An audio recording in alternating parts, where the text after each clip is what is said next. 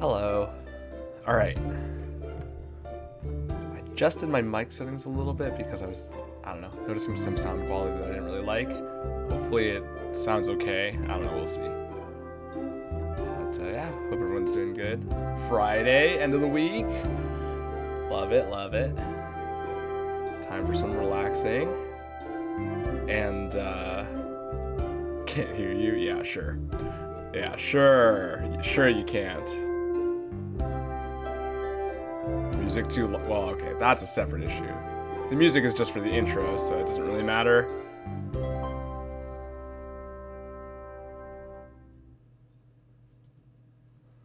Alright.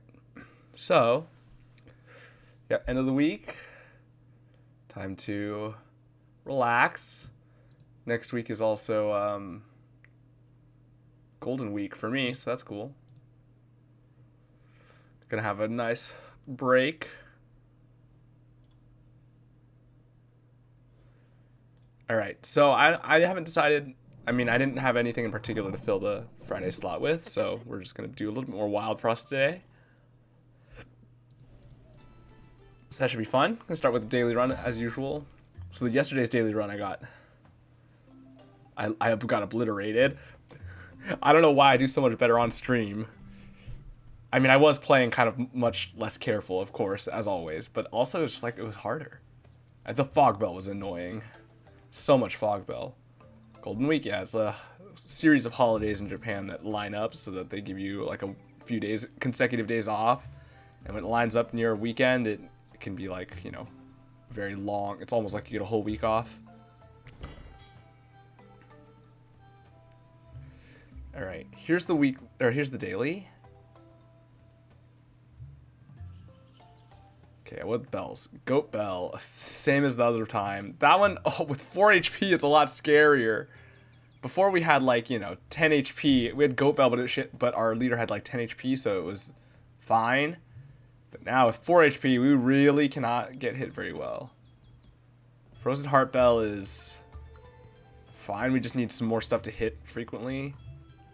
And a bling sack bell just means go for the goblins to get money. All right.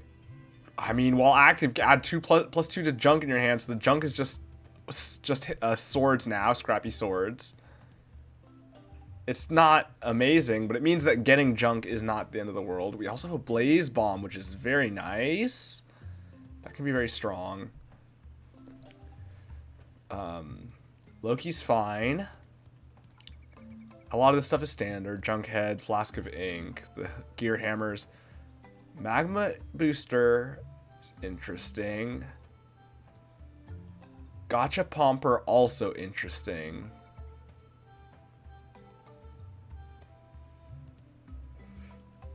But we don't really have hard hitters to go with it. But if we get something that deals with bomb, it could be good. Sunsong box is fine. Can I play it? Does it only require the one recycle to be played and it plays itself twice? I guess so. It's frenzy. It's not like I need to play a second one. Cookie box is okay. We don't have anything that takes advantage of it, but when we get to that point, it can be useful. Like if we get something that synergizes. There's some potential here. We kind of have to find some good drops though, because our deck as is pretty whatever.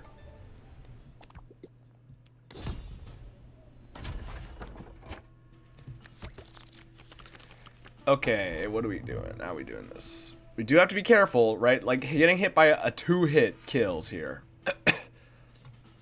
So we really got to be careful about damage. Including damage from our own stuff potentially if I ever am using stuff on my own, like wasn't there something like the blaze bomb? Well, the blaze bomb actually is probably fine. It just, well, no, because then even 0 hits kill us. So, but like if we want to get frenzy that way we can, but it's not ideal. Let's get Loki out, start counting. Right, we cannot, well, I mean getting hit for 1 is actually okay.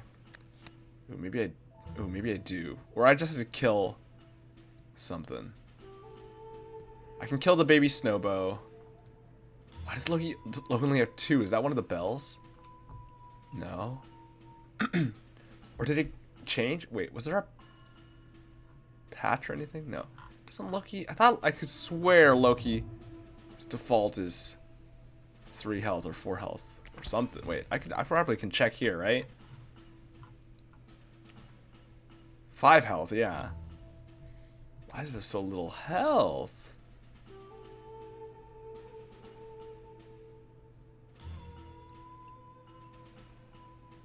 I don't know. Strange. Dangerous. Well, I want to kill something here. Oh, this gear hammer applies frost. Is it just the one? Yeah. Okay. There's a couple paths here then. Well, it doesn't really matter. I can use it on something else later. Just kill the snowbow. This hits for 1.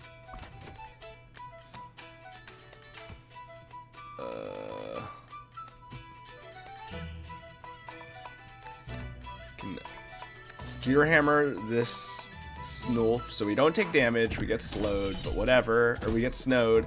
That's fine. Loki hits there. Now I need to like kill this snowbow, except I can't. So let's take this. 2 damage is fine. We can take that. Let's give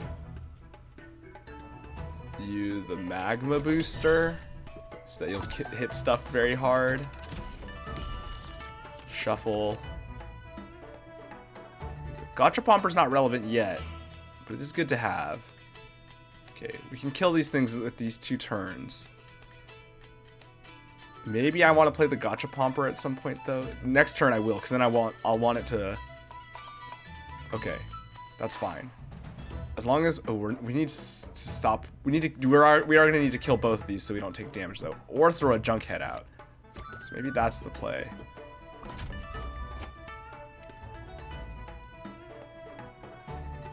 Okay, we want this here. Ooh, shoot. Oh, but okay, wait.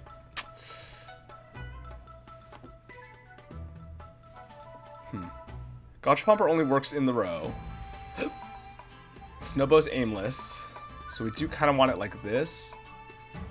But then Snulf is gonna hit and snow us here, which we don't really want.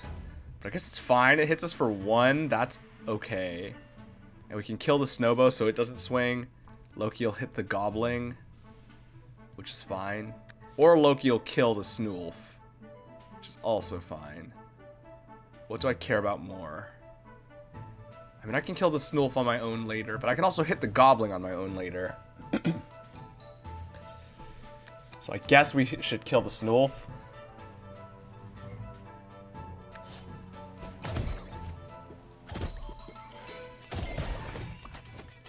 Oh, right, because they have Barrage. Great. That's great. Now, Nonum will kill the Winter Worm when he swings, so we can just start smacking the Gobbling.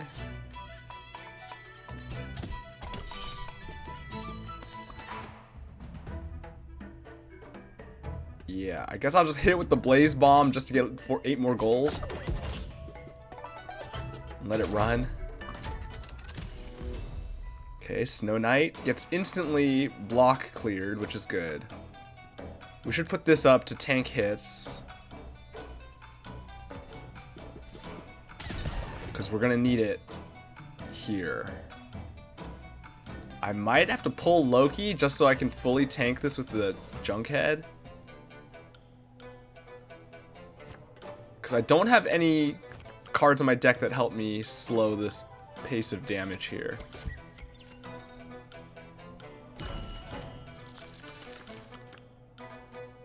I mean, I can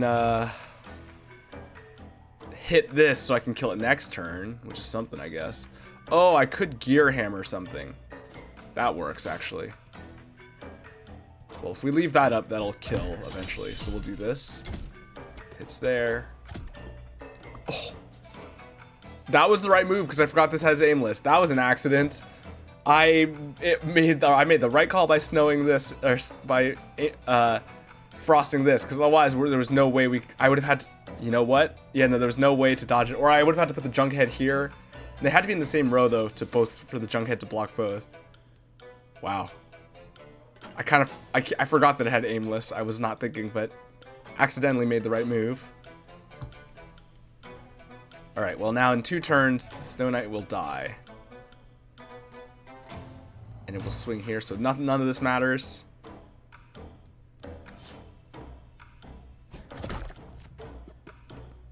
Right, because now we kill here, this swings into that, and then dies. So we get a combo here.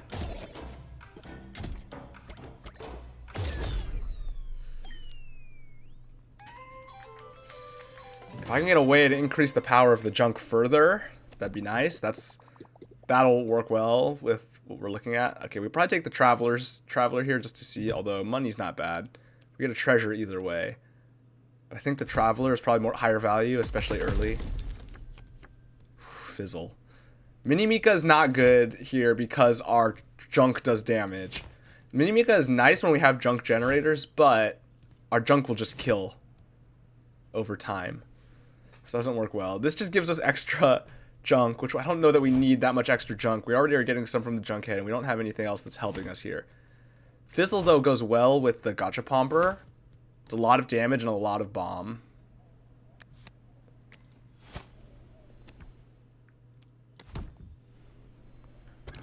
It also makes our junk better to have bomb applied. Alright, Scrap Pile's interesting. Heart Mist Station could be okay. Helps us keep our health up. But we can only... I mean, big hits kill us regardless. Scrap Pile lets us keep the junk head up. And lets us chump with Gachapomper. Could be okay. We do also have... Theoretically, we have the Gigi's Cookie Box, so... If we get a clunker that does damage, we can also make use of the scrap that way. Heart Mist Station is probably not... Well, it's a good idea, but it's a little bit not as helpful because our stuff has such low health to begin with. So it's not like we can tank a big hit and then heal a little bit back and then slowly chip our way back up, or like gain our health back. I mean, unless we get if we get a Lumen Ring, that could help, but I don't think we will. And as it is, right, like if we take 2 hits here, 2 damage here, it die. 2 hit damage kills. And so like, there's no healing after that. Well, I guess we can take 2 damage after we take 1 if we heal. If we take 1 damage, we'll heal back to 3, and then we can take 2 hit and heal back up 1, and then whatever, but I don't know, it's a little bit too hard to get use out of, at least currently. Maybe with some better stuff, it could be worth it. That being said, I don't think Scrap Pile is that good. But we might be able to make it work here, along with the Cookie Box, and if we can find a good clunker, I don't know. We don't have a good clunker yet. It's a little bit speculative. Bonnie Jumbo Snoffle. Bonnie is health. Again, though, like, how often are we going to be 2 down? I mean, it's not the end of the world. Snoffle's probably just better. It just slows the game down for us. Which is helpful because we have bomb and we have junk and hammers to want to swing with on top of the bomb. Like, that's our best. We want to be able to use as many items as we can, right?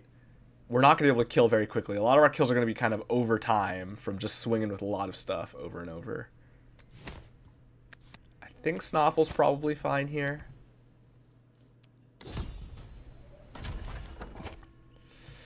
Ooh, Snow Gobbler. When we have our Snoffle, could be sketchy. Alright. Uba Bear will kill Snoffle. It will kill Nonum. So I'm gonna have to shuffle or redraw to try to get the junk head. Because I can't slow it down at all. And I can't block it with almost anybody. Do I want the Snoffle out? I guess it's still worth it just to slow things down. I can't play it. None of this other stuff, though, is helpful. I have to just redraw. Otherwise, someone's dying. Did not get the junk head. I could just sacrifice Loki. Or, Fizzle can block 1 hit. Yeah, that works. And then Snoffle can tank a hit from the Snow Gobbler. Actually, Snoffle will get to Snow first. This is fine. This also gets us counting down. Alright, so now Snow gets applied, and we're gonna have to kill this Snow Gobbler then, because this Snow Gobbler is gonna be hitting hard otherwise. Which I don't know that that's great, but I also don't know that it's particularly avoidable. Okay, but maybe if I play Loki out, I might be able to get a kill. Yes. I don't know, though. Loki's not going to go first. I could Blaze Bomb it, and then it'll be low, and I can kill it then. And Uba Bear is going to get another chance. No, Uba Bear will die to all of our other stuff. Stuff's going to spawn in.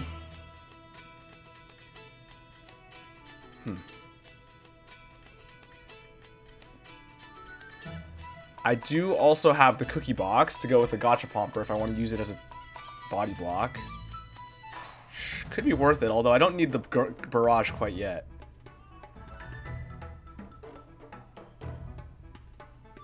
If I Blaze Bomb now, I can kill next turn. Do I need the Blaze Bomb? Hits for 3. Without it, I don't kill. Yeah. Right, so now we kill it when we next attack it. So I just probably kill it now, because otherwise it's going to go before Fizzle, which I don't want. I'm going to probably play the Gachapomper so that we can swing into whatever shows up. But I need to kill the Snow Gobbler too. Though I can kill the Snow Gobbler next turn, so I can see where everything lies with how I want to kill. This is fine. So we go here. This gets barrage. We kill the Snow Gobbler. Yeah. And Fizzle does a bunch of stuff here. Oh, Uba Bear snows! Oh, that's a catastrophe. What an error. I was not careful. Oh, that's so bad. These Uba Bears are so scary. Okay. Let's Cookie Box.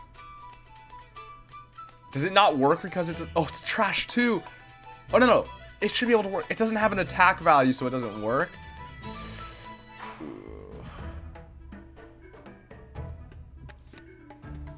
Oh, this is annoying.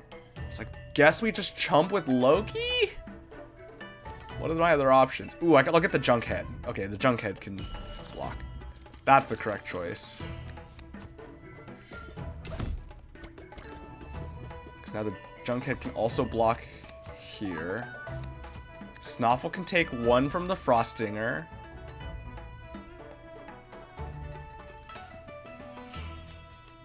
The Goblin is getting away, unfortunately.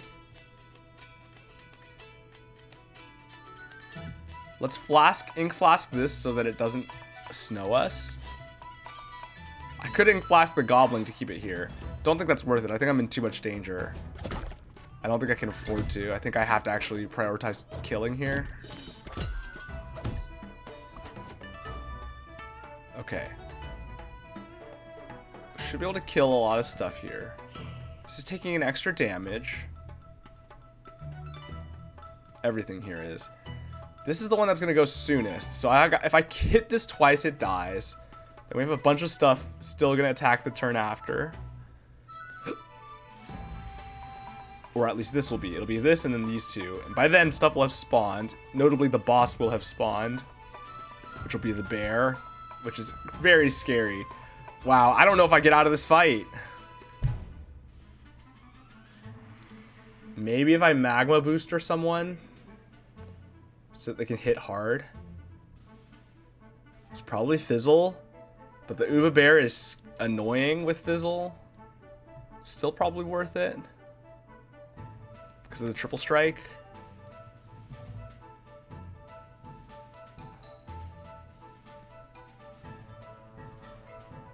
I don't have enough snow. It's hard to keep It's hard to clear the board fast enough. I can kill the porcupine. I have a gear hammer with some frost, which can help too. I can scrap pile the junk head to keep it alive.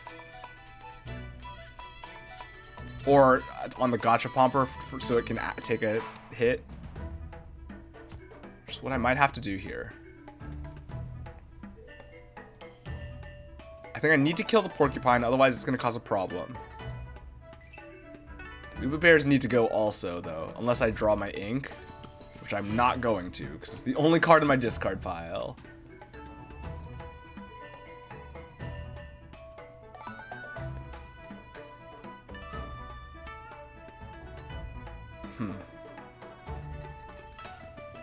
Well, this one will not hit back, but this one still is going to. Next. Oh no, this will wear off before we even get to swing.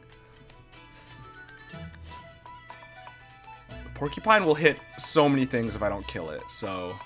Including nobly killing our leader if our leader's in the way. Pretty sure I have to kill this. Okay, now the Uba Bear... swings here, breaks the junk head. I can magma booster fizzle, and then next turn I can scrap pile the gachapomper, and fizzle can kill these rows and hit this row once. Right, will it? 3, so this will hit for 3 here. And then 4. Oh, it's gonna. No, it's just gonna kill the snow gobbler. But it only hits here once if we swing here, and that's probably not worth it.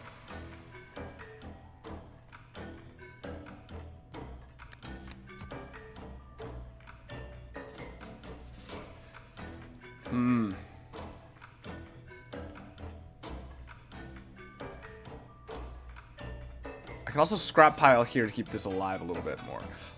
Actually, though. No, I need to keep this alive as well, though. So I need to play the magma booster, and I need to play the scrap pile somewhere on the gachapomper. Which means I can't kill the snow gobbler, because if I magma booster and hit the snow gobbler, it would die to fizzle, but we won't have barrage because the gachapomper will die. Unless I just let Snoffle die.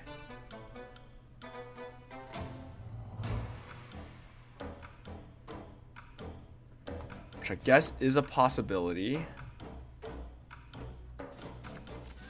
Snoffle only doesn't care about having I mean, the injury matters less because it's only 4 HP to begin with, and it doesn't have an attack value.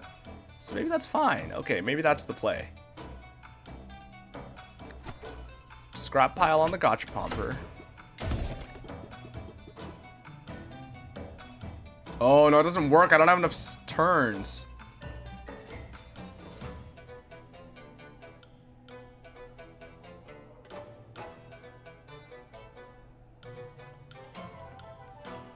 Yeah, because I can't hit it this before. Okay, it doesn't matter. Well, we're just doing it this way then.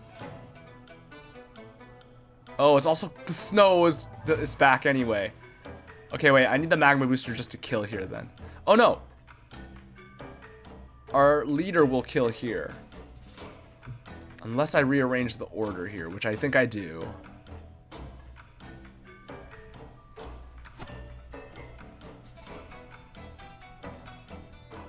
Alright, this is fine.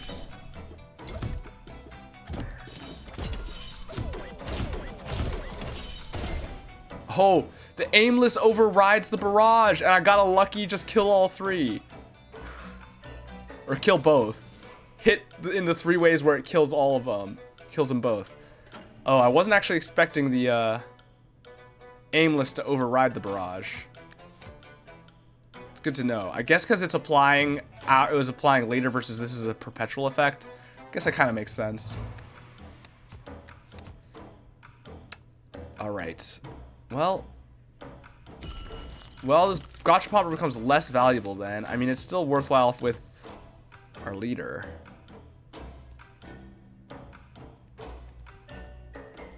Cookie box doesn't help. Okay, I can kill stuff. And then I can just let the Gachapomper tank a hit from the Bumbo. So let's just clear the board a little bit. Hit this. Kill the bear. Let the Gachapomper die. And, well, I can no, I don't have any trash. There's nothing here that I can play, so we just redraw.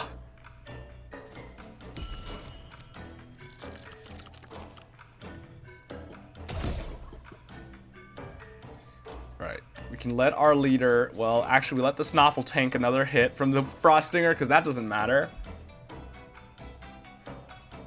And then this will hit for 4, and we can hit it for 4, so we can kill it here in return. Everyone's living at such low health. And now the Bumbo, we just gotta start swinging at. Yeah, there's nothing to it but to swing. Something might die if it gets to go again, which it will, I think. Well, Fizzle actually is probably gonna kill, I think, now that I look at the damage numbers. Yeah. Alright, good. No problem. We got through the fight. Nothing died. Wow, I thought I might lose just in that fight. But pieced it together. Alright. Another Traveler. Gnome Traveler's not as bad, since we have a way to take advantage, or at least the junk just becomes Scrappy Swords. I mean, Scrappy Swords are still bad, but they're not literal junk. I mean, they are literal junk. But they're not do-nothing junk. Now, alternatively, I, take treasures to try to find a good clunker? Gonna lurk for a bit? Alright. Have a good lurk. Hope that your day is going well. Or hope that your day goes well.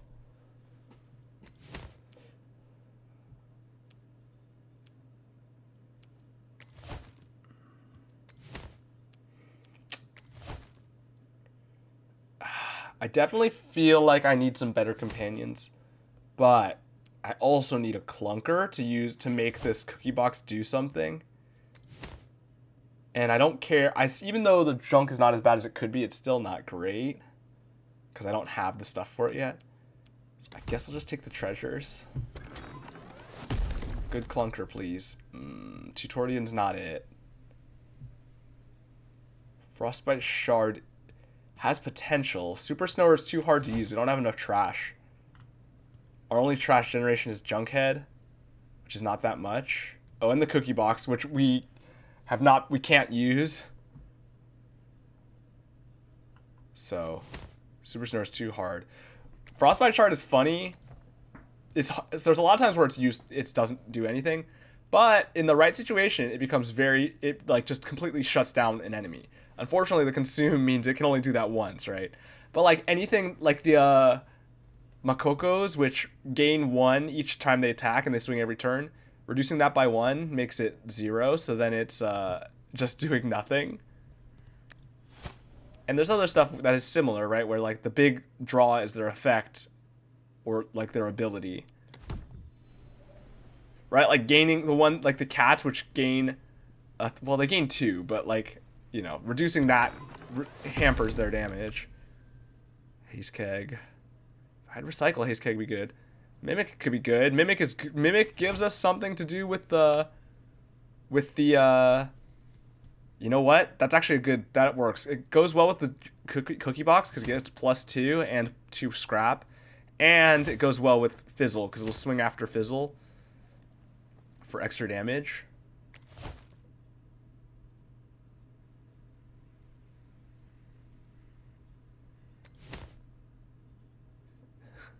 Gizmo's interesting, but again, we don't have enough trash for either of these recycle cards. Anyway, all right, that worked out. That's not bad. I mean, we're gonna take a crown here probably. I can't imagine there. Ooh, forging stove is interesting because it gives us something to do with our junk. Even then, I don't know that it's worth it. Slap crackers. Do I have anything that buffs damage? No. Although it does work well with the bomb. Probably not enough. Pom Bomb is not super helpful because we are able to hit stuff pretty quickly with our other things. So by the time we get the Pom Bomb, unless we have it crowned, it's not necessarily doing anything. Charm could be interesting. I mean, I think we have to take a crown. I need it for the consistency here. I think I'd probably give it to either... I think I give it to Fizzle. I think the combo I'm probably working with here now is Fizzle Mimic. Fizzle Mimic Cookie Box. But I probably want the Fizzle outs first. Plus the Fizzle has 5 HP, which is currently our best tank.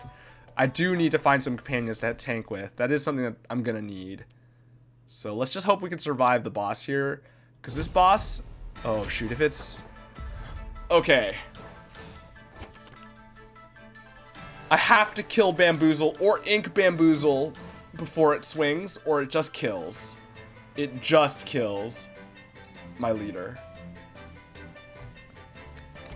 So there's really no dodging that. I have to stop it. Gotcha Pumper is fine, but it doesn't help me kill the... I need to get the Mimic and the Cookie Box soon. I mean, the Cookie Box is whatever. Magma Booster could be good, but then it doesn't hit consistently. I wonder if I can give... Oh, it just triggers, so it could have aimless. It doesn't target the same thing necessarily. It just attacks whatever's in front of it. Now, it's in the same row, so it will attack whatever's in front of it in the same row, which usually means hitting the same thing. Junkhead doesn't help, except it does block potentially, what, the Snowbows or the Winterworm. Although, again, the Winterworm's not even swinging until we split Bamboozle, so we have to split Bamboozle. The question is, can I afford to play a Gotcha Pomper? I got 4 turns. I need to redraw because I need to get... I do need to play... Okay, let me do the numbers real quick. Hey, Dyoko, how are you? Hope your day's been good. Okay, if I have the Mimic out, just plain Mimic, unboosted, Fizzle hits. Mimic hits then for 3. Heading home. Well, no Fog Bell, so we're good on that front. But it's this daily is definitely a little bit more challenging than the last one the last few that I've won on. I think it's not as bad as some of the other ones we've seen, but you know, still definitely a little bit of a challenge. But yeah, hope you get home safe then. Hope everything goes. Hope your day's been good. Okay, back to the numbers. Fizzle hits for 0. Mimic then hits for 3. Fizzle hits for 1. Mimic hits for 4. That's 8 total. And Fizzle hits once more for 2, up to 10. Mimic hits for 5, 15.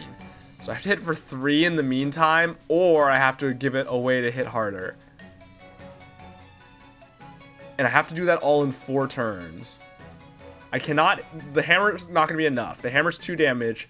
And if I need to redraw, play Mimic and... Oh no, it's just the Mimic. So if I hit with twice, redraw, and get the Mimic, that would work. Now the problem is if I redraw and I don't get the Mimic, then that's not good. So I think I just need to redraw instantly. Try to get the Mimic. Redraw again if I have to, and then play Mimic and Cookie Box, because I'll have everything at that point. And the Snowball will hit a couple times while this is going on, and that's fine. I can take one of the hits with Nonum, because if the Bamboozle swings, we die regardless, and if Winterworm swings into Nonum, we die regardless. We're gonna have to deal with this Winterworm, but I can put the Junkhead out in front of it eventually, after I redraw again, after all this other stuff happens. I can't play it now, because I have to redraw. So that's the play. Got the Mimic. Thankfully, we drew the Mimic, which is good, and we did not draw Cookie Box without Mimic, which would have been the worst case scenario. So we drew things in order. Shard doesn't help here. The other teammates don't help. Loki just dies. Snuffle doesn't do much. Snuffle's too slow. So let's tank the 1 Snowbow hit here because we can afford to. And let's play out the Mimic. Okay, good. Now we redraw again to get the cookie box. And Fizzle will tank the snowbow hit. Oh, wait, I can't... Oh, I did that wrong. Okay, actually, Nonum can take another one, though. So that's fine. Because I can't... these two have to be lined up. But then that means the snowbow might... Well, actually, it's okay if I have the cookie box. So maybe that is the play. But then again, Nonum can take one hit. And I don't know when else I'm going to be taking one hit on purpose, right? So we redraw. We play cookie box. And I take one hit here. And this is fine.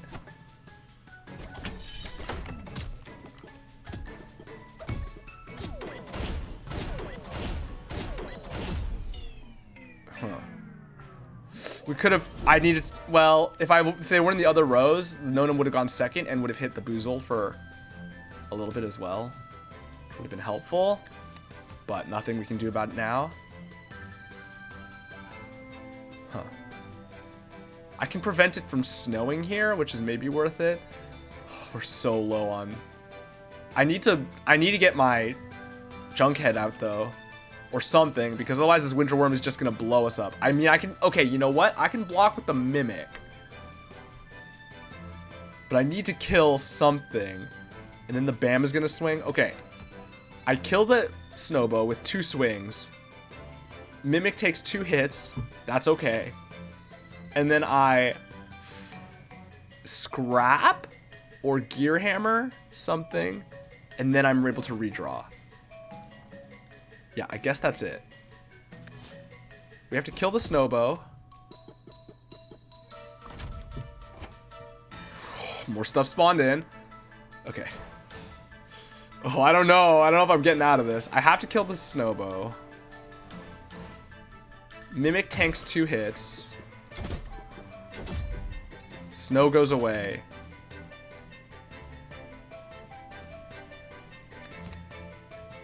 Fizzle takes the Snowbow hit. Wild Snulf is going to swing next turn. I need to get lucky. Well, I'll redraw and I'll just chump block with whatever gets out in front to tank the Boozle and the Snulf hits. Hopefully it's the gear head, the junk head, I guess. Because anything else is, well, I mean, it's fine, I guess. This'll live. It's just we would like to not be affected by the snow. Though we're not playing stuff anyway, so I guess it doesn't really matter. Okay, so what's my one card I want to play here? The Scrap Pile, then, maybe? Either Scrap Pile or Ink. It's Ink if I'm gonna... Well, what do I want to Ink? Bam or Boozle before they die so they don't give the double strike? Though I don't know that that's going to be relevant. I guess it will. Because Fizzle, when they swing, they're going to kill something.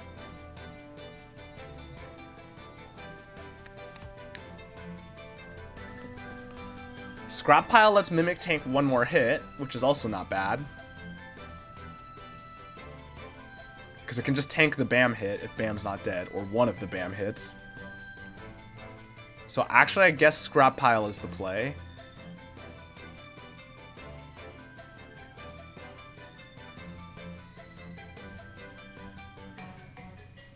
Yeah.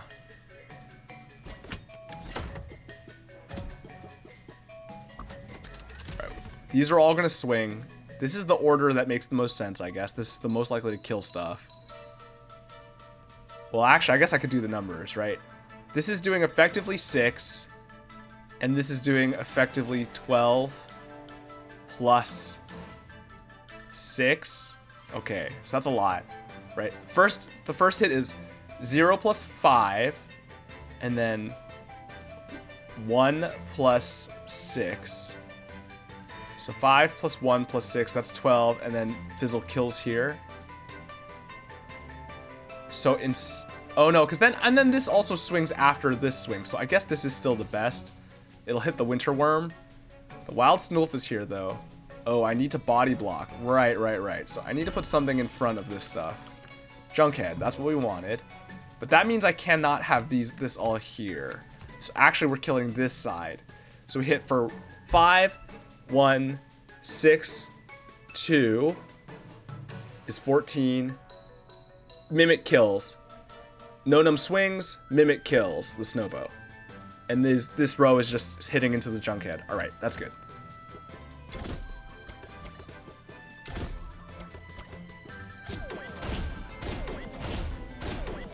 Now, it would have been great if I could have managed to play the Gotcha Pomper, because then we would have just blasted through everything. They're not going to go again before Winter Worm, even no matter what I do here. There's no getting around that. So, Boozle's going to get to swing twice. Snoolf is going to swing once. Winter Worm is going to swing once before I can do anything else. I can tank 2 hits on my clunkers here. I can survive a Snoolf hit with a character, and then whatever it is will die to the Winter Worm. And there's nothing I can do about that, so we're just gonna play everything out then. I guess I can chump with the Gotcha Pomper too, if it comes to it. Now the thing is, theoretically, I could draw my scrap pile as one of my 2 cards here, and that would let me tank an extra hit as well. Now, will that happen? Unlikely. Like, I could just force a redraw to try to fish for it, but that's not going to be enough, I think. So, play the Snoffle. Get it start counting down, even though it's not going to come up. Play the Gotcha Pomper. Tank the 2 hits here.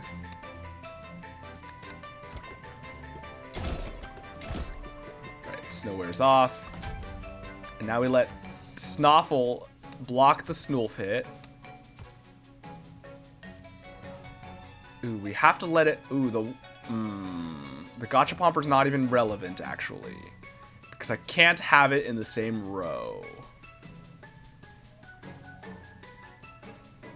Because it's going to go after... Ooh, I forgot the Boozle swinging again, too! I miscounted, or I forgot to account for that. Okay, maybe I need to just... Okay, you know what? I can recycle. I can Sun Song box here. So Fizzle can go now. Okay. So we put the Gotcha Pomper in front, because we're going to blast through everything, I think. And if we don't kill, it'll just kill the Gotcha Pomper. Okay, wait. This is it. We got there. Right, and we kill everything. We get a 5 combo here. That's sick. Oh, not quite. I didn't kill that one. Okay, in the clear, no problem. Managed to see the lines, talking it out. What do I want now? I have enough clunkers. I don't think I need the fellowship. I just need better companions. So it's probably a card draw one.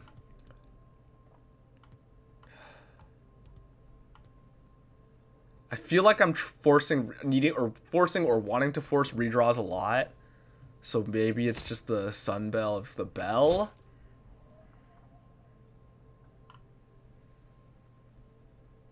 I don't think I can consistently find 4 things I want to play, but maybe I can find 3.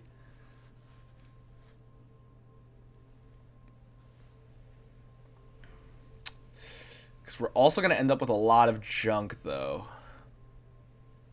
Well, not that much, but we are ending up with some junk.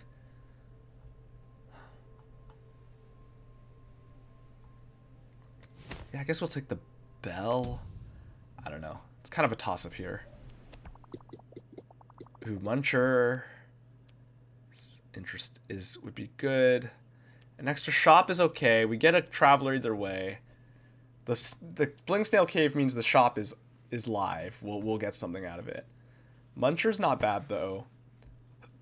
I think I do need to up the quality of my companions, though.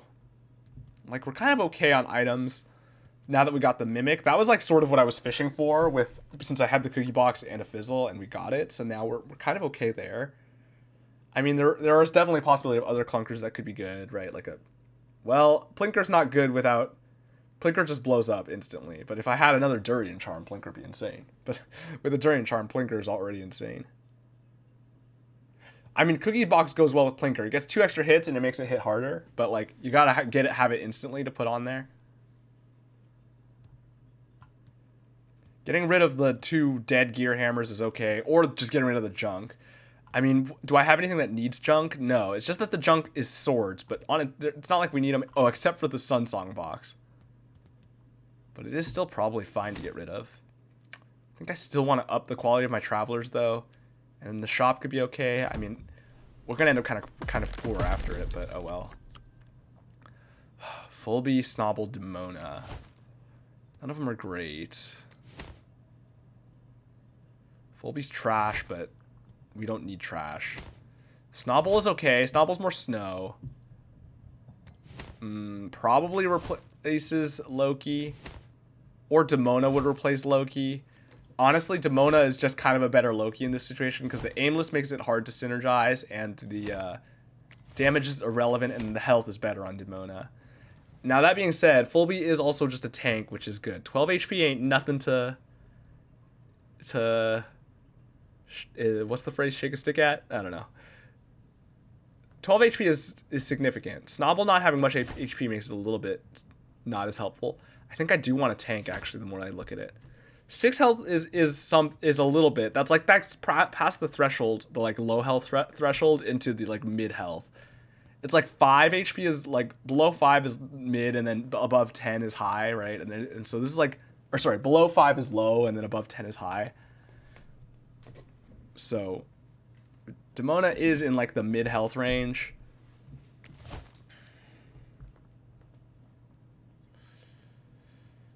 I don't know if it's high enough, though. It would replace Loki. I mean, I think whatever we're taking replaces Loki, because our 2 HP Loki is, like, nothing. Why does it only have 2 HP? I don't understand.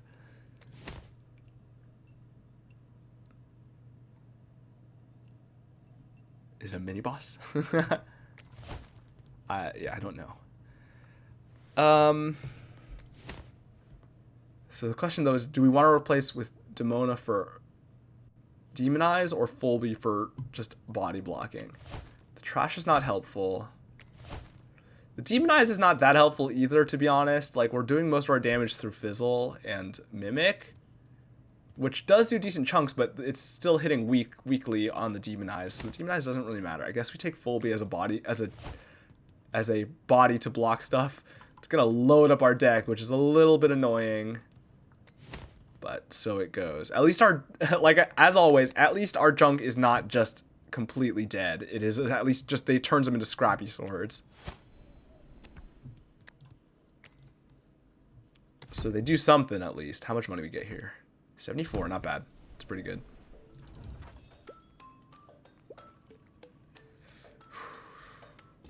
Molten Dip is nice, as always. Goes really well with Fizzle and Mimic. Because it basically makes us do, each of them do an extra 6 damage when they swing, right?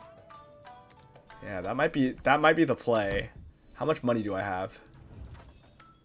It's on sale too. I think I have to take it. It's on sale. Ice Dice is not worth it. We're not gonna. It's gonna cost us enough more often than it's gonna. Well, because we're hitting a lot with light hits, there is an argument there for it being valuable, or like. We kind of are hitting a bunch of times, so if we're able to block big hits, it can be valuable, but it's just so random that it's hard to play around. And I want the crown. Yeah, I want the crown. I want the Molten Dip. Grabber's not worth it, especially since we have a Gotcha Pomper to enable Barrage sometimes. Storm Globe is... Snow is valuable. We don't have... We honestly... Snow would be really useful. Snoffles are only snow right now, which is the reason that Snobble was worth considering, but still probably not worth it. Because as it is, we have a really hard time dealing with anything that is just going to keep swinging or anything like that. Like, we don't have any way of slowing the enemies down. Other than just blocking with Junkhead and Scrap Stuff, and then... Ink can kind of help a little, but it's not really... Ink is not really slowing things down. It's just like making... It's just softening the blow or softening the impact of the things they do. It's probably just a charm here. It's tempting to take something up here. I'm gonna just take a charm. See what we get. Block charm. Hey, it's basically like a die, right? Like a whatever it was, ice dice.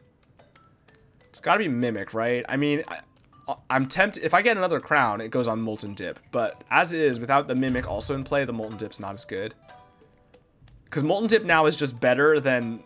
Well, no, not better, because this gives scrap. But this also affects the other things that we have in play. So I probably do the next, if I get another crown, it goes Molten Dip and then Gotcha Pomper if it comes up. That being said, Block Charm is nice.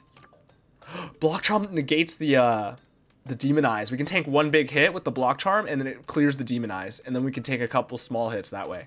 That's the play.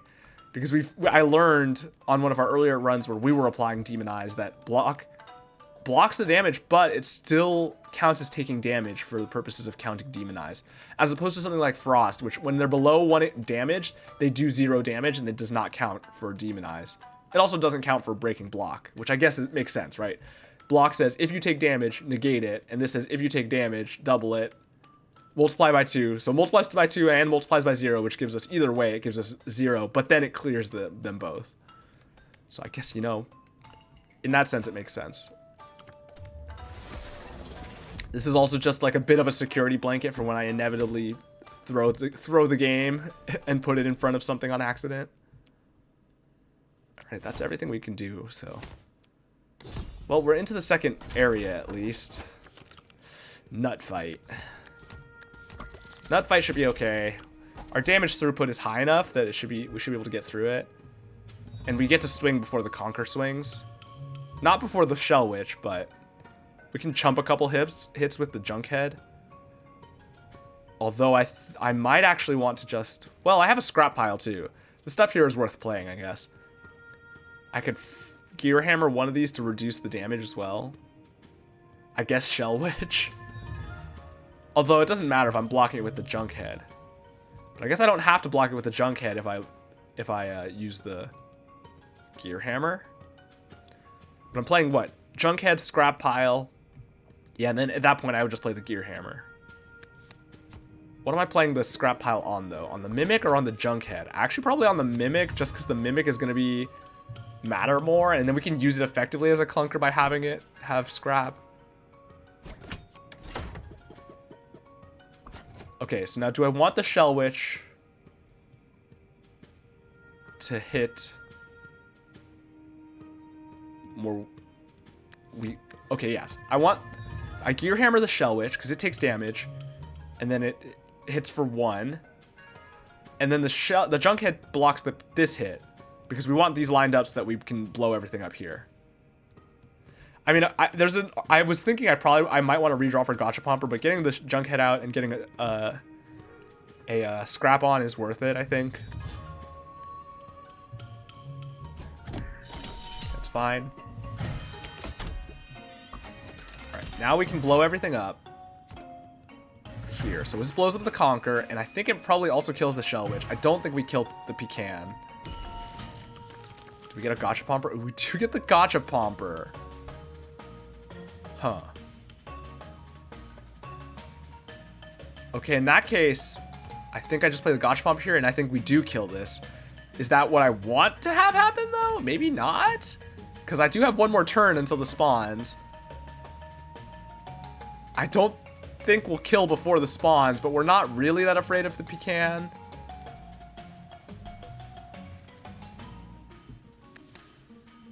Let's play Snoffle out. Oh, or Cookie Box. Because as is, we're dealing... I mean, we are killing the Conquer and the Shell Witch. Right, because the total damage these two together deal is... 2... So it's 6 plus, and then plus 2, 4, 6, plus 12, 18. So it will kill... Actually, it's going to kill a lot of stuff. Okay, so it's probably fine then. We probably do play the Snoffle out.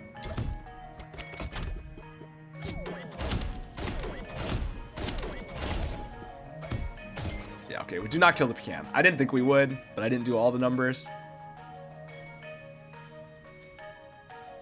Alright, but we have one more turn because of that, thankfully.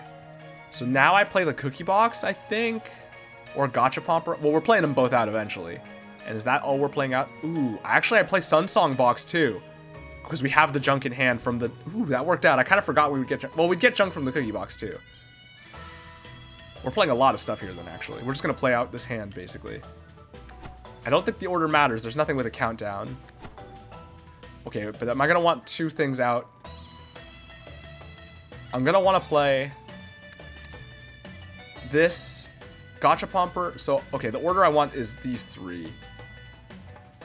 Because we'll play 1, 2, and then we'll instantly trigger Fizzle, and stuff will be in here. So that's fine. It goes there.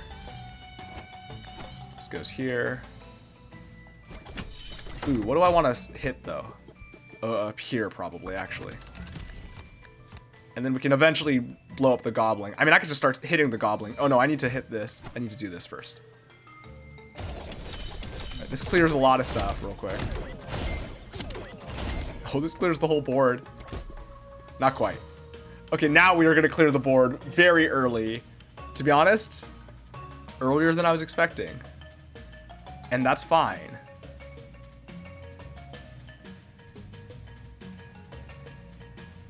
Honestly, I guess I just Magma Booster here to get extra damage out of my leader, and so I can hold the ink to play on the Bulgo. Because Bulgo hits very hard if I don't ink here. But I want to ink when it's going to swing, or right before we're going to start hitting it. So next turn. Yeah. In the meantime, okay. 2 plus 5. So that's not going to kill currently. So if I junk it once, Bulgo with shield sounds annoying, definitely, right? Because it just takes hits and builds up. But thankfully I have ink here, so we don't have to worry as much about it. Because if I hit this with the junk once, it dies from the first Fizzle swing, first Fizzle Mimic swing, and then we get a bunch more hits here. Yeah, that works. You meant with block, like the block and instance of damage. Yeah, that's what I mean. Yeah, the block. Right, because we just hit it and it gains damage, and we don't actually do, and we just knock a block off. But again, we have ink, so it doesn't matter. Because the ink prevents it from gaining attack here. We also have a, just realized Pecan, the enemy is named after the nut Pecan. It's true. Alright, Junkhead blocks this hit, that's fine. We also have, Frostbite Charm to completely negate the Bulgo's effect now. Alright, well there's our Molten Dip finally. I mean, I guess we play the Molten Dip, although I don't think we're... No, we will get to it. This is our only real damage output, so... But I don't think it's going to be relevant. I think we're going to kill either way. We get the snow. Yeah, because this is just going to kill when it eventually goes. Oh, let's put the Mimic in line.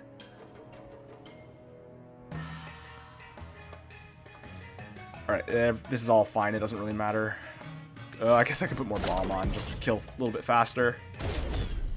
Oh, it was exactly lethal. I actually didn't check the numbers. Oh, we're at 8. I forgot that I buffed it further. I thought it was at 6. I forgot the Molten Dip gave it an extra 2. Because I was like, this is... I was instinctively thinking it was just going to leave it at like a couple health. Because I had done the numbers earlier.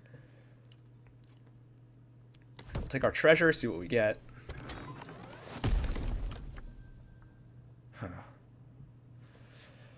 I don't really have space on the board for another clunker in most cases.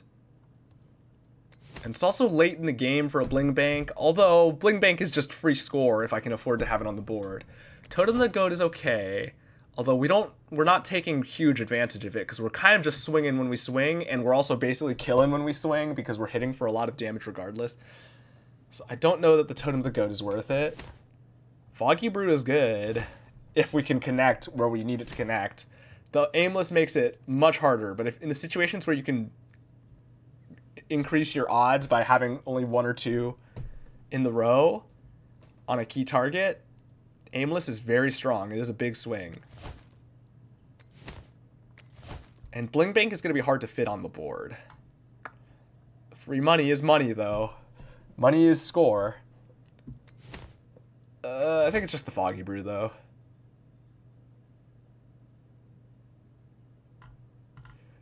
I was complaining about Fog Bell yesterday and in the title, and yet now I'm about to take some fog on purpose. Obviously, Foggy Brew is... Interestingly, Foggy Brew is something that wouldn't be affected by Fog Bell, although it never will be unless it's in the starting deck. But, but you know, in any case. The thing is, Foggy Brew also technically does damage with if we have Bomb applied. So, you know, there is some marginal value in that sense as well. I'll take the Foggy Brew. What does Fog Bell do? Fog Bell makes all of your starting items have aimless. It's such an annoying bell to deal with. It's one of the daily modifier bells. So, like, all of these items just start with aimless, so you can't even aim them. So, it's RNG check. Yeah, it basically turns... I mean, the thing is, all the stuff you pick up doesn't have it. It's just the starting items. But it just makes a lot of your starting items become very garbage. Like, it doesn't help that a lot of the starting items are kind of garbage to begin with, but they just become even more garbage, right? So, it's just like...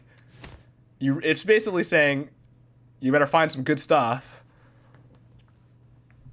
Alright, we'll take the Foggy Brew. Alright, now the question is, what do I want? Shade Sculptor? Or... With a Mimic, it could be good. If I Shade Sculpt a Mimic... I mean, I want some charms for some of this stuff, though. If I Shade Sculpt the Mimic, the problem is I still can't play it out. I would need another crown. But, like, getting that with a Molten Dip also... The thing is, though, I can only put the cookie box on one of them. So I guess it's not ideal. I don't have a lot of money, though, for the charm vendor, but this also gets me a free charm. I'm not really hurting for items at this point, as we've seen and as I kind of mentioned previously. So I think I probably just take the charms. The charms, I think, would be high value. I mean, Mimic and Fizzle are very good with charms because of how frequently they're hitting. And, of course, we can make use of pretty much every charm, I think, at this point. Like, I don't think there's a charm that I can think of that wouldn't help us, right? Like, even Scrap Charm is helpful, right? Like, that's often one of the dead charms. Okay, the Consume Charm is kind of dead. Like, the Bread Charm. But, like, you know, other than that, like, there's not... That's, of course, one of the, like, lowest tier charms. Yeah, I mean, Shade Sculptor would be just the, what? The Mimic? Maybe a Molten Dip? But we don't have enough crowns. We need more crowns.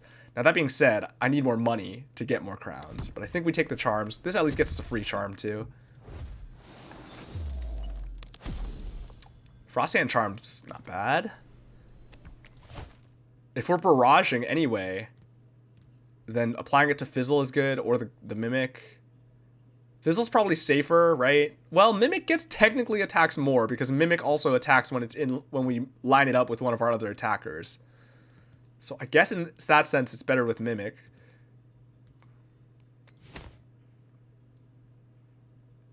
In any case, let's see what the Merchant Charm has, and then we'll make our decision. There's the portable workbench to make all of our junk +5, since we already have it +2.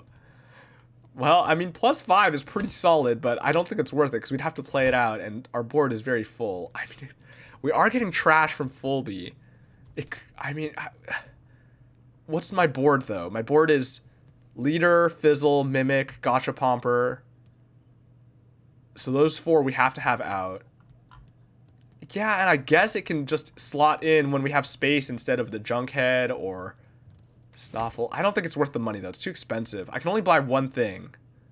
Yeah, I actually can only buy one thing total. Frog Charm's not worth it because we want things in row with the Gachapomper for Barrage anyway. So that does almost nothing. And also our board's usually pretty full. Moko Charm... Could work on Mimic when we're lining it up with Fizzle, actually. Unfortunately, you can't apply it to Fizzle, but it does let Mimic swing twice when it triggers.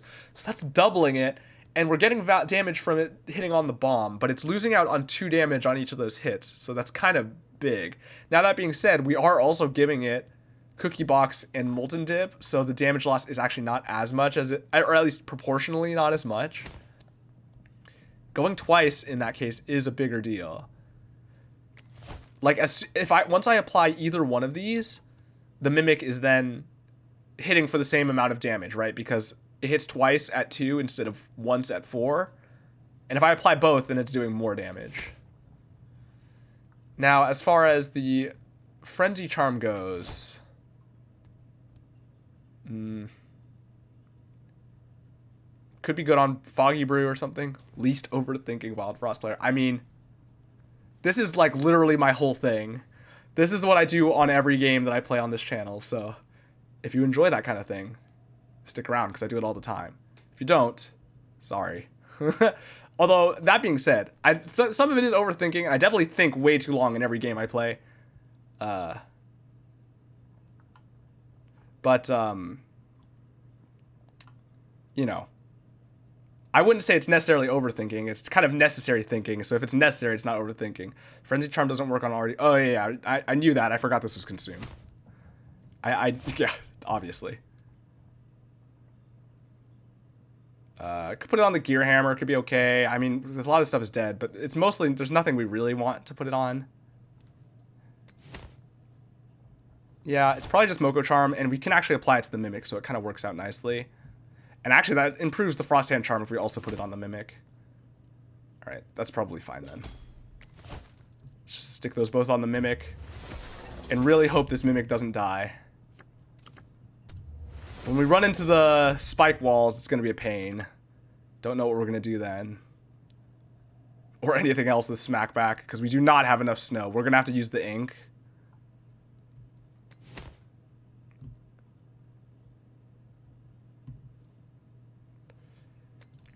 Alright, that's fine.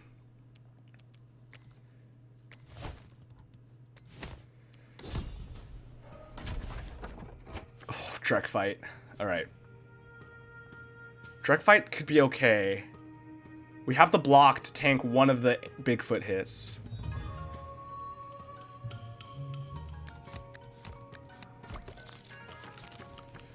Okay, Junkhead is good here too. It can tank the big hits. Fulby's also helpful.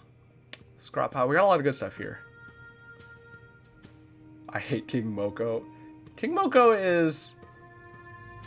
I think I got really used to King Moko from playing the demo a bunch because it was the final fight in the demo every time. So I played it a bunch. I feel like it's not too hard to play around a lot of the time. That being said, if your strategy is not able to do enough damage fast enough, you're just in trouble. If you don't have any multi-hit, I think multi-hit is very helpful in that fight, but I don't think it's strictly necessary. You just need to be able to do enough damage to clear things fast enough. That's like the biggest issue. Because if you can clear the board and you have a couple turns before the King Moko swings, you're basically good. This game had a demo? Yeah, there was a demo. It was time-limited demo. Well, the Switch demo was not time-limited. It was just right before release. But I played the demo every time it came out, and I played it a bunch, so... I got pretty used to King Moko. King Moko is basically just like... a damage check in a lot of ways. You just have to be able to kill stuff fast enough, because like all of the threats in that fight are just like threats. If you kill them fast enough, they almost do nothing, but if you are too slow, they just scale up or they hit you really hard. Now there's of course there's the one monkey that reduces your attack, and that's sort of making it even harder to damage check. It's one of the fights actually where having hand damage makes a big difference. Multi-hit is good against the King Moko, but it's actually really bad against the early monkeys in that fight. So that's the thing, is the multi-hit is really bad early in the fight. And it's really the best solution to that fight is having a lot of damage in hand that you can snipe off all the targets with. Or like do enough damage to clear targets with.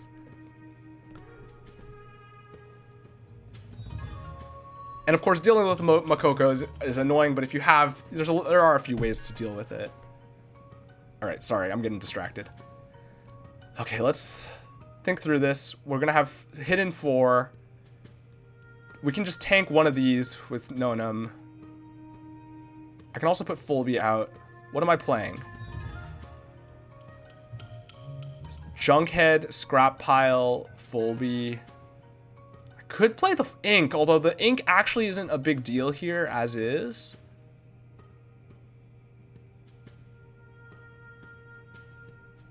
Yeah. So I think I just play Fulby to tank the Grumble hit. Junkhead in this row, it hits either the Junkhead, which is fine, or Nonum, which is fine. And then the Scrap Pile on the Mimic, and then we redraw. I don't think we play the ink here. The Woolly Drek is going to be annoying, but if we can draw into our Molten Charm, that actually makes a big difference here. Or the Gotcha Pomper also. Yeah, so that's what we got to do. I'm tempted to actually just fully redraw, but I think having the Junkhead out is helpful, and Fulby is too, actually.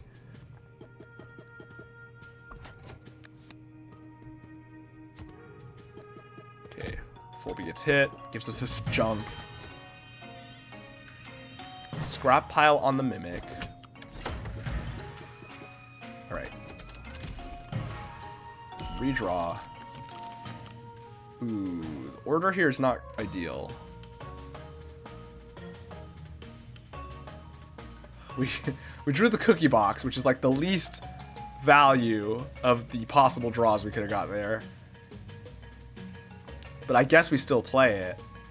Actually, in that case, I might just tank the hit with the Mimic then, so that I can get Fulby in the back here. Because we get a lot more damage out of Fulby in the back.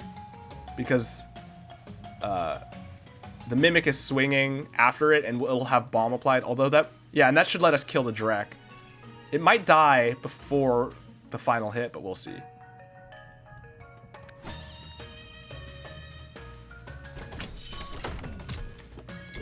Okay, Bigfoot hits the junk head, which actually means we preserve our block here.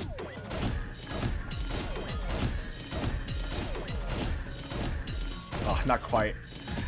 I was hoping we might be able to kill before so we could get a little bit there.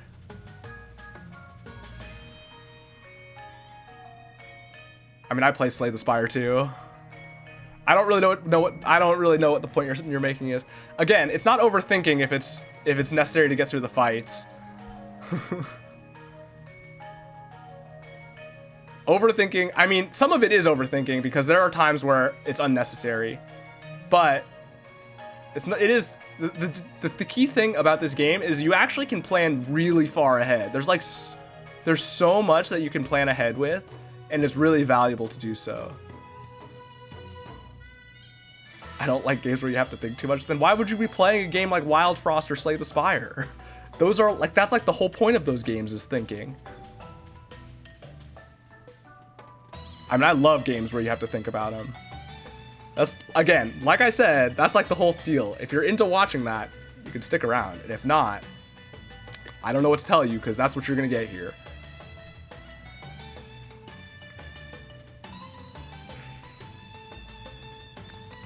Alright, anyway. 2 more cards or redraw. Actually, we can Sung Song's box here. Which means we still don't go before the Gromble. Which is fine, the Gromble does 0 damage. It does mean we go before the Bigfoot, though. Now, the thing is, I would also like to get my other cards out. All of my good stuff was at the bottom of the deck. But I do think I still Sun Song box because it gives us plus damage and it gets us out into the attack sooner. Alright. And then at that point, we just play something else as well. I guess we just play Snoffle out to slow stuff down later. Pawpaw's annoying. Pawpaw could be a painful thing to deal with. Huh. Whenever I hear Sun Song box, I hear Samsung box. I feel it. Alright, this is doing 0. I mean, I have to play something. I think I could reduce the... Okay. I could reduce the teeth gained here. Although it doesn't help against the Mimic. The Mimic still just blows itself up. I don't really have enough stuff to deal with the Pawpaw on my own very well, unfortunately. Although, with a Molten... Okay, with the Molten Dip, it will just kill the Pawpaw in 1 swing each, right? Not quite. 2 swings each. Or on the second swing, whatever. So I guess we don't care that much. Let's just play the Snoffle out then. Oh yeah, that gave us a junk. Maybe I didn't want that there. I don't know that I wanted the junk.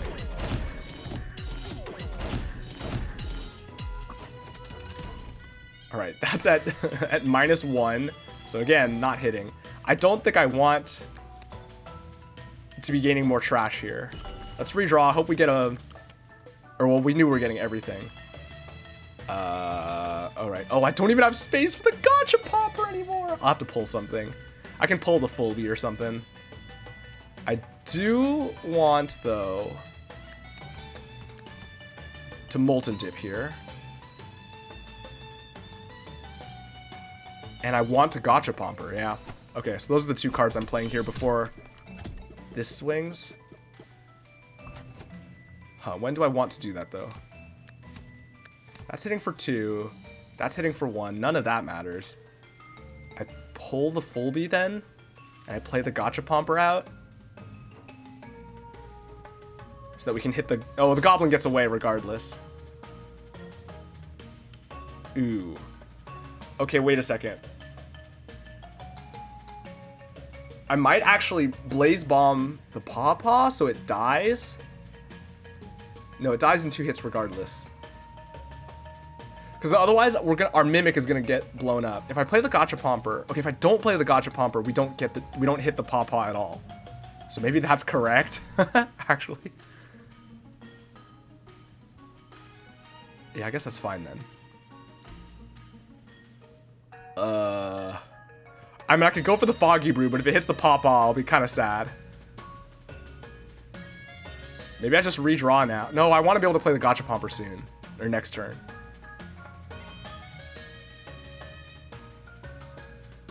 Alright, let's just, well, we can apply Bomb. Actually, we can apply this to the Mimic. It's totally fine to do that. Because it already... Well, now we can't do it again. But it's already... The Scrap doesn't care about the damage it's taking. Actually, though, if it's taking 0 damage, it still takes hits then. So there are cases where it can matter. We block this with the Junk Head. Everything's getting snowed. We're pulling full B.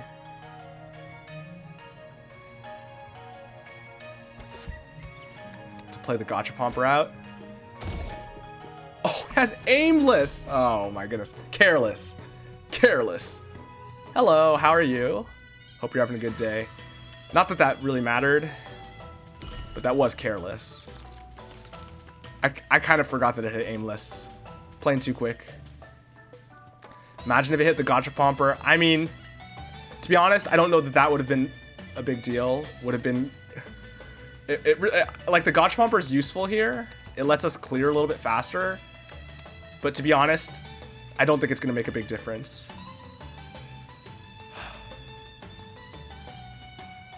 Since you just played it. I mean, that's fine. If it's being played as a chump blocker, that's still... I mean, it really doesn't make it... Right? There's plenty of times where you play a thing out just to kill it if you want to just tank a hit. I mean, of course, I would like to get value out of it, but it really doesn't make that big of a difference. Although, we'll see. Because the cat's gonna come in. I need to get ink for the cat. Ooh, I do need ink for the cat. Or snow. The snow is what I was counting on for the cat. So it's actually... I would rather have hit the Gachapomper than hitting the Snoffle there. Because as is, we're going to have a hard time dealing with the cat. I guess it's... There's nothing we can do about it. Oh, okay. This is killing... This is hitting once. And then this is going to hit twice. It's going to lose 2 scrap to kill the Pawpaw. Unfortunately, and then the board is going to be clear. What's the alternative? I hit once with a Junk. Fizzle hits, takes 2. Mimic hits, loses 1 scrap. I just leave them as default. It's easier for me to remember what they are with their default names. And also, what am I going to change the names to, right? I have nothing in particular worth changing the names to. But I play a lot, so, like... It's easier for me to remember if I just leave the names default, and also, I play enough that it's not worth changing. Viewer names, I mean, but why though? Like, I can kind of get the appeal, but it's harder to talk about it with names, with viewer names, because if I'm trying to talk to viewers while also playing, and again, I know the names of all the units, of all the all this stuff. Okay. Okay, so is the 2 HP on Fizzle worth keeping? Probably not. I think Fizzle dies to 1 hit to, like, almost anything anyway. So let's just save a scrap on the Mimic. Hey, thanks for following, by the way.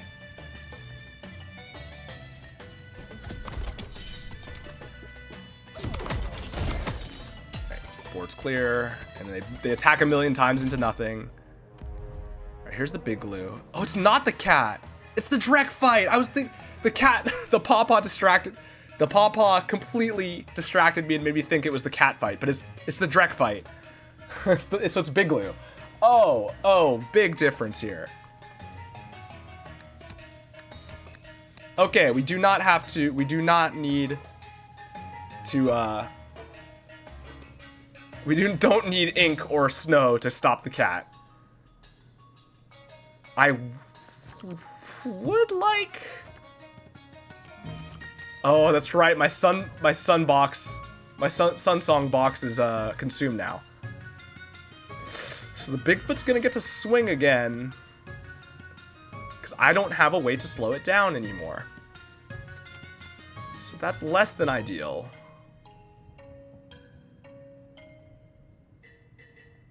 I could go for Foggy Brew and hope I hit the Bigfoot. Yeah, that might be something. Because that's a nice hit going the other way, and it's a big reversal. And what's the other card I'm playing here? Frostbite Shard on the Big Glue, maybe? I don't know, it's hard to think of what else I would possibly play. Blaze Bomb on Nonum? Maybe, that could be something. It's a little sketchy here. Because I do not want to die. Let's just throw this Foggy Brew, see where it lands. Hits the Gromble. Of course. Alright.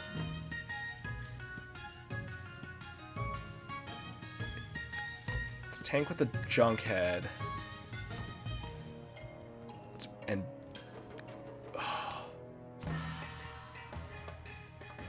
If I do this, this puts the Pawpaw at 5.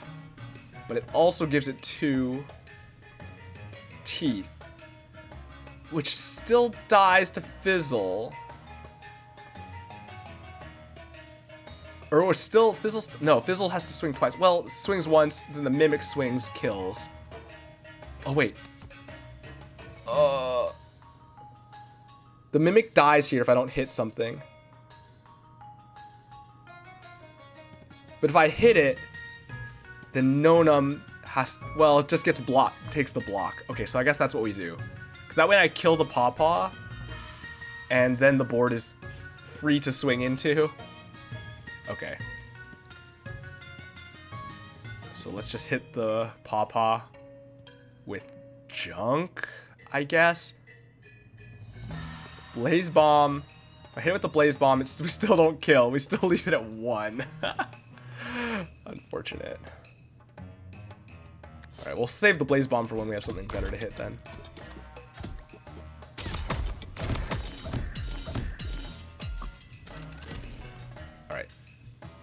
Let's shuffle so we can try to draw into, what, Scrap Pile? So I can block more stuff? Yeah, none of this stuff is useful.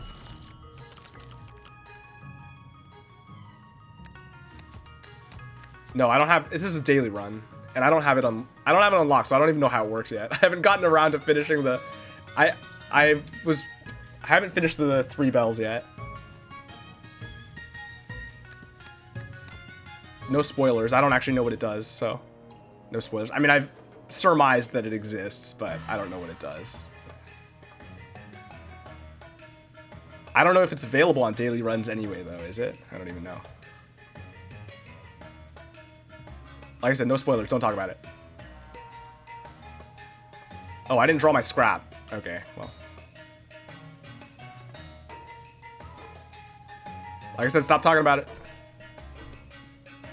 I mean, I do probably just ink this when it's gonna swing. I can also Frost Hammer something.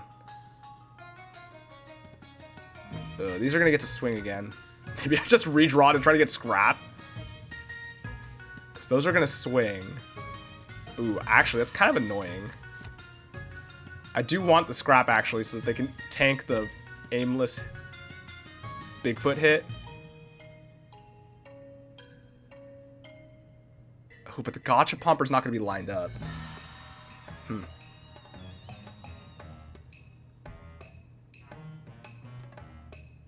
Okay, there's not much I can do about it, though. I guess I just let the Gotcha Pomper die, then. Or hope I get lucky. So let's just hit something and ink something.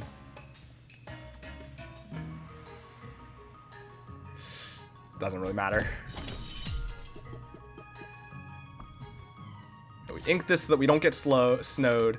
These swing into some stuff, and then we swing. Gotcha Pomper dies, doesn't matter. And then we clear the board.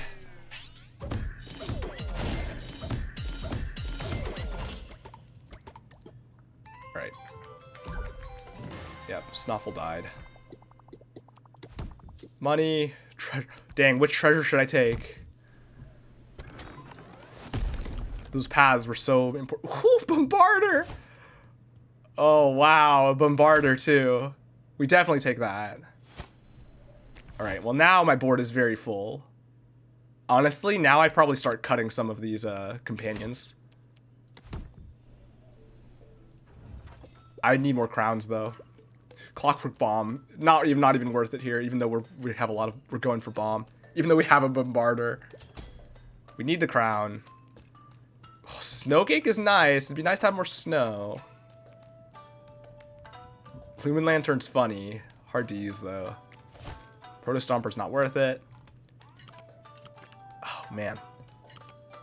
Does this go on the Bombarder, or does this go on Molten Dip now? Probably still goes on Molten Dip.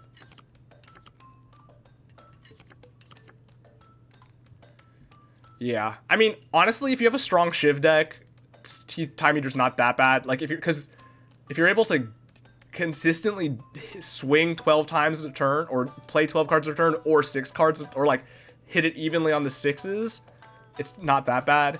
But it is true that there are some situations that are hard to deal with a Shiv deck.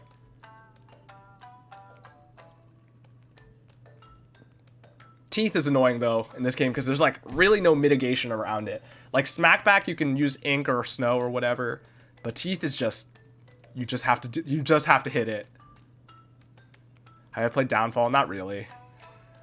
I've seen a bit of it, but I don't really play that much modded. Right. Well, I think I'm taking a Charm. Snowcake's tempting.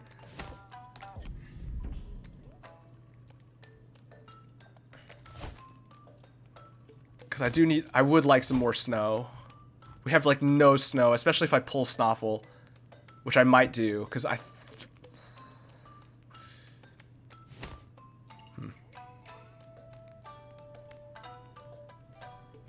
You just take Proto Stomper and never look back.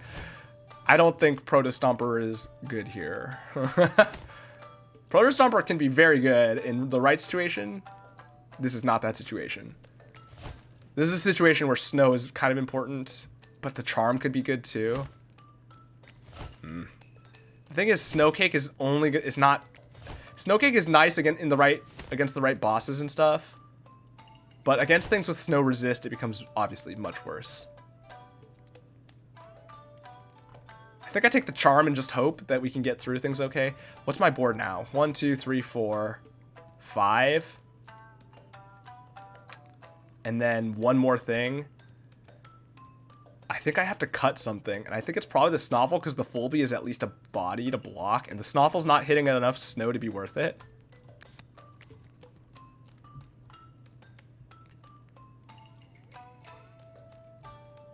Most things have snow resist. Yeah, but I'm not talking about the bosses. I'm talking about, like, the enemies alongside the bosses. Also, that's not... I'm talking about, like... There's a lot of mini bosses that don't have snow resist, but setting that aside, the important thing is not slowing the boss, it's snowing the big hitters that come alongside the boss, right? So depending on the fight you're in, taking out one key enemy can basically just win you the fight.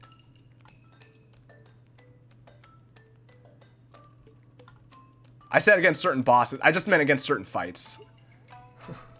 The key part is during the boss fights when there's other enemies and you need to take, and there's like one that you need to deal with because it's facilitating the fight, or just like it's in the back line swinging and you can't get to it. So being able to just snow it and knock it out of the fight is really useful.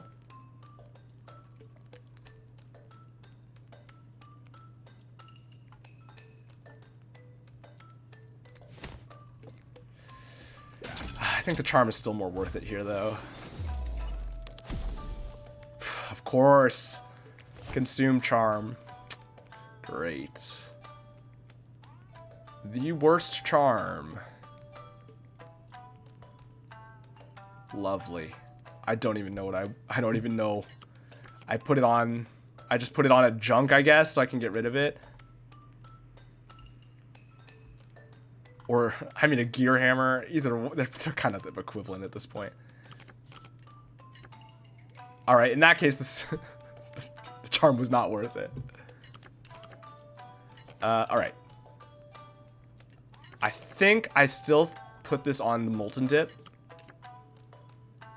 The Bombarder is useful, but it doesn't swing as often as the Mimic. Mimic also is hitting a lot. And, we can't have all three of them in a row with the Bombarder anyway. So Bombarder is just basically for a little bit of extra damage here and there. It's not our actual main damage source, though. I mean, I should probably throw this Bread Charm out on something to get the marginal value out of it.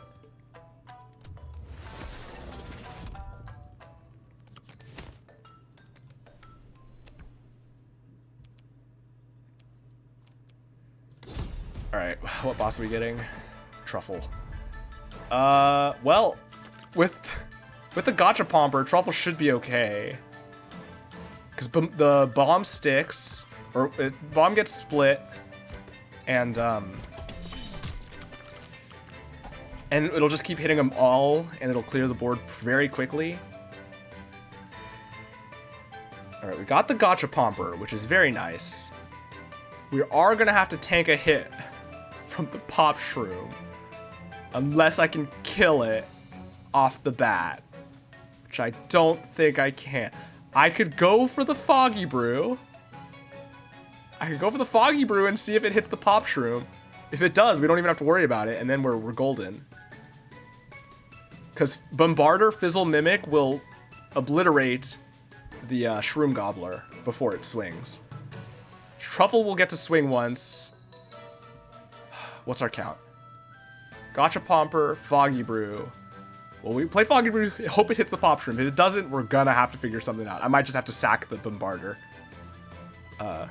So Foggy Brew, Gachapomper, Bombarder, and then we could scrap pile something to tank the Truffle hit. Ooh, we'll be sacking the Bombarder either way. Well, no. Our leader can actually block one of the hits. Okay, so let's see where this Foggy Brew hits. Okay. Well, we don't have to worry about that hit anymore. Purple. Purple would be here. There we go. Love it, love it.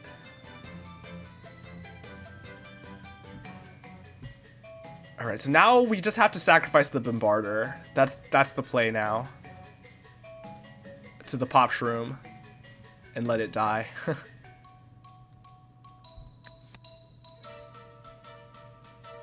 Yep, that's the play.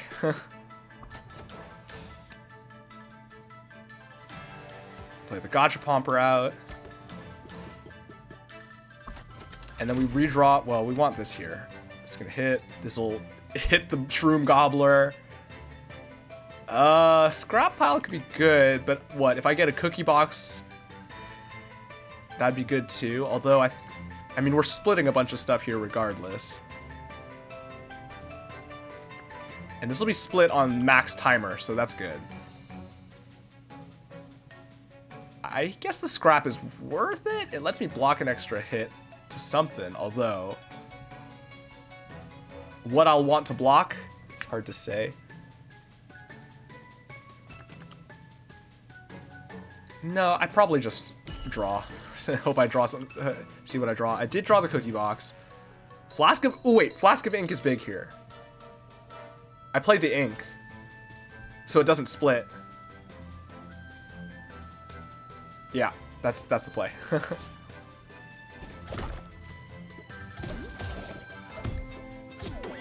Oh, actually, we do get the value out of the Bombarder before it blows up because it's poisoned. So we at least get 1 turn's worth of value out of our Bombarder here. Nice. Got it down to 63. Oh, and I have the Sunsong box, so I can repeat. Oh, this is beautiful. We're just gonna kill like almost before the wave hits. Well, not quite before the wave hits, but we're gonna kill, like... We might just straight up kill here. I don't know, the numbers are kind of hard to see. Do I want to kill the Strudels or the Puffball? Well, those Strudels we can kill on our own. I mean, the Puffball we can kill on our own for free. But I think this might just kill. Yeah, it's dead. Alright. It's like a turn 3 kill or something. Turn 4. Oh yeah, it was after the first redraw. It was like turn 4. It was like very quickly though. Alright, we don't need the Fellowship. We're not even playing all of the spaces that we have. So we just take more card draw. Let it carry us through to the end. Money. How much we get? 41 weak. I think that's like almost minimum. Okay, bursters. Bursters.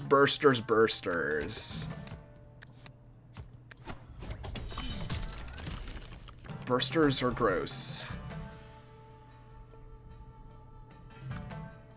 Okay, I did get a scrap pile. So...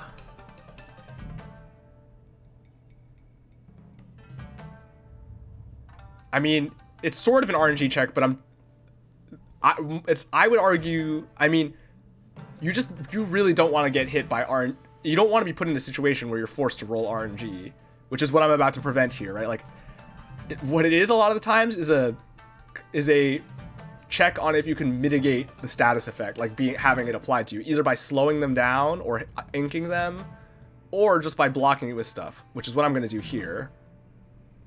Because I can play Junkhead, Bombarder, or Gachapomper, Scrap, and then our stuff swings, and nothing gets hazed, nothing meaningful gets hazed.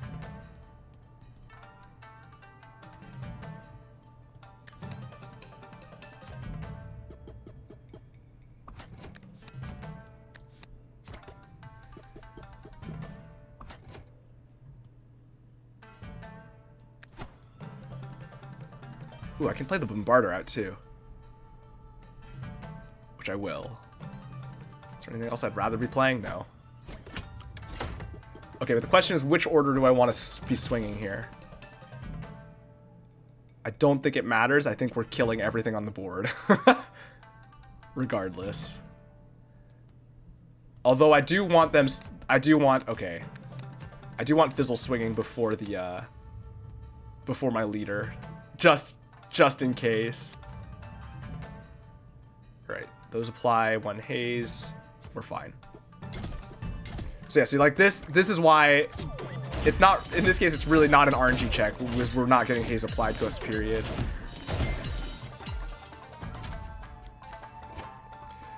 Okay, Crawler is annoying, but we can kill it in a couple hits, and that clears a lot of stuff. Now, the main issue is that Fizzle is on a 4-turn clock, so it's very slow here. Cookie box is still in there.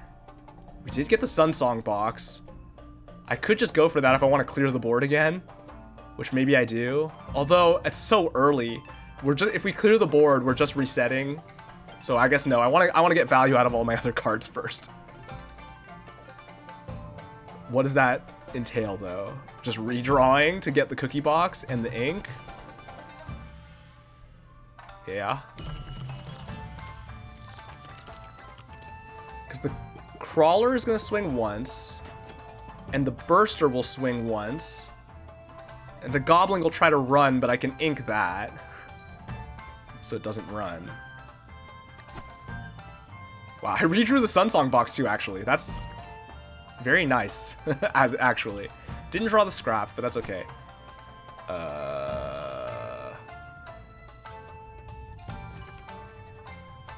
Okay, I can cookie box here too, which is what I want to do. So now this can actually tank a hit, although I don't want it to tank the Burster hit, of course, but I can tank the Crawler hit. We ink here. Prevent the Goblin from running. Alright, and now Burster hits the Junkhead, doesn't matter. And then we get a bunch of swings in. Oh, I want the gotcha pomper to line up, though, so I do it like this. This is still just going to clear the board, whatever happens here.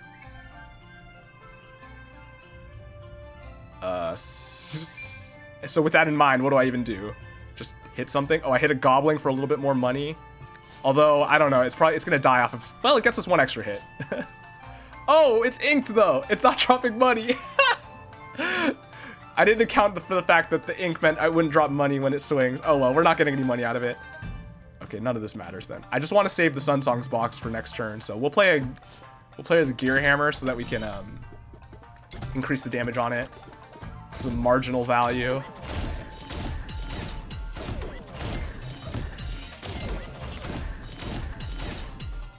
Oh, it didn't quite die. Okay, well, that's fine. Because we're going to Sun Song box here, and then the spawns come in, and we're ready to swing this turn now to clear the fight. Well, okay, we're not going to clear it because the Numbskull has so much block. But we should be able to clear the board here, and then we're totally in the clear. Because we can just chump block stuff as needed. I mean, I do technically shuffle. Redraw here.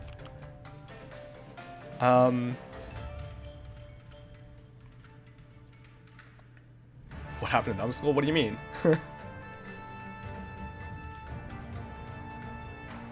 Scrap is fine. Magma Booster, no.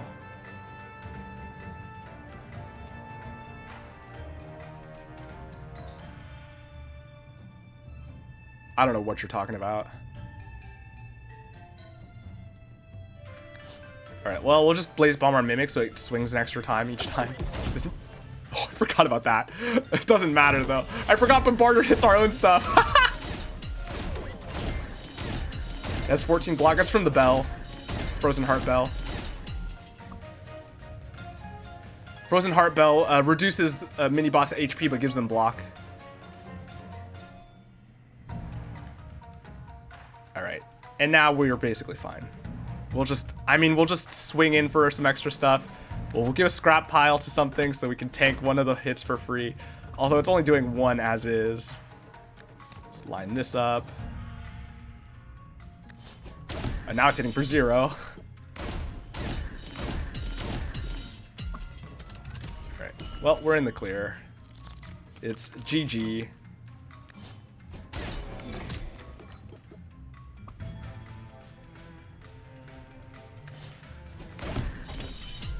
Oops, I didn't line up the Mimic.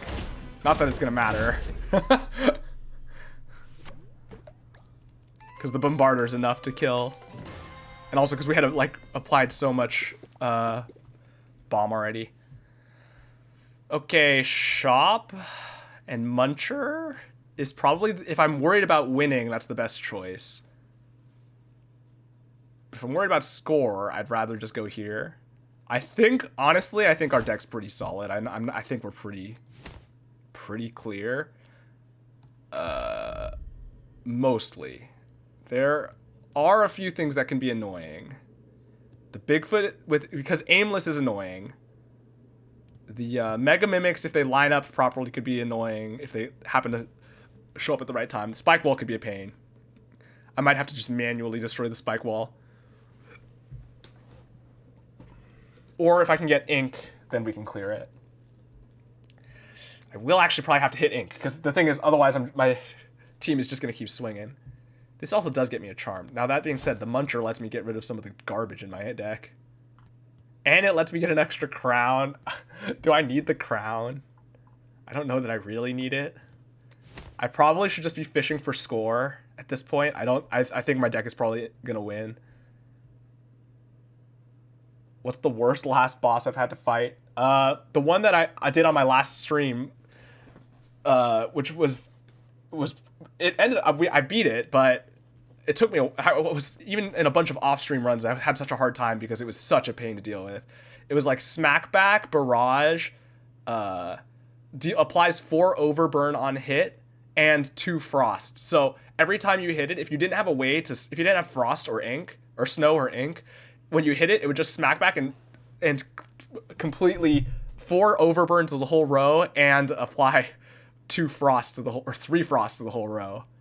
That was insane. It was so... I finally managed to cobble together enough snow to force through it in my last run on stream a couple days ago.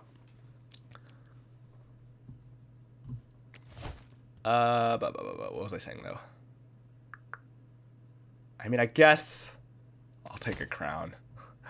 It's costing me score, but I guess we should try to win. Try to be sure that we'll win. Ooh, Bink would help. That's a lot of ink. Pinkberry juice actually could be nice because all of our stuff is such low health. I don't think it'll come up though. We'll see. All this stuff is good. I take the crown.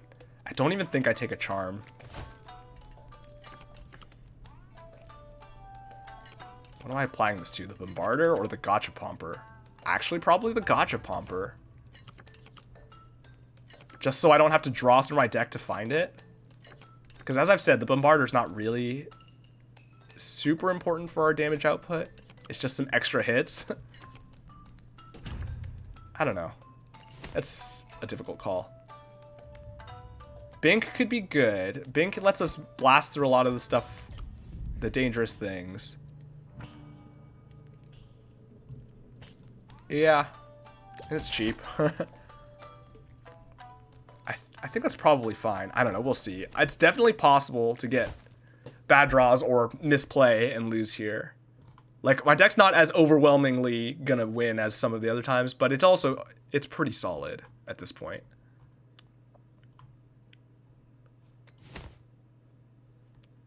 Let's go Muncher. Let's clear out some of this garbage. Get rid of that junk. And I guess it's just a gear hammer. I mean, I'm basically not playing some of the stuff here, but that includes the gear hammer.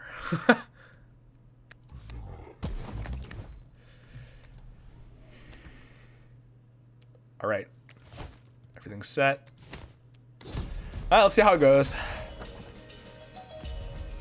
Oh, Mega Mimic's lined up with the spike wall. Oh, but it's not, it's Mega Mimic, it's not in the row. Alright, let's get all this out. Buffs, Gachapomper out. Ooh, we got the Bink. That's good. Because it means I can Bink right before it swings, and then we are in very safe position. Is Mega Mimic only an enemy, or can you get it as a card? You can get it as a card.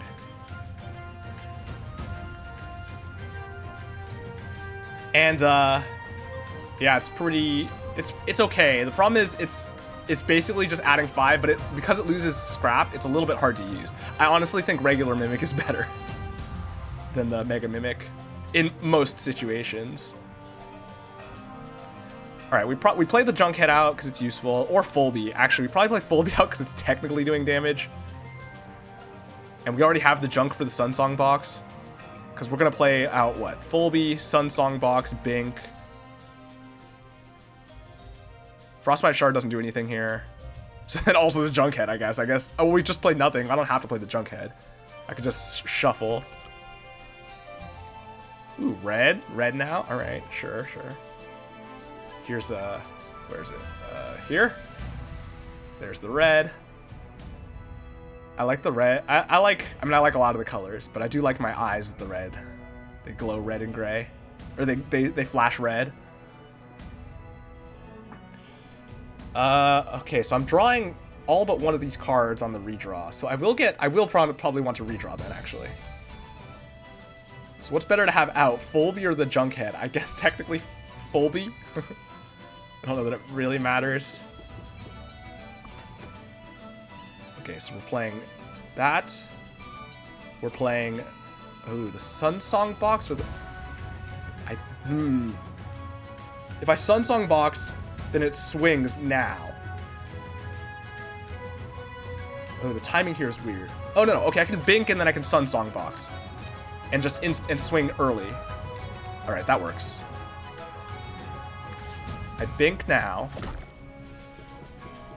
So everything is just gonna be boring. It also means they don't get buffed, which is kind of nice, actually.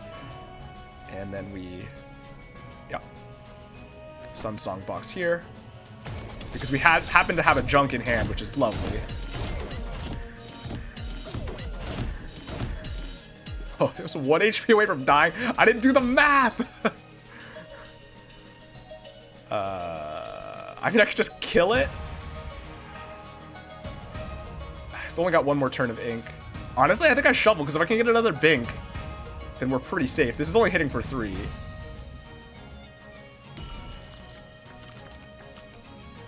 Okay. Cookie box, bombarder. We did get more ink, although we didn't get bink, but we got regular ink. We're gonna play the bombarder and the cookie box. What's the third card I'm playing here? Probably Blaze Bomb, actually. And then I redraw, and I should be able to... Yeah, I'll hit the bink again. So we'll be good. We'll have ink set up before they... No, they won't, because they're swinging on 3.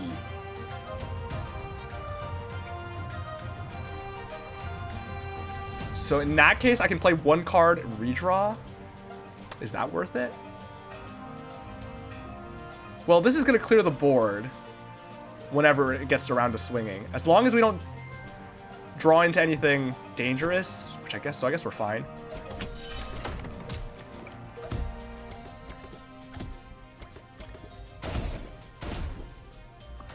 Okay, so that's fine.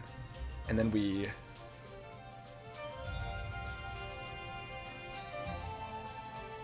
Bombarder. Oh my goodness, I have so much junk in hand. The bombarder. Everything spawns in, but we get to swing. Oh, it's only spawning 2. Alright, and then we're clearing it this here. So we blaze bomb this. Gets hit once, whatever. Clear.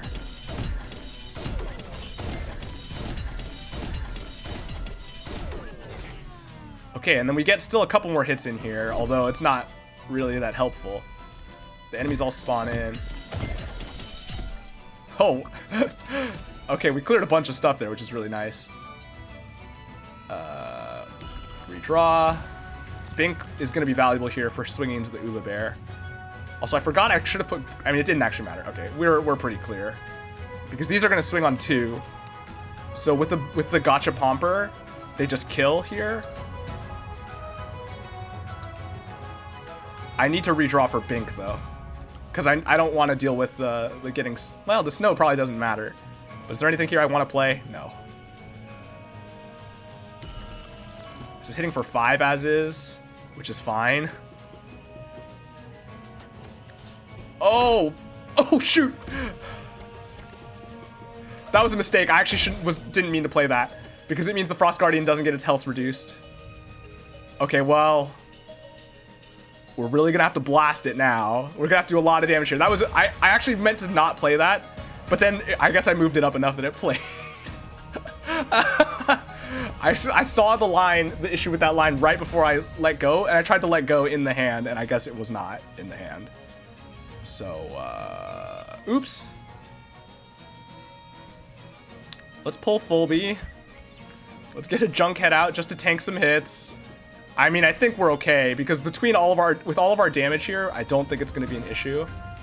Let me just kill this Winter Worm and get it out of the way. So that all of our damage just goes to the right place. Oh, this means the Bombarder triggers the Mimic too.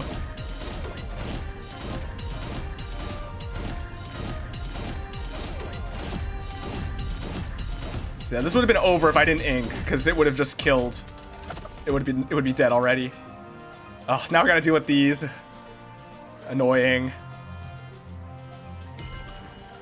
Although this does let us clear have the health a little bit more.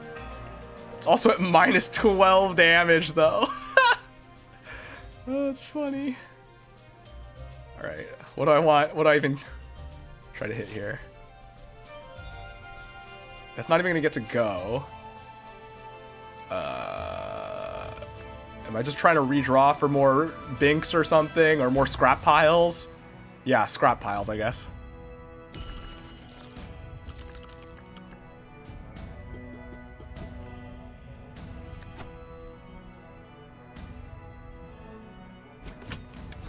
Alright, well.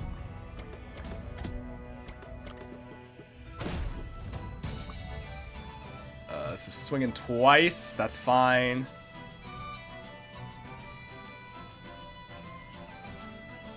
Just redraw. Just keep redrawing for scrap. I'm trying so much junk. Okay, this is fine though.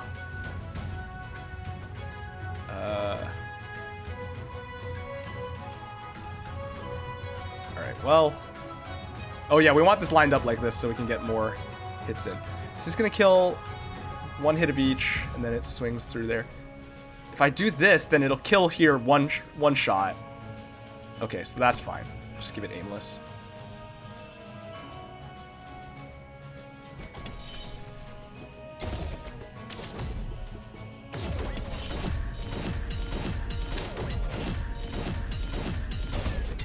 Alright, we're clear. No problem.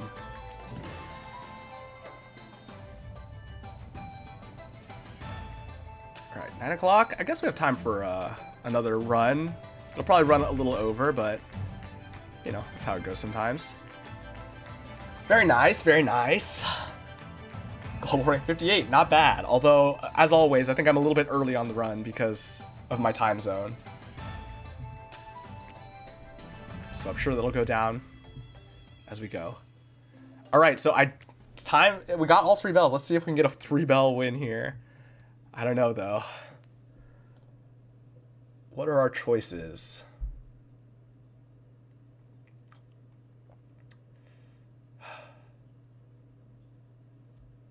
Four shell. So on a leader, 4 shell is kind of nice because it means it can take some. Well, I guess it doesn't really matter. It's kind of all the same. It's just a larger health pool. But like 16 health is a lot of health to start with. This is another generally bad big bear. Well, this restoring 4 is kind of a lot of health, actually. But on kill is a little bit hard. 5 counter. I feel like this is almost the same as the one we saw last time, which I also didn't take. These are some very vanilla leaders. Kind of boring. I guess we take Lido. I think this is probably the strongest. 16 health is a lot of health to have on your leader.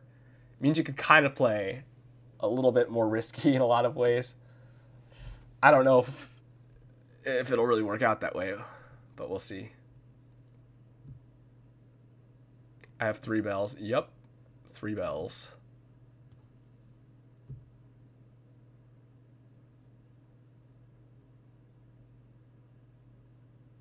Again, no spoilers. Stop talking about the final boss.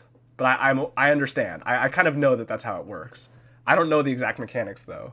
But why am I red? Because someone turned me red.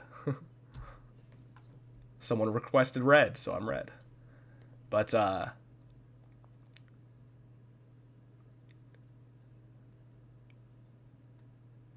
I haven't gotten to the whatever the end game is, whatever the heart is yet, because I only got 3 bells on the last stream, or I finished the 2-bell run on the last stream. It took me so long to finish a 2-bell run because of the fact that my boss that I was talking about was so oppressive to fight against. So it like took me a long time to get a run that could power through it, because I got there like a bunch of times and just kept dying to it.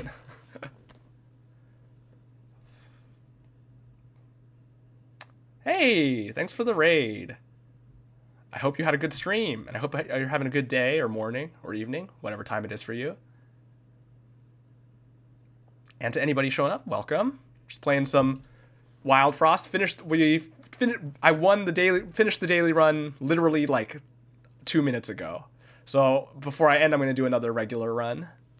Hello, how are you? I'm doing good, doing good. It's a Friday. Always love a Friday, and it's going into Golden Week, so I'm feeling really ready to just chill for a week or so. And also, of course, playing Wildfrost always has me in a good mood. I love this game. It's so fun.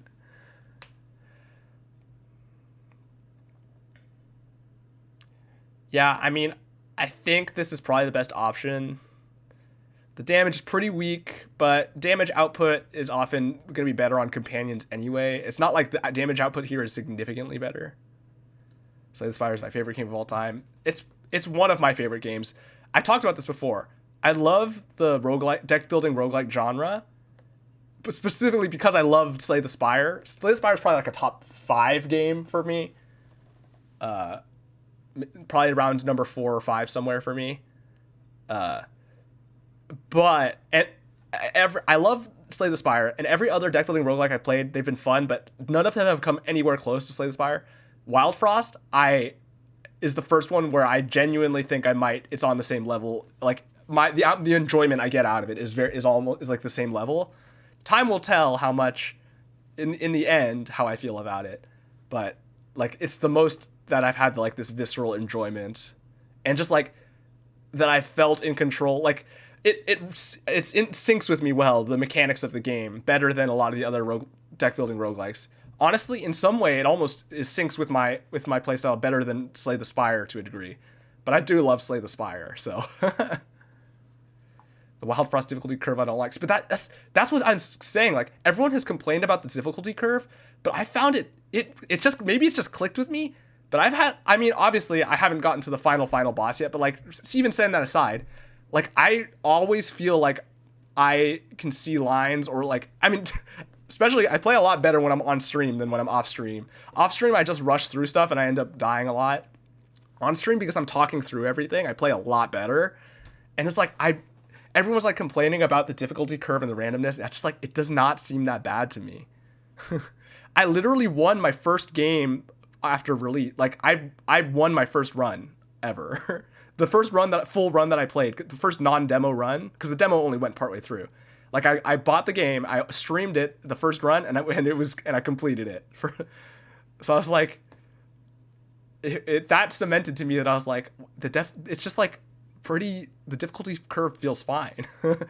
And I've won most of my runs on stream. I've lost a lot of runs off stream because, like I said, I play a lot slower, or a lot faster and a lot more loose off stream. On stream though, I've like won most of the runs I've played. I think I've only lost like a few runs on stream. Now, that being said, I'm sure I'll lose this one now. Okay, I keep getting distracted though. The damage output here is not really that much better, and the extra, having double the health here is probably fine. This boss is going to be annoying to deal with again though. Ooh, that being said, Lil Ghazi is best with the double striker here. Lil Ghazi is probably not that helpful here, although in general, I think Lil Ghazi is still the best companion. Is there something else I'd rather have, though? Snoof is okay damage and applies snow, which is nice. I still don't know why Loki had so little health in that last run, or in the daily run. That was very weird. I do need some damage output, because my damage here is very low.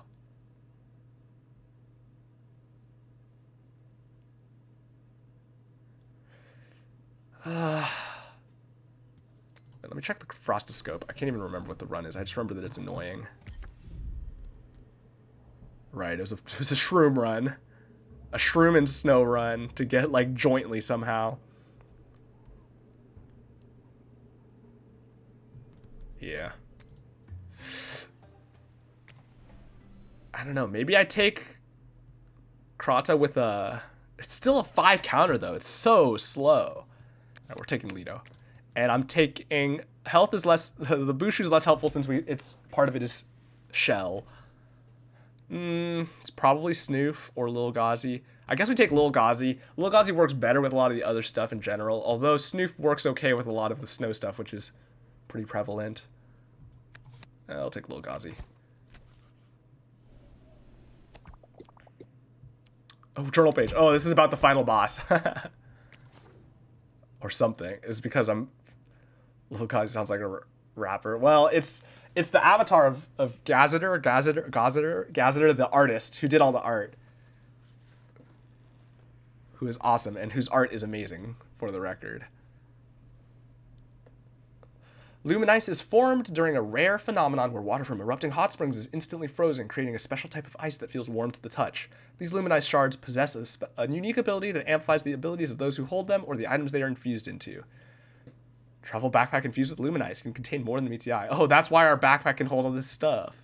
The town of Snowdell is built around a massive glacier of Luminice, providing its inhabitants with a warm atmosphere, soft light, and running water, making for a safe haven from the unforgiving frost.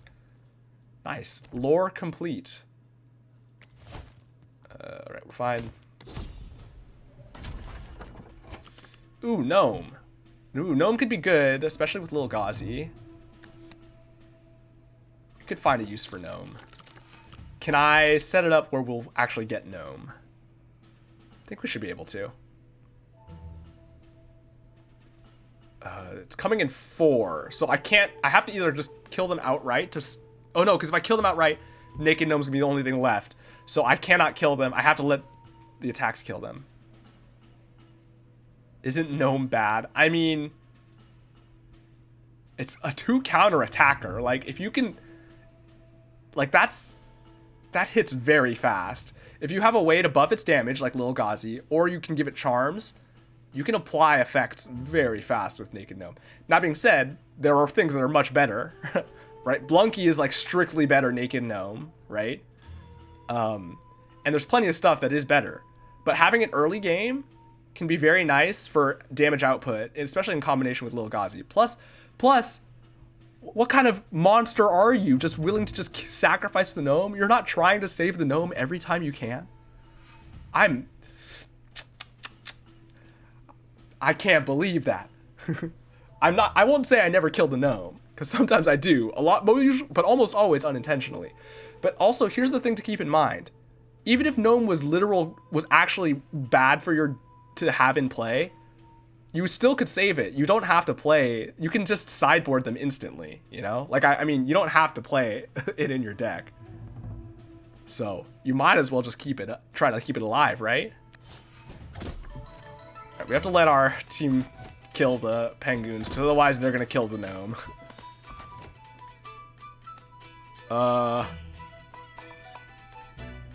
Which unfortunately means I just got to keep stalling. I didn't really draw the stuff to do that effectively. Okay, Flame Water is good. Sun Rod's fine. The Sun Sticks, we can't even play the Snow Sticks because it'll kill one. We could play Woodhead to block, but that doesn't really matter.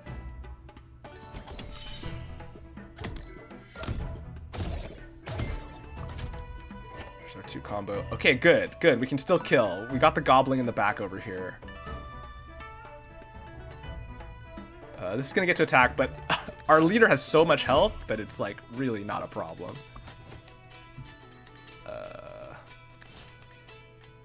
These will kill, though, so we're fine.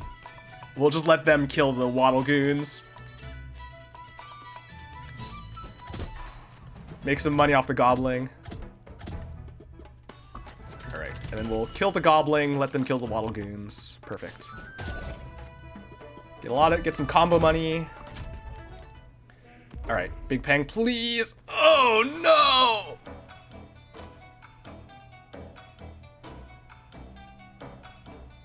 We might have to kill the gnome. We might have to kill the gnome.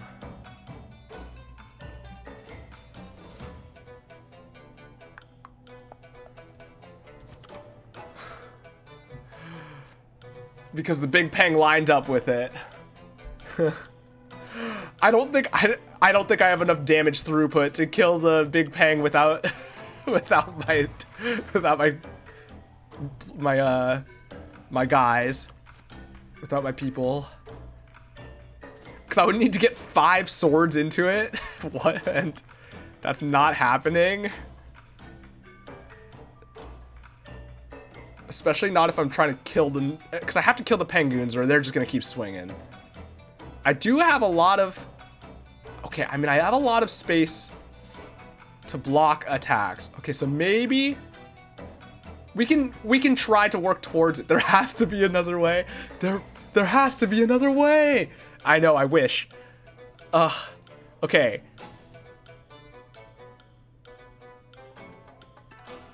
If I... How many hits am I getting here? Risk the run for the gnome. Honestly, it is fight 1, right? I don't think I've ever lost on fight 1. But, you know, naked gnome. Let's see. 5 swords. It's gonna be so hard to get 5 swords through. I guess I can use snow sticks too. The problem is I'm gonna be taking damage from the penguins the whole time. Well, they'll kill 2 penguins, but not before we have to take 8 damage from the penguins. I mean, I could kill this one. That might be worth it, because then we can take 6 damage from 2 swings of these. I won't be able to take a 3rd swing, though. Oh, no, but after the 2nd swing, they'll kill those, and we can take more swings from this penguin. And I can chump the big peng hit. Okay, so let's kill this penguin. Let's snow the big peng.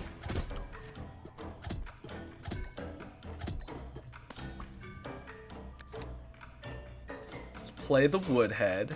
Just to chump the big peng hit when it comes through. And because we had 1 turn counter anyway. Okay, we got 3 swords. This is doable. Oh man, I gotta do it before they swing though. Okay, so my 4 hits are snow stick, sword, sword, sword, and then shuffle and hope we hit another sword. We should though. We should hit the 1 more sword in our redraw. It'd be very... We're only missing 1 card. We're guaranteed. Pigeonhole Principle says we're guaranteed to hit a sword. Okay, never mind. So we have it.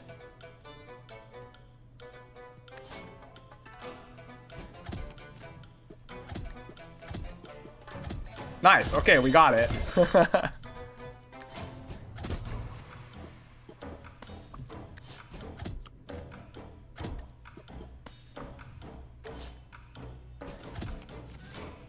Very sweet, very sweet. Oh, and we'll get a...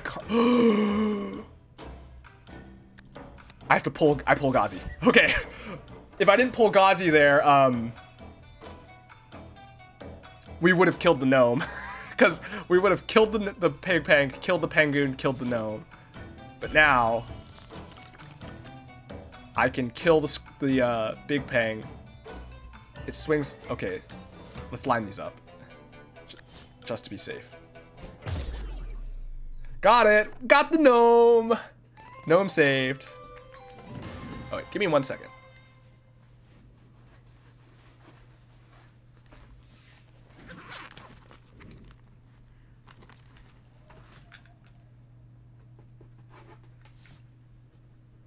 Alright, sorry. Getting some water.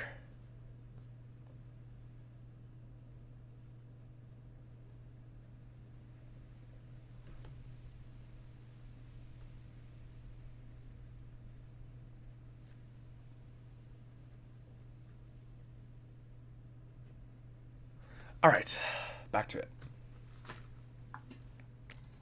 Hello, gnome. So apparently in development, I was reading, the devs did an AMA and they mentioned in development, the gnome was a 1/1/1, which I understand why they wanted that, because that's such a nice, like, triple ones is so funny, such a funny idea for a creature, but it was way too strong, which is understandable, right? 1 counter is extremely strong. Like, if you buff its damage at all, it's hitting every turn. Or if you give it an effect, like, if it applies a snow, then it just locks the character, whatever it's hitting, right? Like, that's very, very good. Now, that being said, I do think 2 is still decently strong. As mentioned, Blunky is just better than Naked Gnome, but that doesn't mean Naked Gnome is bad. How would a 1/1 -2 damage be? Oh, like it starts at -2? That would be much harder to play with. You're saying like one counter, 1 health, -2 damage. That would be interesting, but it's hard. I mean, if you have it still applies effects every turn, which is nice, but then you really need a charm for it to do anything. Getting like constant damage is actually pretty valuable. Even just 1 damage every turn is still good, right? Like, consider that Lil Gazi is doing 1 damage per turn, just at a slower rate, right? Our leader's doing less than that. Doing 1 damage per turn, even though it's only doing 1 damage, it's doing it every turn, and so like the deep damage per turn is the same on average as something. And I mean, in general, you want stuff to be doing like your attackers should be doing more damage than that, right? For sure. And anything doing less needs to be getting other value is the key. But on that border, on that line is like kind of where you can kind of, it's like that's like the mid line for damage is just 1-to-1, 1 damage per turn. At least that's what I've found in general. Like things doing less than 1 damage per turn really need to be getting a solid value in other ways, and things doing more, like that's good damage. All right, what do we want here? We don't really want to deal with the Gnome Traveler. We don't want the junk, and we'll get treasures here anyway. And also the Frozen Travelers are much more important, especially early in the run here. Chompom, Yuki, Snoffle. Yuki's good, but very speculative. We don't really have enough snow. If I had Snulf, or it might be okay. As is, it's not great. We haven't. Chombomb's also a payoff that we don't have the enabler for. Snoffle's probably the best all around here, but I could just be speculative and take Chompom or Yuki. I mean, I have the snow sticks, so Yuki at least does something, but we don't. And I mean, our leader can kind of be a blocker here. Man, I think I'm pretty sure in the beta, Chompom's numbers were different. I'm pretty sure Chompom was like based like 3 damage, 5 armor to start. It was like hitting for 8 just right off the bat, which is insane for the reasons I've described, right? Like 3 counter hit for 8, that's crazy. This is more in line, right? Like 3 counter hit for 4 is slightly above, is above the 1 damage per turn rate. And the extra values that you can get, you can increase it, but also it can go lower if it loses its armor and so on. And its health is... So, yeah. I mean, Yuki's... If I'm going to take Yuki or Chompom, it probably has to be Yuki, because Yuki I can still kind of get some use out of here. Snoffle. I do think Snoffle's probably the best card in a vacuum here with not having the enablers. Because Snoffle is just really solid, like, speed control, basically. Thing is, I do still need damage. Like, that's like, I mean, okay, Naked Gnome is getting me some damage here, at least. That is true. Naked Gnome with Flame Water and Lil Ghazi is actually okay damage. So maybe it is okay to take Snoffle then. Yeah. The more I think about it, the more I think that's probably fine. Alright, I can't overthink it. It's already, I gotta play faster this run. Otherwise we're gonna be up forever.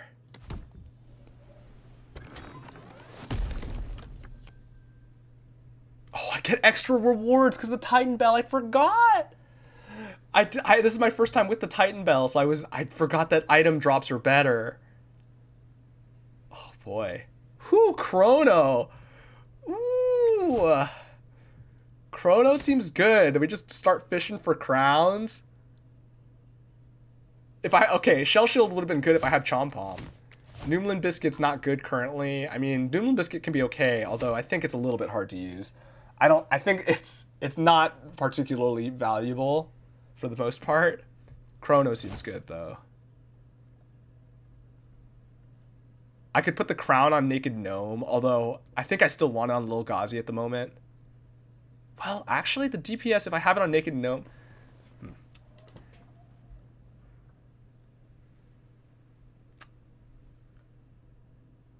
Yeah, I think I still want it on Lil Ghazi for the time being, because we want Lil Ghazi to start counting down sooner. Although, let's just take Chrono and then start trying to take shops. We just are basically going to try to spend our money on crowns now. So I got to make sure I have enough money for a crown, like, as much as possible. And I got to try to take as many shops as I can. Let's see what we get here. Naked Gnome is carrying damage for the rest of the run. Honestly, it might be.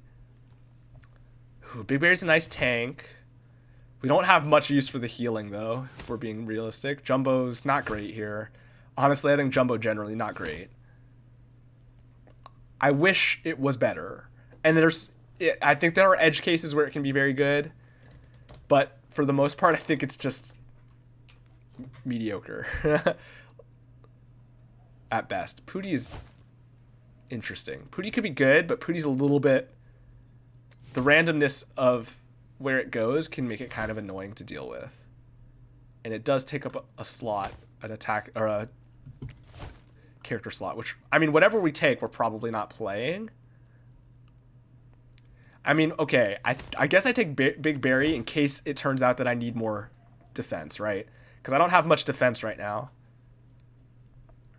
So that's like kind of a backup option since we're not planning to play whatever we pick.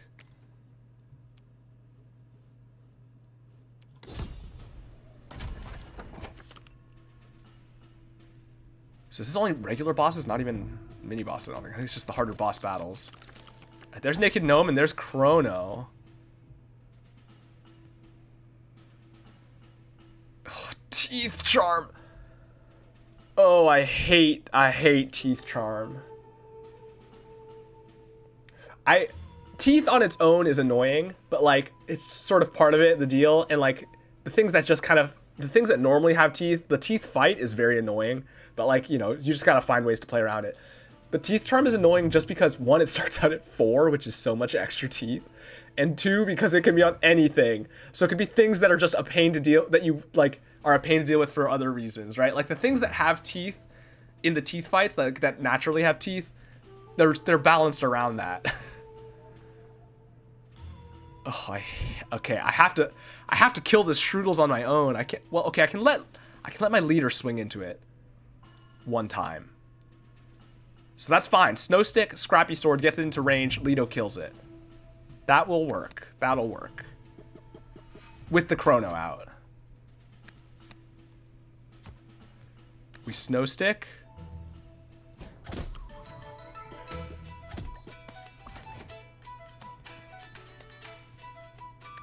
We Chrono.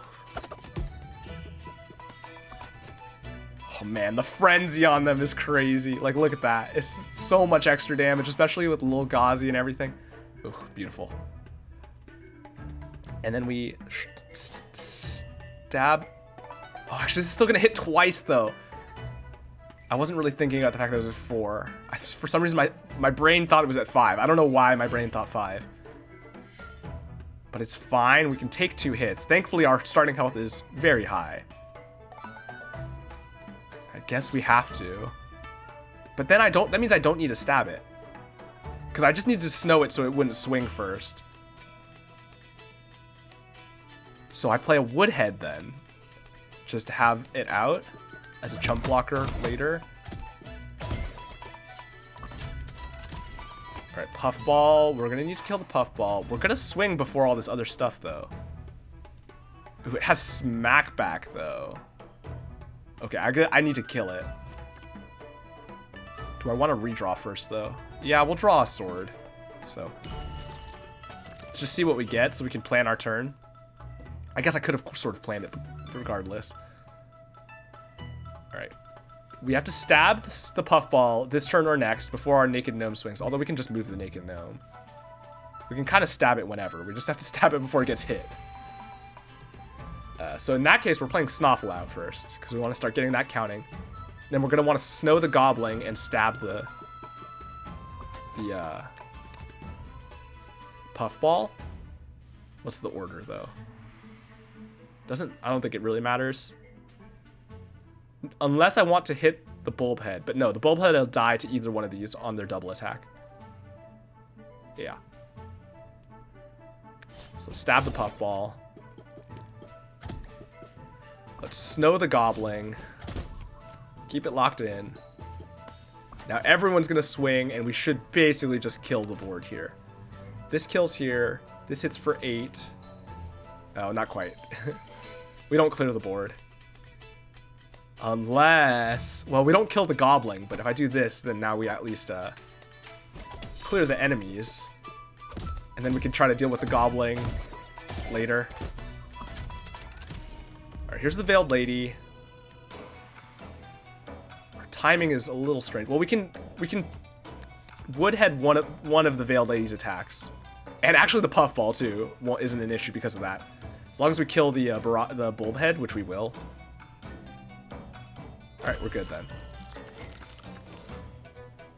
Just keep snowing this Gobbling to try to make some more money. Do I want the... Yeah, I guess it's fine.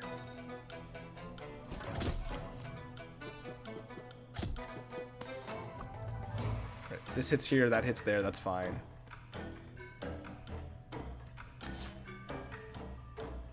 Let's kill the goblin. I guess I should have tried to time that for combo. That was a mistake, but oh well. Alright, this kills. And then we hit for a bunch, and we snow. If I don't do this, if I do it, oh wait, if I do this. This kills here, this does not kill here though. No matter how I play it, right? Yeah, no matter how I play it, this does not kill here.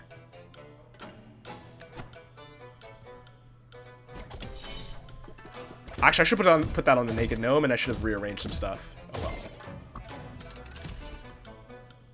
It's not going to matter. We got the kill.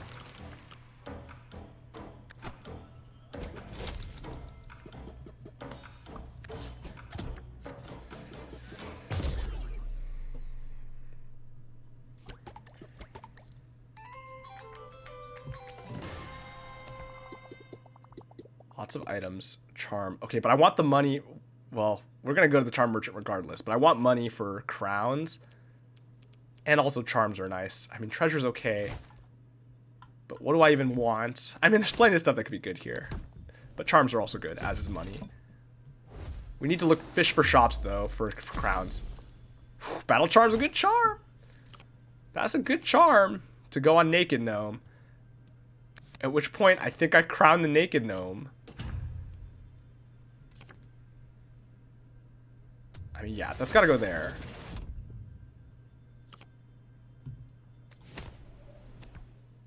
Take our money.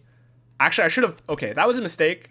I don't think it'll matter, because I think that's going to have been the correct choice. Should have waited until we went to the charm merchant, though. Shroom mine, Although, actually, 8-shell shroom mine makes it a lot better, right? Because it takes a lot more hits, and it applies a lot more poison. That's actually kind of funny. Because normally it just takes one hit and applies the 4 shroom, and that's it, unless you can get their attack down to 0. But this, if you put it in front of weak attackers, it's a lot of shroom. Alright, Bling Charm, I could be okay for score, but we don't care about score in a regular run. We only care about money for buying crowns, and I think I'll be okay on that front, more or less. Frenzy Charm. Is there anything I want to frenzy? No. I don't know that I'm going to get anything I want to frenzy either. Hog Charm. Oof, Hog Charm could make Naked Gnome more survivable. I don't know that that's that important, though. I could also just put it on our leader who can't get pulled anyway just to make it extremely beefy. That is kind of tempting. 45, 61 for the shroom mine. I don't think the shroom mine is worth it, even though that, again, shell on the shroom mine is much higher value. Hog-headed charm doesn't work on leader. Does it not? I swear I've used it on the leader. I guess maybe... I mean, it would make sense that it wouldn't. Oh, you know, I'm probably thinking of Spark. Did I put Spark Charm on the leader? I don't remember. Naked Gnome build. I mean, it is basically a Naked Gnome build at this point. Yeah, I thought I'd done it before, but I guess it would make sense for it not to. But I swear I did something and I thought it wouldn't work and it did. Maybe I'm thinking of the Spark Charm though. Or maybe that doesn't work either. There was something that I remember being surprised that it worked.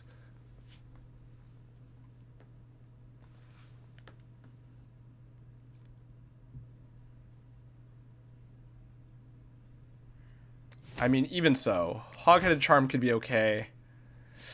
It's probably not important though. Being able to pull is pretty valuable on some of this stuff. I could maybe see it on Snoffle or something. I don't know that it's worth it though. Alright. I might take this shroom mine. What's my board? 1, 2, 3, 4, 5. I mean the key ones are 1, 2, 3, 4. Snoffle is helpful. Shroom mine goes out, applies a bunch of poison to whatever hits it.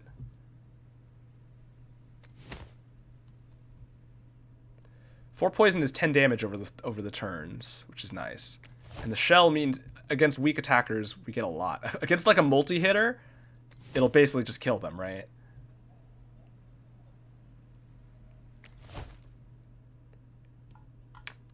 This isn't even a poison build, but like that's just a lot of damage. And it blocks for us. All right, I think I do take it. And I don't think I take any other charms actually. So I think I saved the rest of my money for buying crowns. The thing is, I'm gonna want a crown on Chrono in some sense, but on the other hand, I want a crown on my actual allies. Well, okay, I want a crown here, and then I actually want a different ally for another crown to go with Chrono, potentially. So I guess I don't need too many crowns until I get space for more stuff. Anyway, let's go into the fight. All right, boss fights are harder. This is my first time in the with this bell, so we'll see how it goes. All right, Infernoco fight.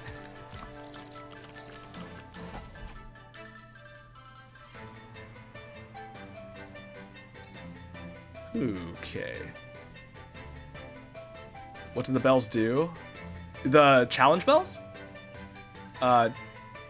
So that they each give you a benefit, a difficulty in bell. Or do you mean what does the Dread Bell, the Titan Bell do in the boss fight? I don't know.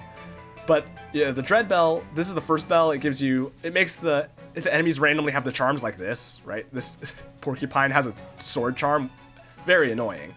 And it makes everything drop a little bit more money, like, I don't know, 25% more money or something. It's hard to estimate. Horde Bell, it means that the waves are at 4 instead of 5. But you also get the extra crown to start. And then Titan Bell makes bosses harder, but you get the extra item when you take treasure. Or you get the extra roll when you take treasure.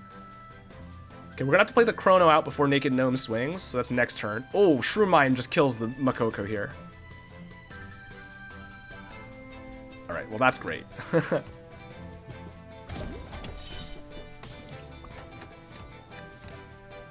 And then we Chrono, that kills the Porcupine. And then Makoko swings for 1 and dies. Gives 2 to the Infernoco, which is a little bit annoying. Infernoco's at 7 now. Is a little bit annoying. Let's play out Ghazi. Ghazi will buff the attacks here. And then I can stall it for a turn so we get a bunch of damage in. Oh, that's that'll be enough to flip it. Yeah, because that'll be 16. Okay, we don't have to worry about it getting hit. We're just going to flip.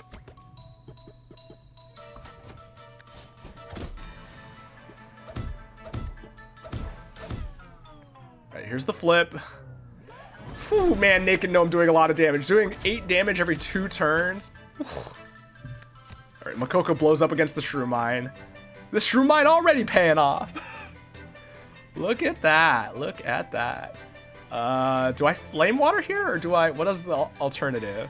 Snoffle probably isn't relevant, right? Like... Oh, it might be. Killing this stuff in the back is going to be very annoying. There's no doubt about that.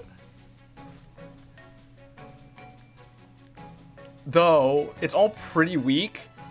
The issue is Porcupine having Barrage, but we can kind of play around that. These things hit pretty weakly, so we can just throw our leader in front of them. So yeah, Snoffle's probably not coming into play here, except as a blocker. So I think I do just buff the Naked Gnome to try to get a little bit more damage in, a little bit faster.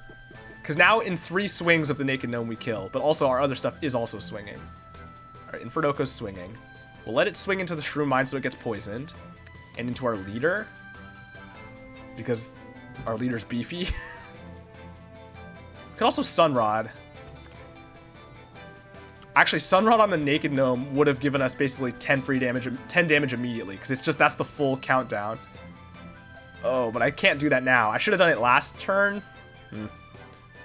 I don't think it's important, though. I could just use it on my leader here for an extra 8 damage, though. Although it's a little bit worse, because of course the counter here is longer.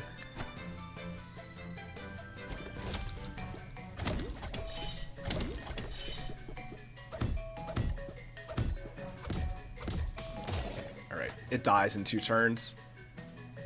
Let's just let everything keep swinging into this so we can hopefully kill some more stuff along the way.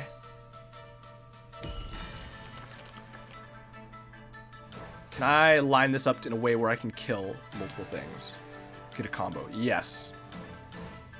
Because Because if I hit this, it'll be at 4. It'll die to the shroom. This is hitting here. Will die next. No, not quite next turn to shroom. Oh, it could die next turn to shroom. If I hit it also.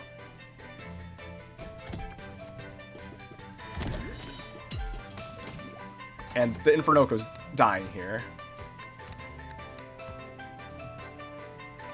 Alright, this is all fine. This dies to shroom, this dies to shroom.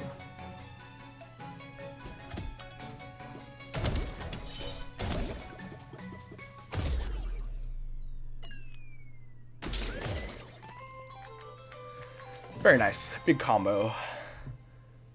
Okay, so I actually might take the Bell of Fellowship here. My board's pretty full, but I can drop the Snoffle and still swap something else in. Or I can still add more, right? The Shroom Mine gets blown up eventually. I don't know. I don't have that much space. But stuff is good with Lil Ghazi and Crowns. I think if there's a chance that I'm going to want the Fellowship Bell, I should just take it now. I think I probably do. The board's a little crowded. Because as is, I'm already filling the board. Even with what I have. Maybe not then. I mean, the Shroom Mine does die eventually. It's not around forever.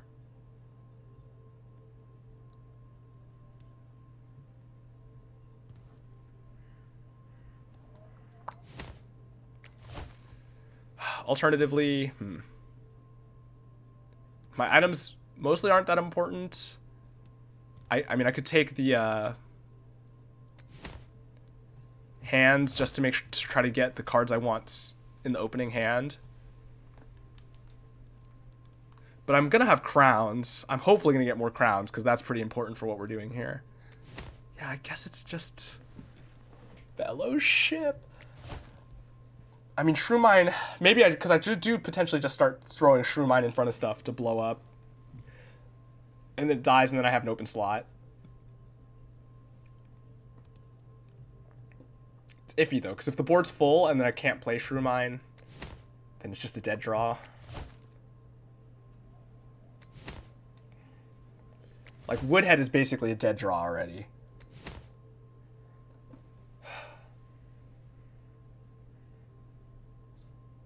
When did I become yellow? Whoops. Sunbelt. Okay. It's... I'm just gonna take Fellowship. I think there are a lot of possibilities for things that I'm gonna want to be able to slot in. That being said, Snoffle is definitely helping us the least right now. Why is it glowing? Is it because... Do I have to go there to get to the final boss? Or is it just because I have a Chrono? I don't know. Either way, we're definitely going here. Muncher's good anyway. Oh, the Charm's expensive. But we have enough. Muncher's good. Let's just get rid of a bunch of garbage. Namely, 2 swords. Or actually, Woodhead is dead. Woodhead's a dead draw now. Because our board is going to be super full. Scrappy Sword at least is some damage. But we are going to get rid of one of them. Our deck is very small. Charm Merchant. We got to make sure we can buy a crown. I'm not sure what that's gonna. Why it's glowing. This is not good. It applies frost. that is a negative.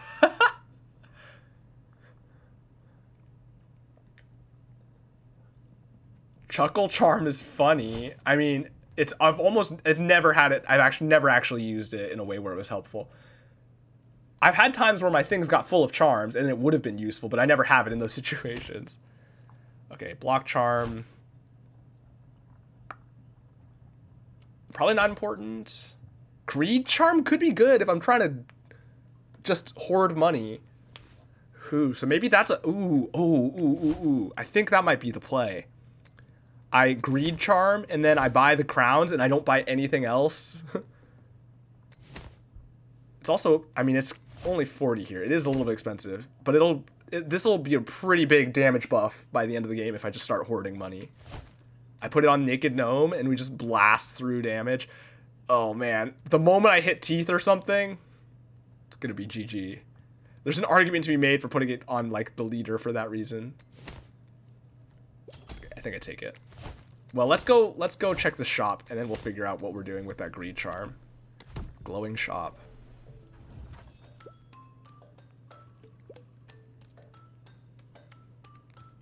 Oh, it's only 16. Oh, this is what I need. This is what I need for the final boss, probably. That's probably what's happening here. That's why the shop was glowing. That's one of the items I had not picked up this whole time because it's just been, I haven't seen it. That's what is here. Oh, maybe it turns into something? Demon something? Demonic vase?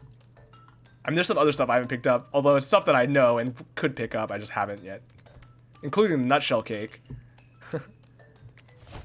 See, nutshell, man, more nut synergies would have been good with Chom Pom. Alright, we take the crown for sure, because that's also a frenzy. And I mean, we take the vase and we don't take a charm, I think. I think we take this, because I'm pretty sure this is for the end game. It's just a dead draw. It's just a curse. It's like a Sender's Bane or whatever. We give this to little Ghazi. Alright, so now, I mean, look. I'm going all in on this naked gnome damage. I just really have to be careful about not letting it die. It's got 1 HP. And if it dies, it's going to be so sad. Although, there is something to point out, which is that the Greed Charm doesn't get affected by injury, right? It's just 1 additional damage based on the money you have, and it's not on the sword, though. So the injury doesn't reduce it. So injury is only going to reduce our damage by 1. I mean, I think we gotta, right? We gotta. It's gonna be, I'm gonna have to be paying attention to the amount of damage it's doing, though. It's gonna be hard to track. Alright, now we just start hoarding money, right? Let's do it. We got our crowns, we got our chrono. Honestly, this deck is feeling pretty okay. Alright, monkeys. Monkey fight.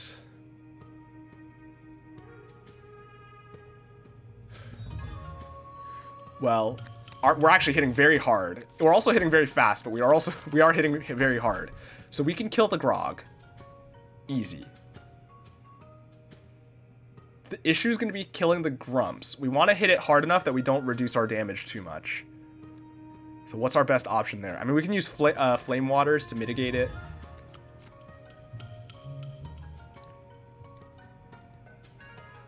Well, we're going to play Chrono this turn or next.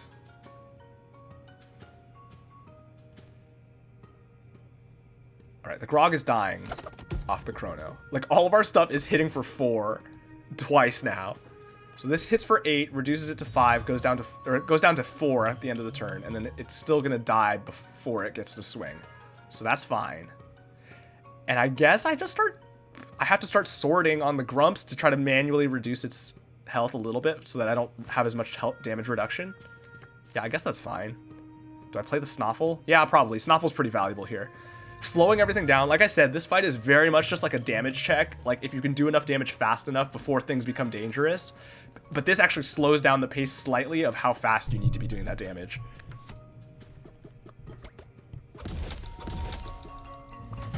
Oh, it's right. Okay, the Greed Charm means it hits for 10. Okay, but I'm not going to get high enough to kill this immediately. Although, with a sword, I do. With 2 swords, actually, it just dies here. What's the order? Who do I want getting damage reduced? This Lido and Lil Ghazi because they're slower? Yeah. This hits 1 here, and then hits 1 damage reduction, hits 1 and damage reduction, and it dies if I hit it with the sword here. And then the Naked Gnome doesn't do anything, and that's okay, because it'll swing again soon. And then we recycle, and we get Snoffle out. Oh, we can kill some of these Makokos with poison, too. Where do we want the Makoko to die to poison? This one, because this one we can kill with the gnome. Alright, well, it's swinging for 0 right now, so that really doesn't matter.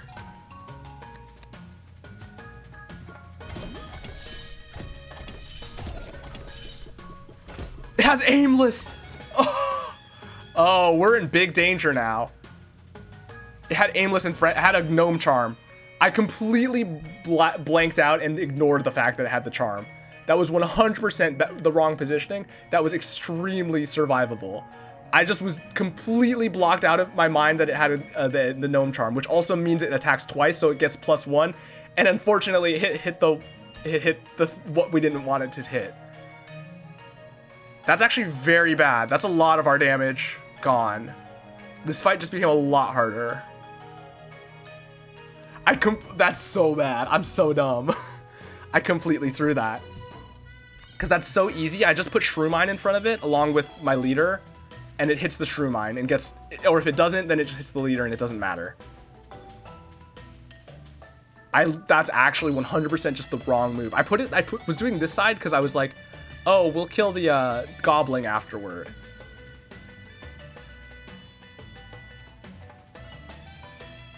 Okay, I really have to leverage my Shroomine now. It'll help against all the Makokos and everything. And the snow lets us kill the Grog easily. I want to fight the goblin, but I don't know that I can justify it.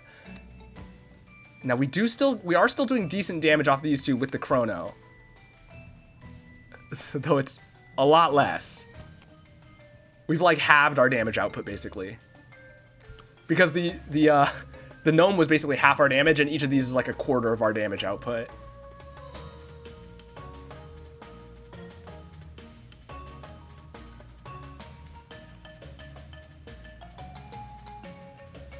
Okay, the Makoko is gonna die to poison on its own.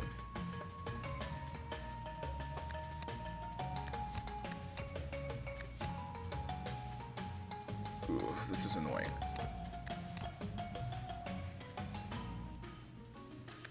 I need someone to be able to tank one hit, though. That's fine. This Makoko hopefully hits the Shroomine. Hopefully twice, although if it's once, I can just snow it and kill it that way. And then there's the Grog. And the Goblin. The Goblin I can kind of deal with as it comes, though. So I think I actually Flame Water here. So I can get a little bit more damage output.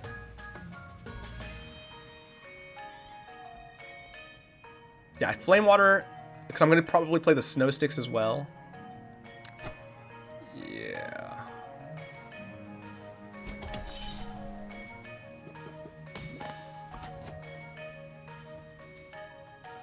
This is aimless. Doesn't matter who's in front. So let's snow the Grog so that when we swing next turn, we can hit it without it counting down. Please. Oh, come on. Oh, that's so bad. Oh, I could have forced it by pulling someone. I guess I should have. And in fact, I probably should now. Oh, that's so bad. It hit the 1 and 4 to not hit the Shroomine. Alright, they're killing the Grog.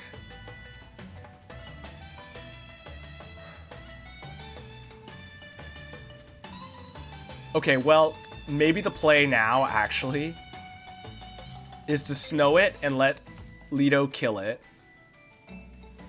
And then just let this hit here for 6. It'll be killable, even if it's a little bit annoying. And then I just have to let the Goblin go. Man, letting my gnome die is costing me a lot here. Okay, so there's King Moko. This is fine. This is all fine. Okay, so here's where we put... Now, the Shroomine dies. The Shroomine kills the Makoko. And that's free. Let's redraw.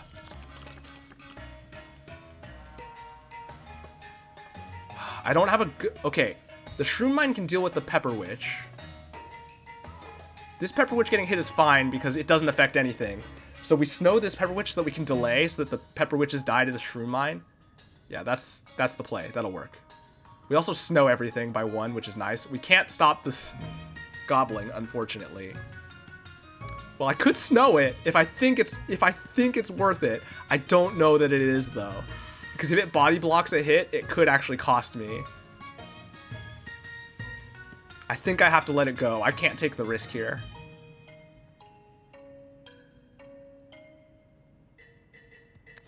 Snow the Pepper Witch.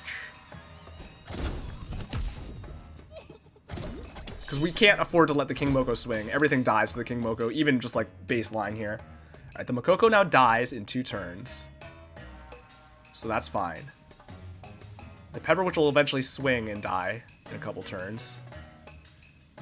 In the meantime, we Flame Water and Sunrod. Yeah.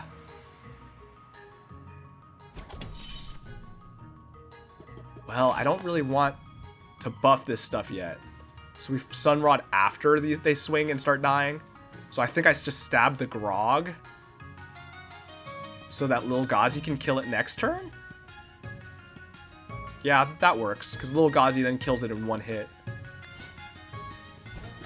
And then it'll hit the Pepper Witch too. Which the Pepper Witch will die from the poison here.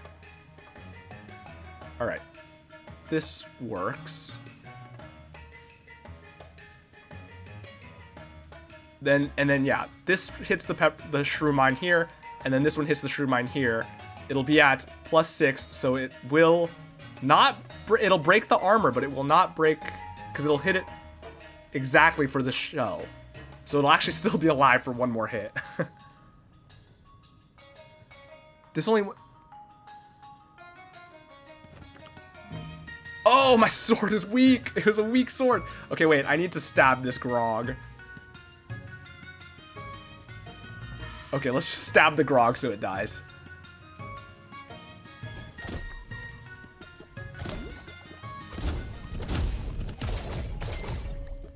Okay, those died.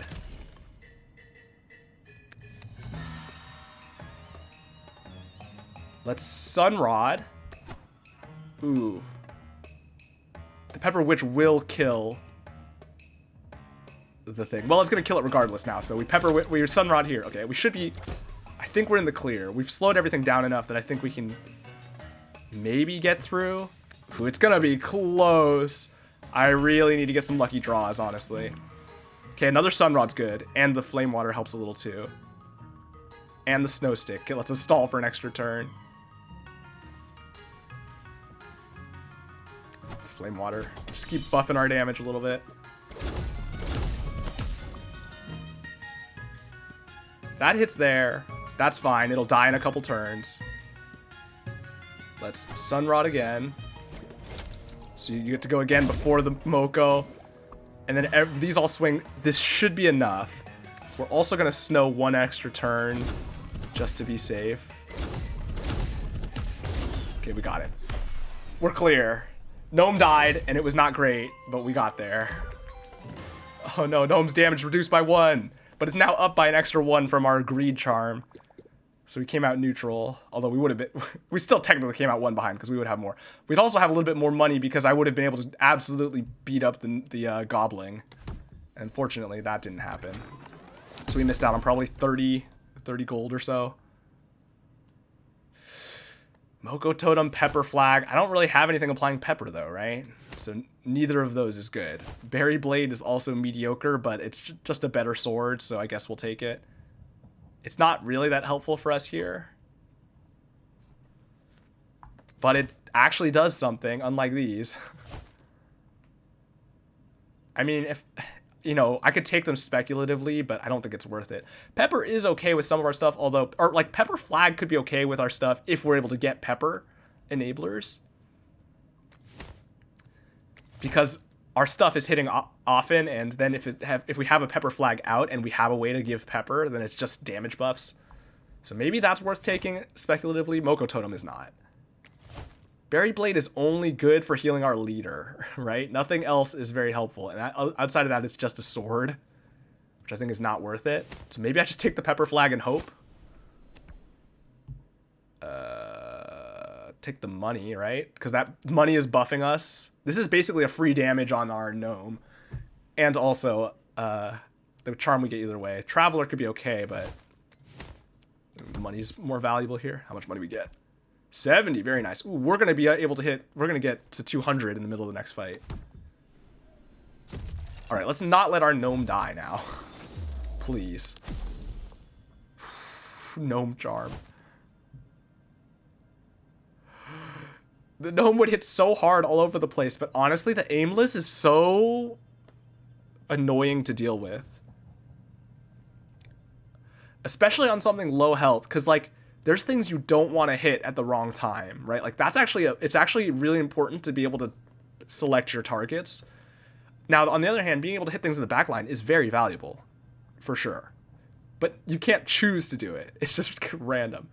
I could see it going on our leader and being worthwhile there. Leader's probably the best choice. I mean, maybe Lil Ghazi, because I can always pull it if it's going to hit something, if there's a chance it'll hit something bad. But I want Lil Ghazi out anyway. And the leader is able to like deal with the repercussions the best because it has so much health. Now, on the other hand, if the leader dies, it's GG, of course, right? I don't know, man. Frenzy Charm is hard. And especially because we already have Chrono, giving everything a +1 Frenzy anyway. Like, the Gnome Charm is giving it not... instead of doubling the attack, it's only giving an extra 50% on the attack. I don't know. I'll have to think about it. I don't think I play it yet. I think I need to see if I can get something better for it. Alright, let's not let our gnome die this time. Oh, teeth fight! Oh, right off the bat. Well, actually, no, this is fight 2, but... Oh, teeth fight. Of course, that's one of our 2 random fights. We kind of have to get lucky here. Oh, this is bad. I really need this marrow to die. But the marrow's also getting teeth. Oh, this is so bad. I can't let the gnome swing right now. I have to kill the marrow first, because the gnome just dies. It's not worth having it out.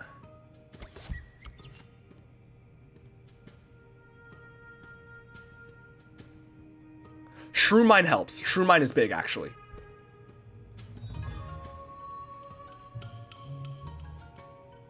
Is there anything else I need to play immediately? No. Shroom Mine does a lot of work here because these 2 hit very weakly, and they'll just get poisoned up. I need to hit the marrow with these ones though. If Lil Ghazi misses, Lil Ghazi just dies. That's also not great.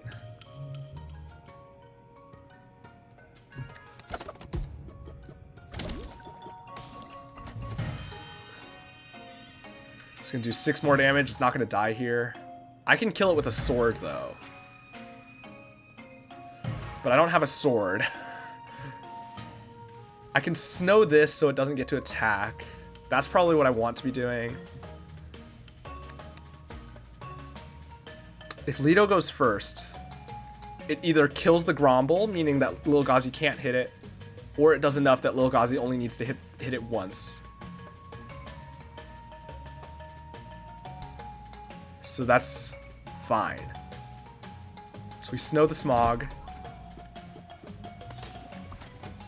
Oh, except if it hits... Okay, because the marrow's going to get teeth when we hit it.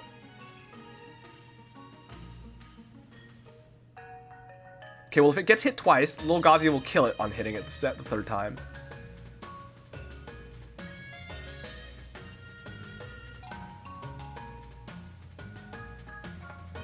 We actually don't want this to attack, because it'll be wasting our Shroom Mine points. So I just snow it, and it'll either die on its own. If we get lucky and Lido only hits here, then... Oh no, Lil Ghazi will die swinging. I need Lil Ghazi to go first. I need Lil Ghazi to hit marrow. I need to hit the 25% where it only hits the marrow. Is it worth the risk here?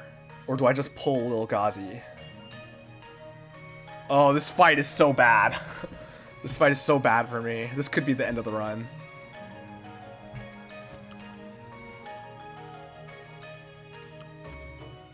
What am I snowing? Probably, I think I'm snowing the Gromble, because the Gromble now then dies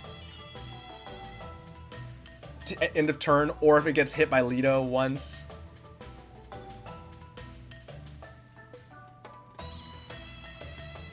Yeah, no, because actually no matter what, if Lido goes first, Lil Ghazi dies. Because if it hits the Gromble once, then the Gromble dies. If I snow it. And then then it'll hit the marrow once, then Lil Ghazi will hit the marrow twice and die. So Lil Ghazi has to go first and hit the 25%, or I have to pull it. I might just pull it. Because it's going to be valuable damage. But then this goes down in a point of damage. The Marrow will take 4 Shroom. That's 10 damage over the turns. Okay. I think I pull it. I think I have to. I think I snow here so it'll die in 1 hit. No, it won't die in 1 hit now. So I just have to get lucky. Because either way, it can still get hit twice. And it'll die no matter what if it hits the Shroom Mine. If it doesn't hit the Shroom Mine, it's not dying unless Lido hits it once. Oh, boy.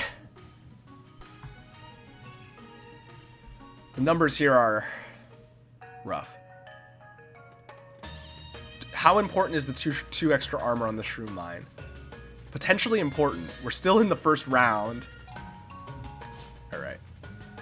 Ideally, right, we snow here. Lido hits them each once. The Gromble dies. The Marrow doesn't do any teeth damage, and it slowly dies. Please. Please. Please. Good. Good. Perfect.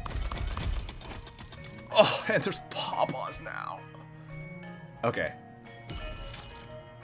Okay, the Marrow will be dying soon, though. And then we can deal with the Smog. Hopefully. The Marrow is not quite dying unless I stab it, though. That's fine. I play the Snoffle to try to slow things down. And I I stab the Marrow so it dies. Yeah. I can't afford to go for the Gobbling again. This fight's too dangerous. Also, it's annoying to deal with right now. Okay. So what are the other things I want to do? Maybe Sunrod. Maybe Flame Water. Probably Sunrod, though, right? Because that's giving me an extra... It gets me to the attack sooner. Although the Flame Water depends on how many rounds it's going to go, right? The Flame Water means we hit the Smog for 8 if we connect, though. So I guess that's fine. I guess I could do both.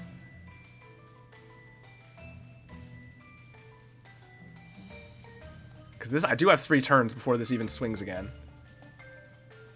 So I could Flame Water, Sunrod. Oh, but I want the Marrow to die before Lido swings. So we do want to do this. Have it die. Oh, it's hitting for 5. Okay, wait, I'm going to want to snow that so it doesn't get to swing. This one's hitting for 3! Okay, we're going to let this one swing into here. Because this one will hit here so it'll die slowly, but this one...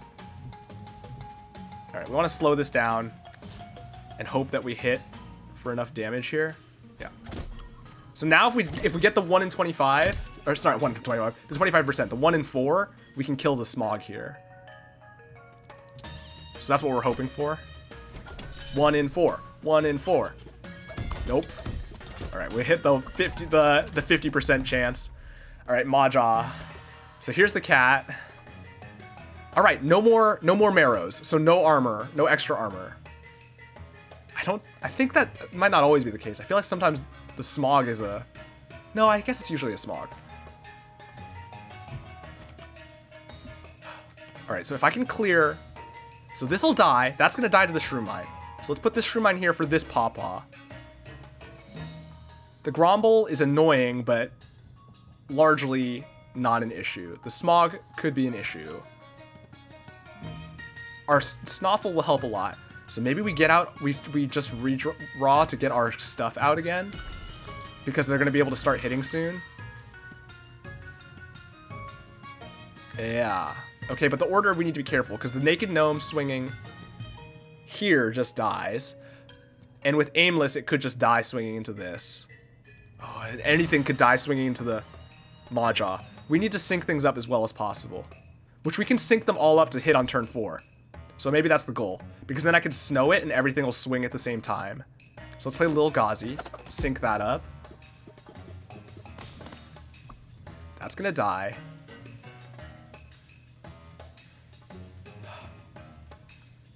Let's put this here. Let's snow this. Another turn. And then we can play Naked Gnome and have that sync up. And then we can snow the Maw.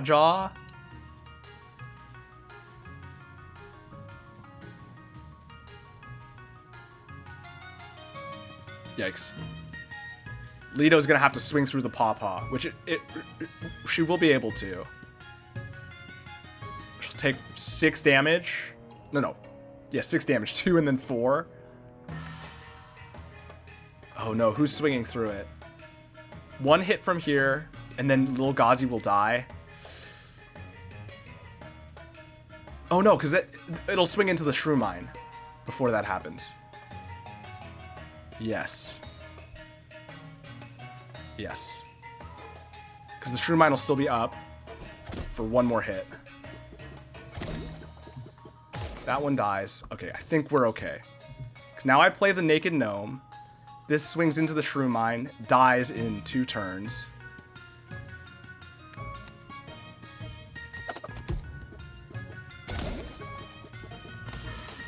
Well, we're gonna have to swing into it once. Everyone's swinging. Gromble swings into Snoffle. That's fine. Ooh, oh, I gotta do the numbers here. Because I have to snow the Maw.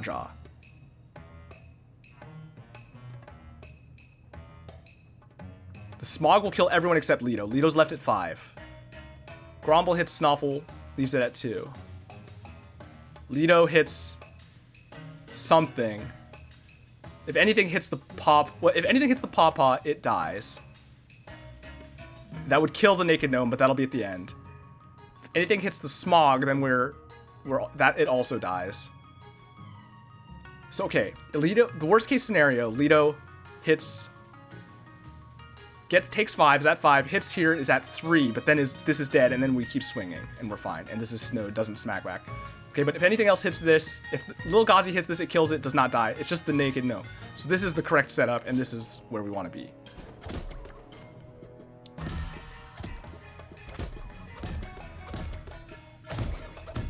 You know what? There's the death. That's sort of what we saw coming, unfortunately. Alright, we should be good, though. Well, these could still be annoying. We do kind of have to deal with them a little bit. Is this enough? No.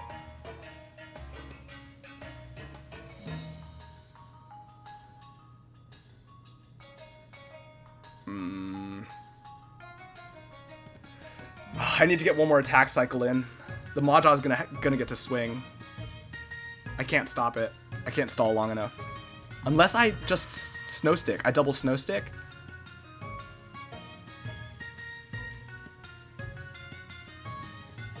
The Smog is gonna get to swing, though. Okay, how do I avoid it? If I redraw, I Snow Stick here, I Snow Stick here. Then the Gromble swings for 2, and that's fine. It's not gonna die, unfortunately. We can stab it eventually. But 1 more Snow Stick does let me get 1 more set of attacks in. Yeah, so that's the play. That's the line. Because all the snow gets cleared here. We Snow Stick here so it doesn't attack. Oh, it is going to get 1 more attack still. Okay, we have to just let Snoffle die. That's fine. Snoffle doesn't have an attack value anyway. And we have to snow here.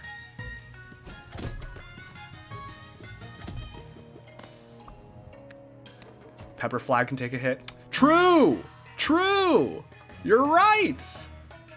I can just body block with the Pepper Flag. I mean, body blocking with Snoffle here is totally fine. I'll be honest, because we still don't have the Pepper payoffs, I was completely just ignoring the fact that I have Pepper Flag because it's a dead draw. But you're right, it is a Woodhead in this one situation. And I guess that is technically the correct play because Mawjaw's dead. And we might as well save Snoffle then.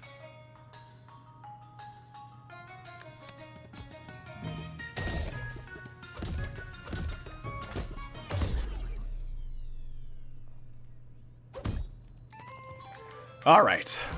Got through it. Got through it. Teeth fight is so bad, but we managed to get through it. Oh. Okay, it is like hard. You gotta get the keys. And you have to have the bells on, but then you gotta get the keys. That's funny, because there's gonna be a key here that we have to get. Oh man, it's gonna keep clogging up our deck, though. What happened to my extra rewards? Lumen Coop could be used to fix something. Well, we're taking it. Those other things aren't really helping us anyway. I mean, the Fungo Blaster could sort of help. Lumen Vase. Oh, they combined to make an actual usable card. Now, that being said, what is that good on? Lil Gauzy? Shroom? It's good on Shroomine, actually. Because it means it hits for 8 Shroom, which that just kills stuff so quickly, right? That's like 15 damage over the 2 turns. And then, you know, 21 damage after 3 turns. Like, that kills things in 4 turns, like, max. Like, pretty much every non-boss enemy.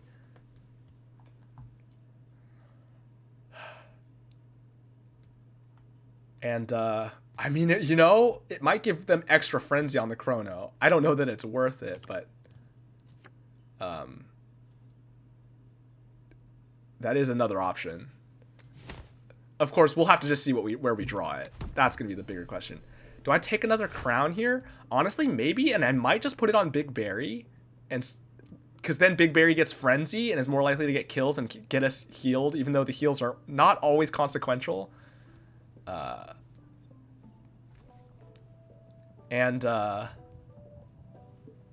What's our board looking like? Oh man, our board's getting very clogged. We don't have... This Pepper Flag is mostly dead. I don't know that we're going to get anything useful here. Berry Basket's not helpful. Sunlight Drum is good. Given that we have a lineup of stuff that we want swinging often, Sunlight Drum's good. But that being said, I want to keep my money, right? Because right now, Naked Gnome is doing an extra 6. It's going to go down to 4, unfortunately. But I think I do take the crown, just to give Frenzy to something else. Actually, it'll give it to Snoffle, too. That's so worth it on Snoffle. I was thinking it wasn't worth it because Snoffle doesn't have an attack value, but it's not about attacking. It's just about Frenzy. Doubling the snow that it applies, that means every 4 turns it's applying 2 snow, right? Like, and that means that we're halving the amount of turns, their attack rate, basically, right? They're only reducing their counter every other turn, or twice every 2 turns. If I had a way to, and then with the Lumen Vase, anything that doesn't have resist, which to be fair, of course, lots of stuff has resist, especially stuff where it matters has resist. But anything that doesn't have resist literally doesn't get to go once Snoffle lands a snow. That's kind of funny. I mean, either way, we're taking the crown, and I think we're not taking anything else. Scrap Pile's garbage. Berry Basket's not helpful because our health is too low, / covered by shell. Sunlight Drum is good, but I think getting all of our, if we can get just stacking snow often enough, then it's fine. Also, actually with Sunrod, that works too. If we can just lock him down with Sunrod. Can't you play Big Berry with Companion Belt? Yeah, I can. I haven't been because my board's already really full. But, because like, I definitely am playing 1, 2, 3, 4. But stuff is dying, so I guess it's worth it to have it. I pulled it, and then I was gonna I didn't put it back because my board's already pretty full, so it just becomes a dead draw. But I mean, Shroomine dies eventually. Naked Gnome keeps dying against our hopes. It's probably fine to have it in. Our deck's pretty small now too, so it's probably fine to have it in there. The dead draw is less of an issue. Although, how many cards do I have that I'm drawing? Okay, Pepper Flag is a dead draw. So if we have a full board, we're at what? 8 cards. Okay, so we still, if we were at, well, we don't have the bell. So there's like an argument to be made. If you can draw your whole deck, every redraw, then that is a threshold worth holding on to, I think, because it means you can just know exactly what every set of 3 or 4 turns is going to be. But if you're not, it becomes the amount of value because it goes down a lot. So I think you're right. I think it is probably worth putting Big Berry in. That being said, I do think Snoffle still is the one that gets the snow here. Because, or gets the crown, because Frenzy there is actually pretty good. And I think that's all we take, because we want our Greed Charm to get value. Nothing else is worth cutting that down, I don't think. Even though Sunlight Drum is tempting. Alright, we got a boss. Who are we gonna get? Truffle or the Clunkers? Who do I want? Truffle, I guess, because our damage output's pretty high and the Clunkers are a pain to deal with. Although, actually, our damage rate is pretty high, too, because we have so much Frenzy. Maybe I should put this Frenzy Charm on Big Berry or something. I could see it on Big Berry. That makes it more likely to get kills and heal us, especially if it's hitting stuff in the back line randomly. I don't know. It's either that or our leader, but I think our leader we still do kind of need to be hitting precise shots. Oh, Big Berry's gonna be hitting pretty hard. The crown could go there and it would be a lot of damage. Our damage is all pretty solid here though. So I guess probably not. I think I do play this charm though. I don't want to hold it forever because I do want to get the value out of it. And Big Berry is probably a perfectly fine time because it's much better at mitigating the harm of it because of the health and the high health and the healing on kill. And getting Frenzy means it can kill multiple things. And Aimless matters less because if it is able to hit back row stuff that's weak, that has low health, it's more beneficial. Alright, let's see how this boss goes. Alright, Truffle again. Truffle should be okay, I think. Ugh, Teeth Charm! Gross! Ugh, I hate Teeth Charms.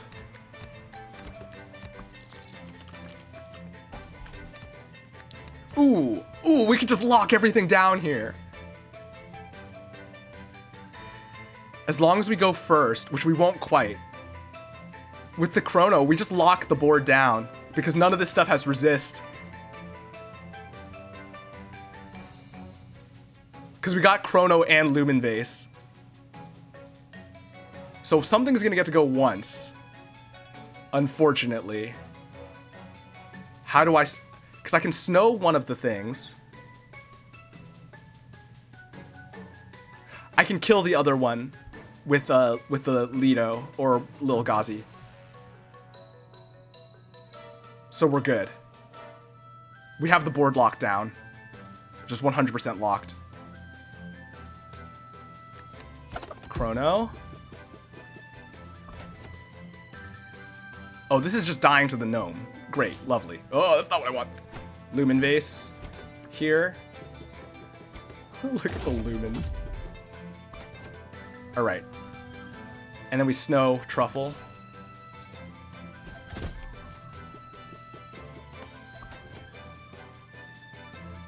And then now the board is locked.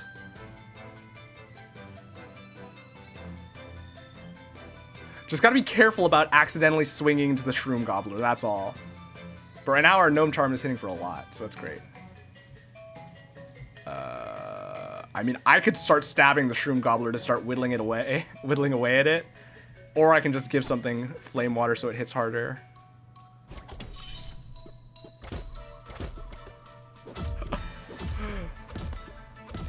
Oh, well, the splits are going to let them count down faster, actually. That's something to keep in mind. But we can Sunrod here to apply it again. More Teeth Charms? Bruh. Doesn't matter. We have the board locked. 100% locked. Okay, I might need to start stabbing this Shroom Gobbler, though. Just with my own two hands. Because otherwise it's going to start killing our stuff.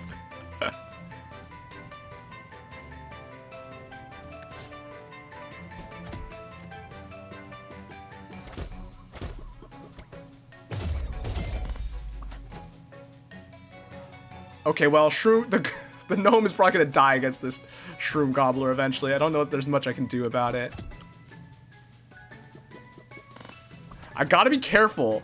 My leader could die against the Shroom Gobbler's teeth. I might need to just sack some stuff here to kill the... Okay, well, this is going to split again.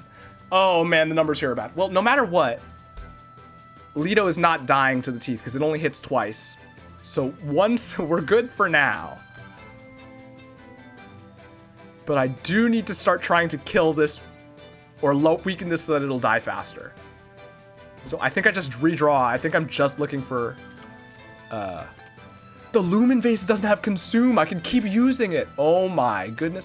Oh, clears when Lumen is applied to another card. Never mind. You can only apply it to one thing at a time. That makes sense. And presumably you can't use you can't stack it more than once. None of this stuff, so Shrew Mine is useless now.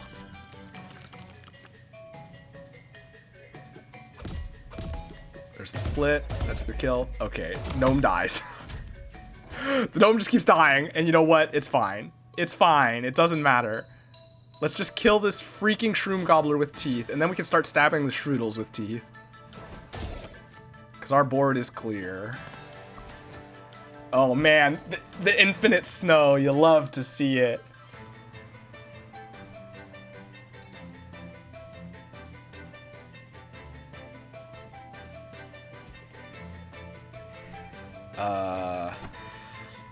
Am I just trying to redraw to try to kill the Shroodles? Maybe, because I don't want to accidentally kill my own stuff against the Shroodles after everything's said and done. How do they spawn 2 Teeth Charms in this fight? I hate it.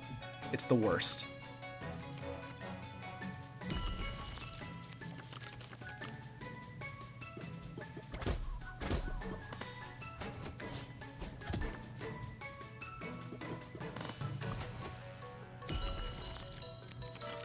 Clear this stuff out.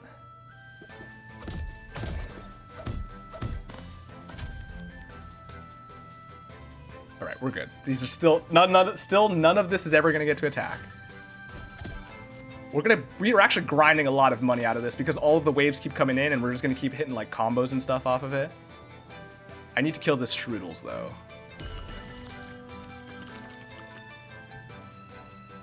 Who tries swords so slowly?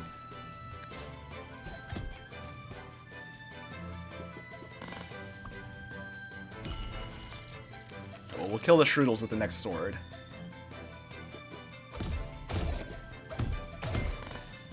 Combos are kind of low, though, because everything's hitting so weakly. Alright. Now we're fine, though.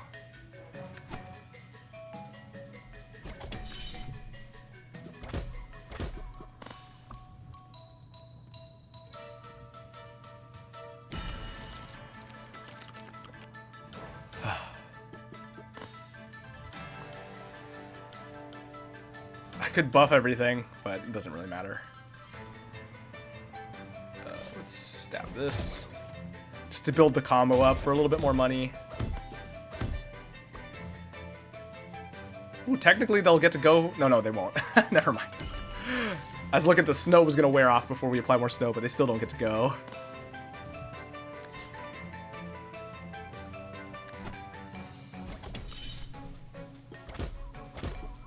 Permafrost, perma-snow. Frost is a different mechanic.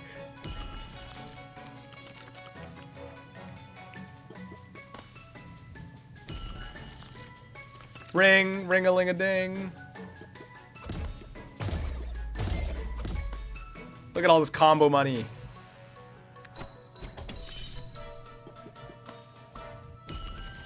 I'm just applying flame waters to try to build up these combos slightly.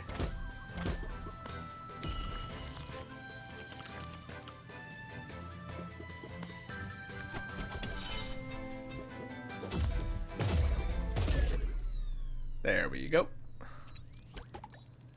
Whew.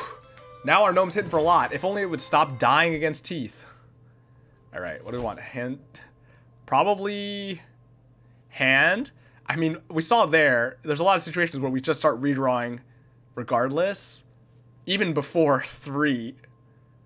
So in that case, it's actually still better to play hand because we just draw more cards per turn. And we're getting close to being able to draw our whole deck. Although we're always going to have some dead draws here.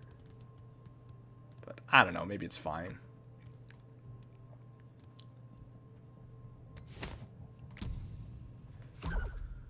Yeah. Naked Gnome is still injured, permanently injured, because it just keeps smacking into teeth. That was a boss, right? Last area. Ooh, Shade Sculptor. is a second chrono worth it? Actually, maybe, now that we realize that it'll give an extra to Snoffle as well. Although, again, anything that resists snow, which there's a lot of stuff, it becomes much worse. Could also duplicate the Shrew Mine. But the thing is, our board is very full. But what else would I even duplicate? I don't know there's anything else. I mean, no, because Lumen does not get extra value from being applied, from having multiple of them, because it clears when Lumen is applied, and it doesn't care from where. Honestly, maybe it is just the charm then.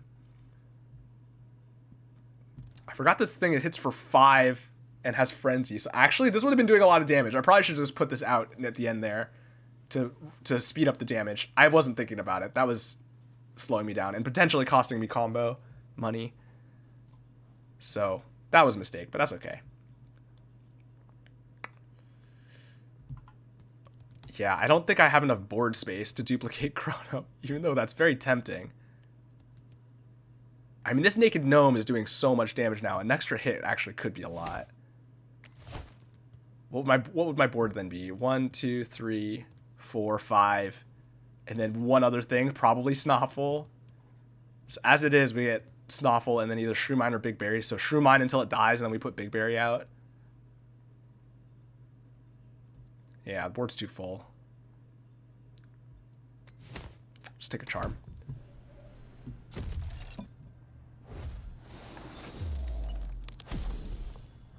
Weakness charm. One of the other worst charms in the game. Don't have anything where it's valuable here.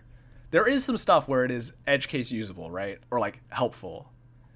But for the most part, it's not. It's just harmful. I mean, we could make a snow stick that doesn't deal damage if we wanted that for some reason. Actually, we can't, because it reduces by 2, so it has to have 2 damage to reduce. If you really need another Chrono, you can vase Chrono instead. That's also true. Yeah. But imagine though, if you had 2 Chronos out and then you vase one and everything's getting 4 hits, right? No, but yeah, that's the thing. The vase is very valuable on Chrono. It's good on Snoffle. It's honestly also good on Little Gauzy if we're in the situation where the damage is relevant. Although I think we're mostly going to be putting on any fight where we can lock them with snow, we'll be putting it on Snoffle. And any fight where we can't, we're probably basically always putting it on Chrono, because that's still getting us more damage output. But yeah. I just like the idea of having double Chrono out, right? And just like swinging a million times with this Naked Gnome. Imagine, right? Like, if we don't have to deal with stupid teeth charms, this gnome will be swinging every 2 turns. It would swing, well, even as of now, if we lumen the Chrono, it'll swing 3 times for like 10 damage or whatever. Every 2 turns. How much damage is it doing now? 392. Well, in the fight, we're going to get to 400, so that'll be plus 8. So it'll be 10, 11. It'll be swinging for 33 per every 2 turns. Insane. Now if only we could stop running into stupid teeth charms. All right. I don't think there's literally anything to put this weakness charm on. Yeah. So onward we go. Okay, hog fight. We need the snow. We can just perma snow this. I think there are some that are snow resist. I can just check, I guess. Where are the hogs? No, rock hog doesn't. So, and then the boss Razor does. So Razor we're not going to be able to lock. Although Razor is arguably the least concern, especially if we can clear the board before it lands, right?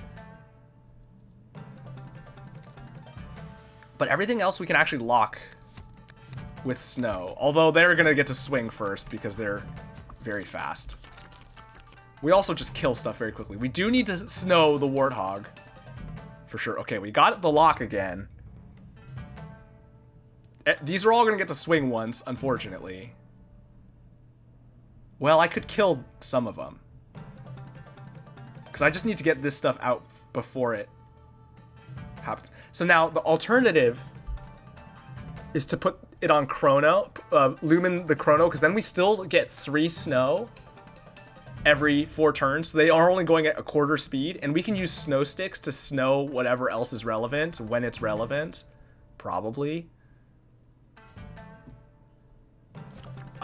Our Shrew Mine is definitely losing a lot of value now because of the fact that it's, that we're just locking things out.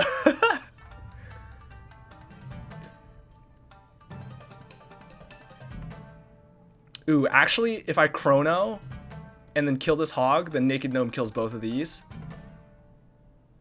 And then I need to snow the Warthog before Naked Gnome swings again. So let me count this. Kill the hog. Chrono. Naked Gnome kills 2. Lumen Vase the Snoffle. Everything counts down. Everything's at 1. Warthog. And we manually snow the Warthog so that it doesn't smack back. And then the team blows it up. Oh, but the timing is weird because Snoffle will not be will be out of sync. But then we'll get Sunrod next turn, and we'll be able to set up Snoffle properly. So that's fine. That's the setup. Chrono. Okay, it's just hitting twice. It is hitting twice. That is the correct number. If it hits an extra time, it's gonna die to the Warthog. Kill the hog.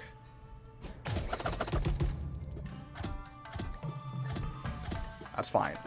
I'll be honest, I wasn't thinking about the damage they were gonna do. I forgot that they were gonna get an extra attack, but it was okay because everything had more than 2 health. I should have had Lido in the front though. That's fine. Snoffle, snow. Lumen Vase on Snoffle. Manually snow the Warthog so it doesn't kill our stuff. And then it gets blown up. Sounds like a volleyball smacking it. Alright, now everything's here. And going very soon. Most of it's not relevant. I do need to... Everything's gonna get locked out before it becomes an issue. Oh, we do need to get... Okay, we need to get the big berry out just to tank one of the hog hits. Unless I kill one of the hogs. I'm going to... Next turn, I'm going to Sunrod so that the Snoffle will go before almost everything. And then we should be good, because then we're out of sync with the waves. And so it should basically be on 2 every time a new wave comes in.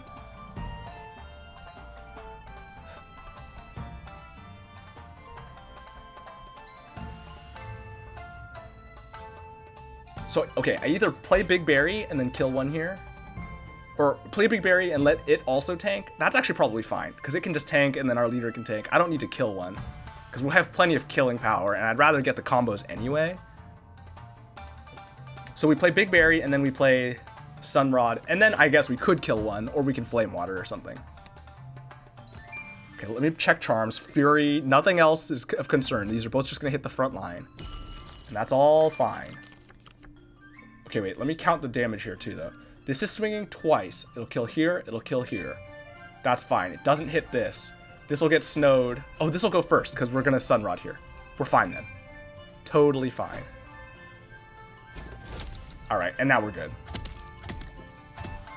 We're locked in. Everything starts blowing up.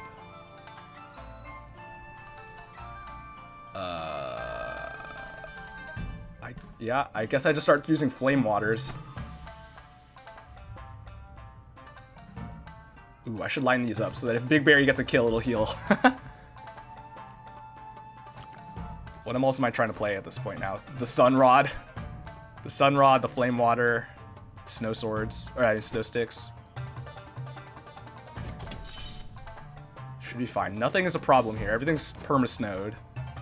And everything starts dying. Hello. None of this is important. Let's just reset.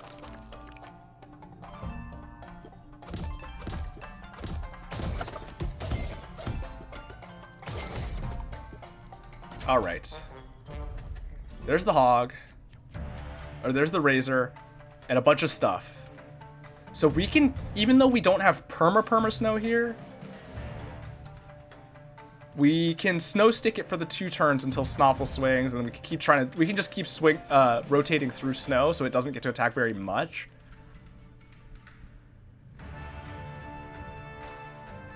Gotta be a little bit careful of the counts. Because I need to snow the Warthog too before it gets attacked.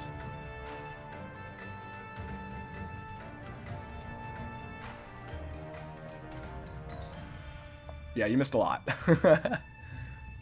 We're in a pretty good situation.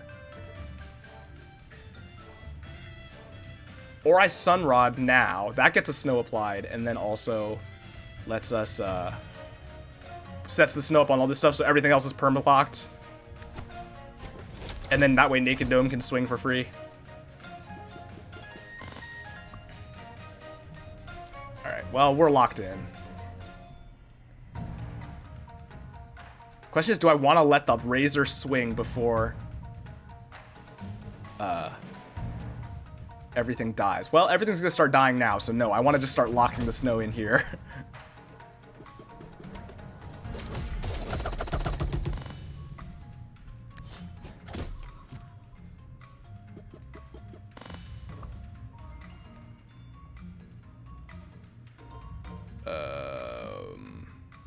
I mean, I guess I just stab for combo, right?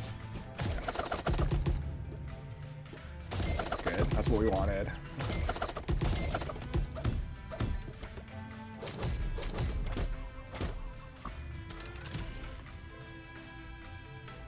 Yes, that's what you've missed. That's what I've been doing. Snoffle with the Chrono and Illumin Vase is a perma-lock on anything that doesn't resist snow. So that's why that's as long as we're in a fight where we don't have too many snow resist enemies, we have it locked.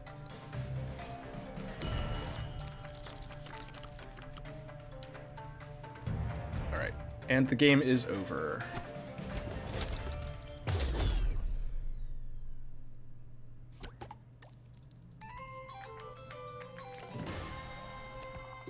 Wow, Naked Gnome finally recovered. What do we want here? Charm and Muncher. What am I even munching? The swords. The swords are pretty bad. Actually, that lets us draw our whole deck, right? We'll be at 6. So 1, 2, 3, 4, 5, 6, 7. Yeah, we'll be able to redraw our whole deck every turn.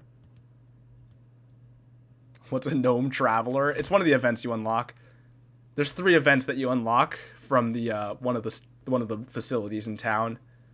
So it's an event. If you want me to tell you, I can tell you. Well, yeah. It has 3 items that you can take, but if you take it, they give you a junk as well. I think I'll just take the Charm and the Muncher. That gets us to the threshold of drawing our whole deck, which is very nice.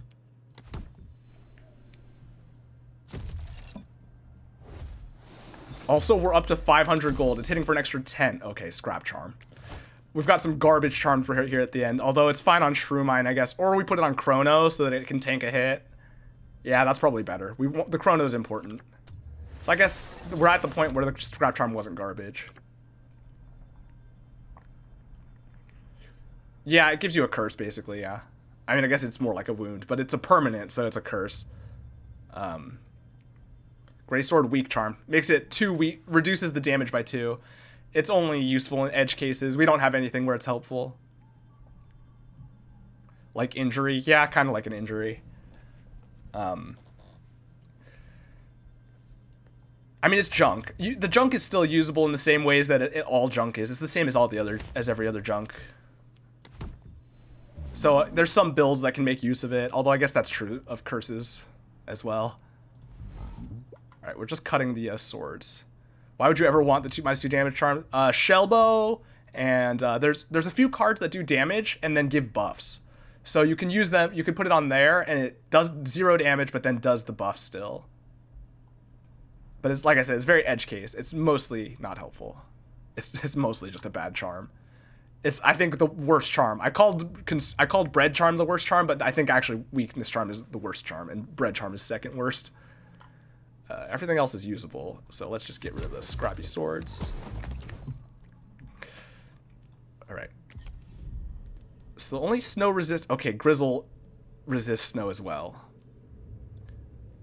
Alright, we should be okay if we can get set up properly.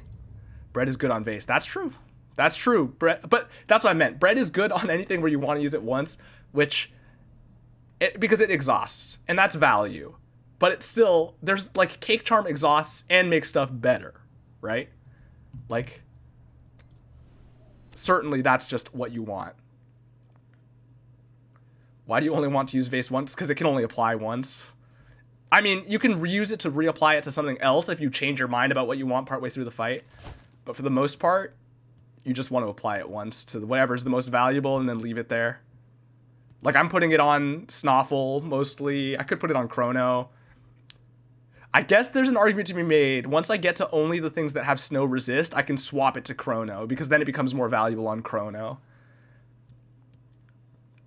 But like at the start, it's better on Snoffle because we can just permalock anything that doesn't have resist.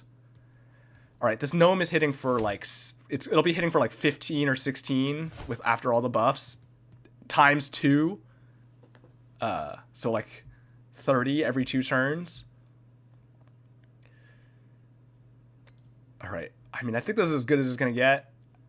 I don't know if I don't think I want to move any of these crowns, and I really just gotta hope that we can keep the bad stuff. Okay, I will admit, the leader's gonna be annoying. P-Well is gonna be very annoying here.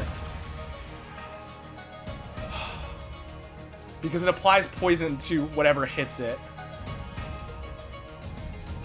I think I might have lost, now that I think about it. I forgot it's not Smackback. I was thinking it was Smackback. But it's not. It's different. And I took advantage of it being not Smackback in my playthrough when I got here. But now that I'm here...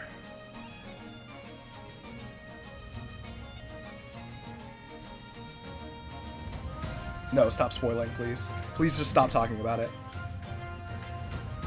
I mean, I have a guess. I'm pretty sure I have an idea, but... As I've said like 4 times now, please just stop talking about it.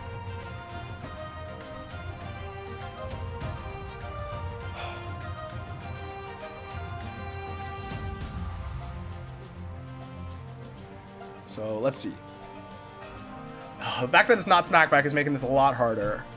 Because I need to hit it. So, and unfortunately, a lot of our stuff... Also, the Penguin Charm, yeah...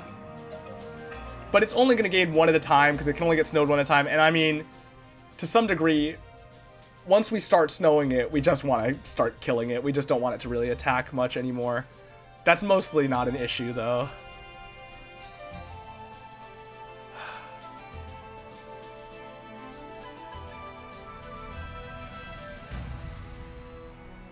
Let's see. The Blunky. Well, once we get our snow up, it'll be a non-issue. I mean, it is going to hit hard very early. Goggles. There's your goggles. Well, I mean, let's play everything out. Let's see what our draw is. Oh, man. This is kind of bad because the leader can only get hit. The only safe attack into the leader is Big Berry because we don't have ink. I kind of forgot that it was not Smackback. I should have taken... I'm going to need ink to win this fight, I think, eventually. I didn't get the Chrono, which is a little bit scary. Blunky's gonna hit me hard. The Chrono's in my bottom 2, of course.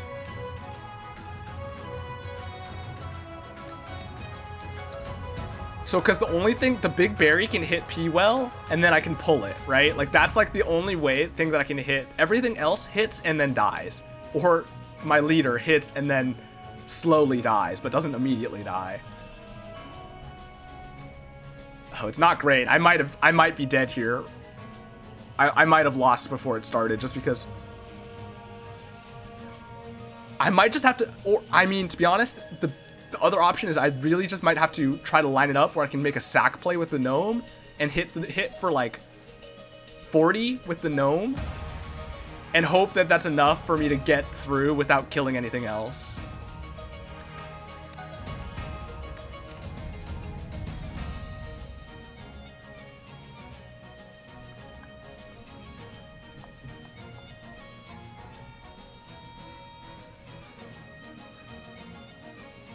I think that's going to be the best plan. Gnome Sacrifice sounds like a decent strat. Yeah, I think that's going to be the best. That's the most likely to actually be successful.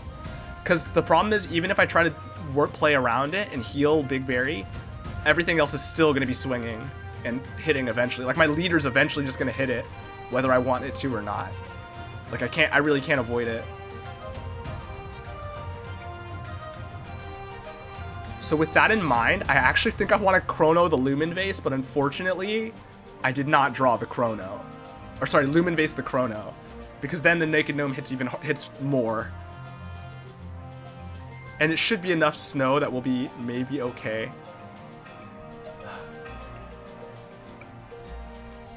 So what can I do though?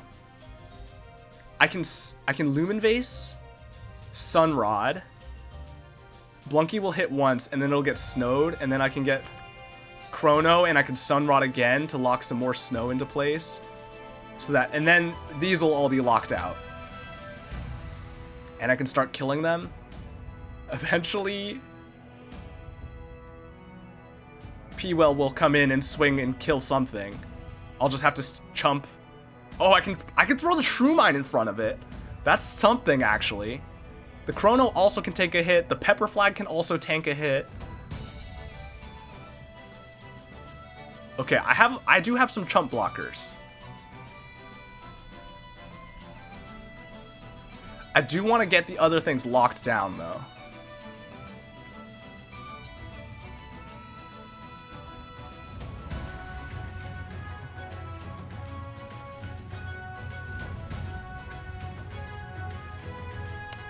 Do I want to throw the Shrew Mine in front of the Blunky to start knocking the Blunky's block off? That's actually probably not a bad idea. Although the Blunky will also get perma-snowed eventually. Yeah, see, for me, Monster Train was okay. It was fun, but I did not like it nearly as much as Slay the Spire, or as much as I'm liking Wildfrost. Slay the Spire is great. Slay the Spire is fantastic, and Wildfrost so far has been amazing. Monster Train is good. I don't know. It didn't click with me. I played a bunch. I did some of the Covenants or whatever they're called, and I didn't like the I don't know, the floor systems and the pacing of it are very different. And I personally was not as into the way the synergies worked between different tribes. Like, they kind of felt questionable a lot. Like, it's just kind of like you just had completely separate strategies. Like, in Slay the Spire and in this game, there are a lot of, like, key strategies, but, like, they often will synergize well with one another. Or, like, there's ways to make them, like, the charms are another way where you often end up in situations where you're able to go through to, like, synergize with multiple strategies.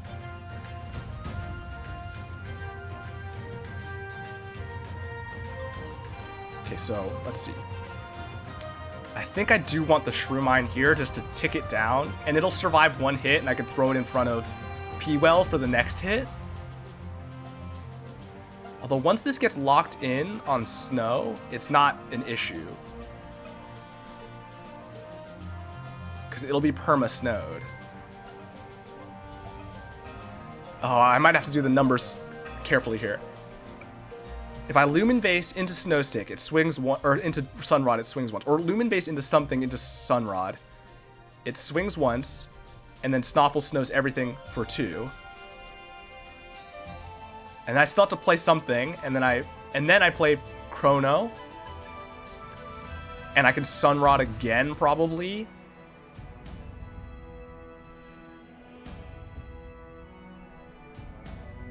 One card per turn of Wildfrost. I mean, there's not really turns in the same way. It's just, you're just alternating actions, right? It's just counters. I don't really think, it's like labeled as a turn, but in my brain, it's really not. It's like, it's sort of turns, but it's not, it's like a very different system. And honestly, that's part of why I really like it, because it's so much more, there's so much more like, of just like keeping track of the numbers and figuring out the timings of everything. Because like, it's a turn. I mean, that's fair, but you know, but like, you know, things don't attack every turn, right? Like in Slay the Spire, you have to play multiple cards a turn because the enemy attacks every turn, right?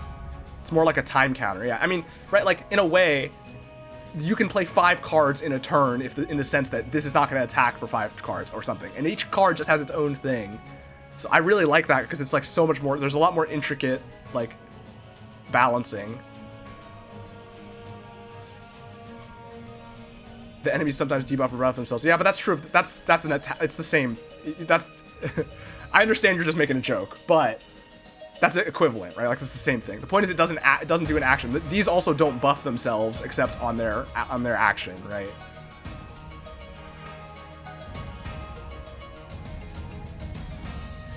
Oh man, I'm spending so much time thinking on this because I really the boss is really going to be a big problem here.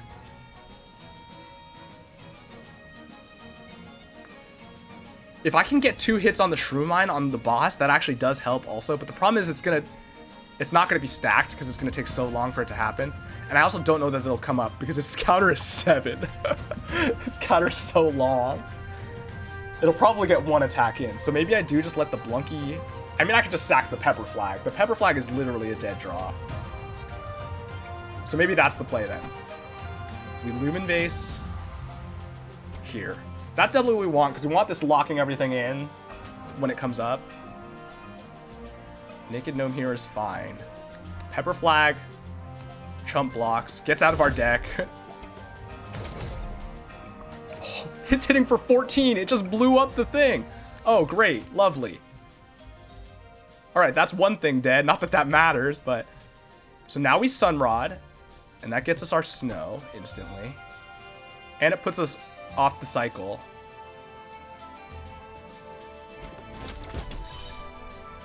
P-Well starts stacking. That's okay. And now I play the Shroom Mine out for whenever that comes up.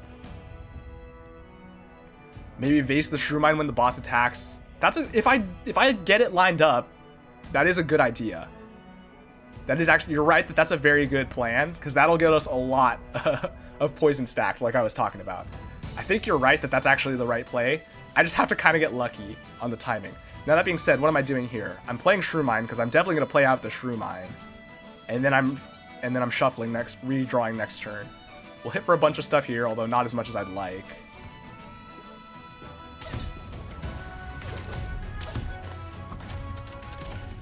Okay. We definitely want to hit the Chrono and the Sunbell here. No Sunbell. Oh no, we did. We got the Sunrod, I mean. Oh, okay, we're drawing our whole deck. We're good. Okay, so now we can plan all of our turns. We can actually plan the rest of the fight, well, at least until the stuff spawns in, right? I can Chrono this turn, Sunrod, then we're locked. Almost. The new stuff coming in could be off cycle. But then Snoffel's locking everything except for P-Well. So then I should be able to... Okay, that's 2 actions. And what else am I even playing? Big Berry? No, I won't have space. So eventually I'm going to want to try to time it. It'll be turn 5, so I'll have to redraw. Or I can redraw. I can sort of slow it down further with the Snow Stick. Stuff is going to start dying, though, so I kind of want P-Well to swing into the Shroom Mine soon.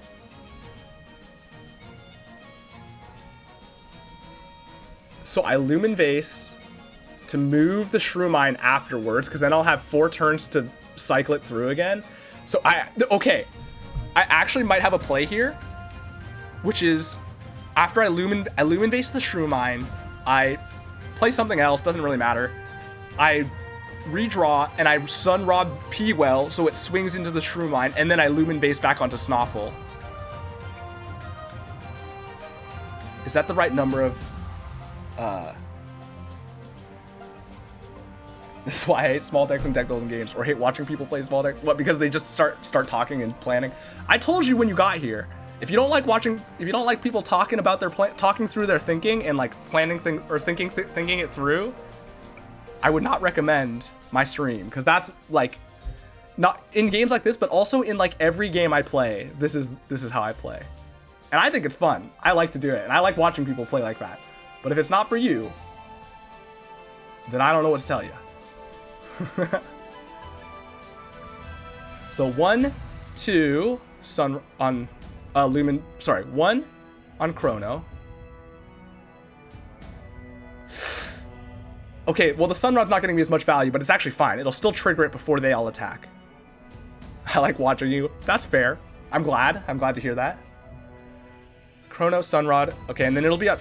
It'll reset, and it'll go down to 3. Lumen Vase on the Shrew Mine, down to 2. This will be at like 2 or something. And then I hit for something, go down to 1. Oh, the timing doesn't quite work. Although I can use the Snow Stick to lock some stuff in a little bit more.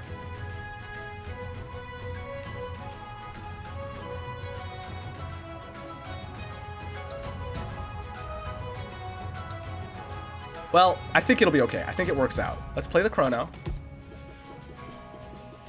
And then I lock down with the Sunrod.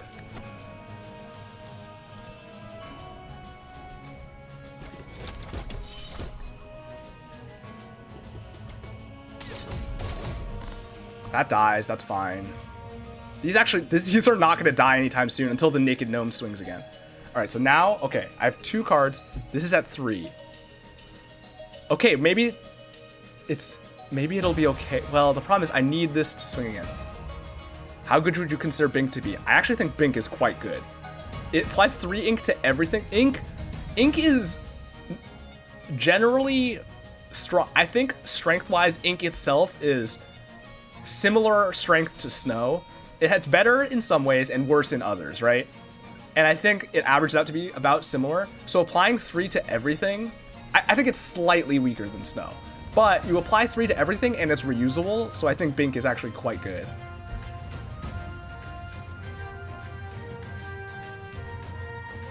I think saying it's as good as Snow is inaccurate. It is not quite as good as Snow, but it is good.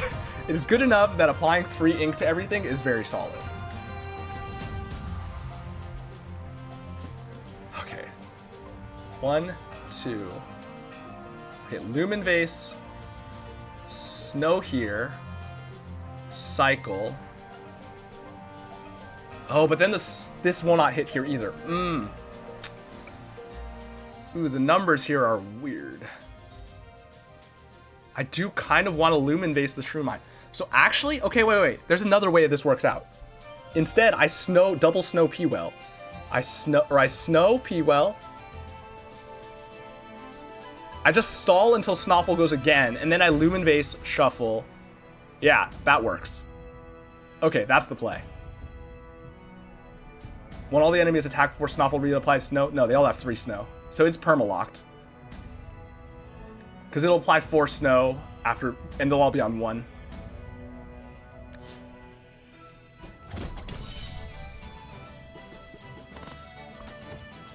Okay, the danger is that they kill everything too quickly, but I think we're good on that as well.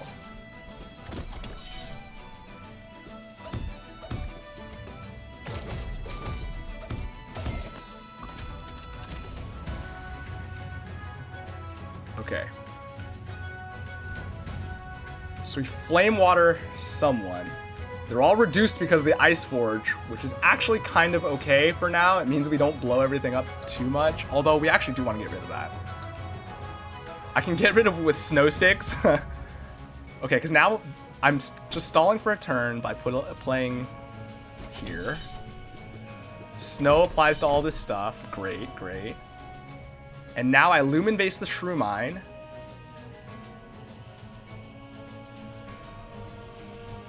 How much is this hitting for? It's not going to hit the P-Well. Okay, we're good. We're good there.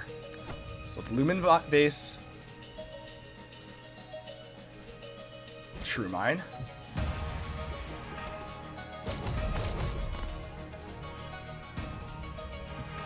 Redraw.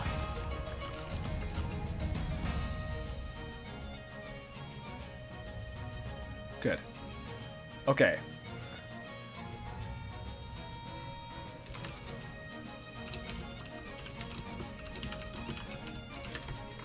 Let's see.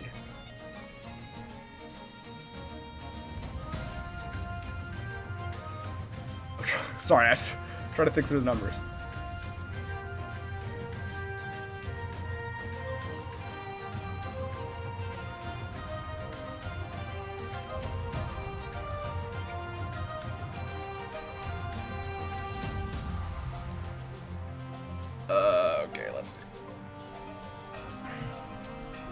I just realized I could have maybe gotten the Scrappy Sword killing Frost Guardian achievement, but I got rid of all my Scrappy Swords, so that's not happening. All right, so I don't even think, I think I just snow this twice to break it, right? I break. It breaks before the Naked Gnome swings. P-Well swings, takes a bunch of shroom. The Naked Gnome does a bunch of damage, dies. And then I Lumen Vase the Snoffle to reapply snow. Yeah. This is my only damage, so. Ooh, but everyone's attacking it. Okay, wait. Ooh, this could be very bad. I might need to snow my own stuff. Oh, I need to do the damage numbers.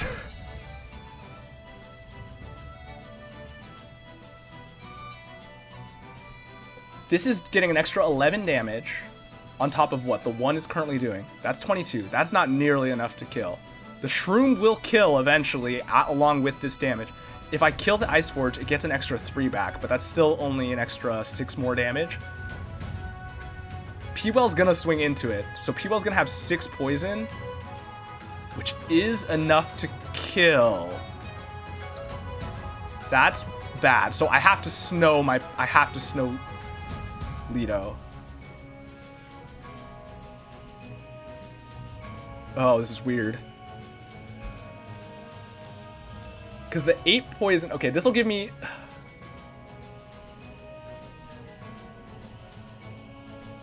Alright, so this is doing 20... An extra 11, so it's 24 damage.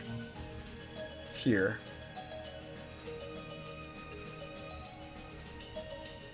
You can recall? Yeah. I will recall Lil Ghazi. That's what I'm saying. I have to recall Lil Ghazi to keep it alive, and then I have to snow my leader to not kill it. And then I can, and the Naked Gnome just has to die for the damage. Why was it doing... Oh, because it was at 4 and it was getting plus 10. But now it's at 1 getting plus 11. So it's hitting for 24. That puts it at 40. It's going to have 8 Shroom. Which is still going to take a lot of turns to kill. It will kill eventually. I might just have to permanently snow stick my own leader so it doesn't attack. Until the flip. But I can do that. That's fine. I have enough snow to do that. Okay. So let's snow stick. Oh, I gotta pull the... Let's pull the Lil Ghazi. Snow stick my own leader. Maybe I did wish I had that weak charm. Alright, does a bunch of damage, dies. Oh, is that gonna be enough? 7. So that's what? 20. Oh, it's not enough.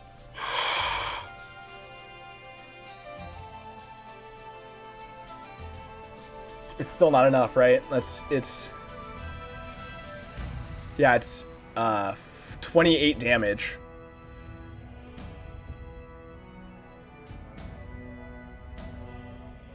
Oh, I'm dead. There's no way. I have to start just stabbing it with snow sticks for an extra 6 damage, right? It's 7, it's 1 through 7, which is 27 times 4, 28.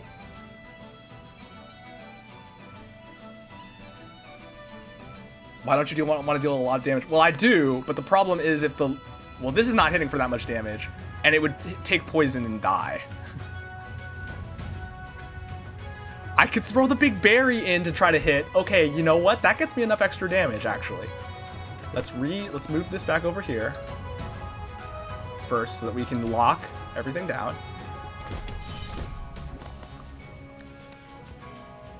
Oh, except I forgot! My leader's gonna kill itself. Oh, I'm so dead. 6 poison is 15 damage, which is exact lethal. Because I used the snow stick. Recalling Chrono might save leader. Yeah, I do have to. You're right. I have to recall the Chrono. It will save the leader. It'll only take 6 damage. That's a big difference. Yeah, you're right. That's the correct move. I have to recall the chrono. You're totally right.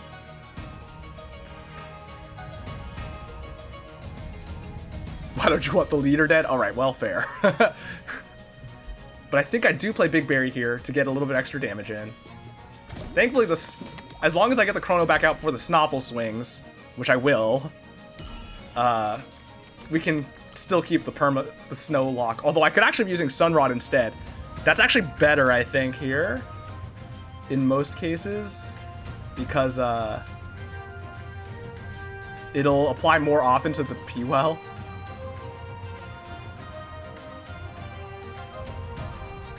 Especially because our chrono is only hitting some of the stuff here. Let's do the Sunrod first. That's fine.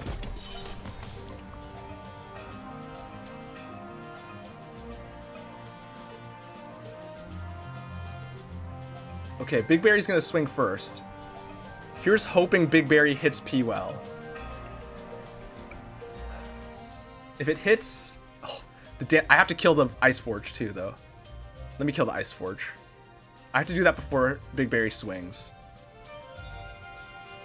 Oh, I do have healing in the form of Big Berry, now that I think about it. I wasn't thinking about that. Big Berry's 5. Okay, getting it to 6 isn't going to make a difference.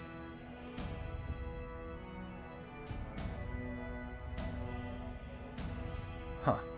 Interesting. I might want to start playing stuff back out, because this isn't going to be...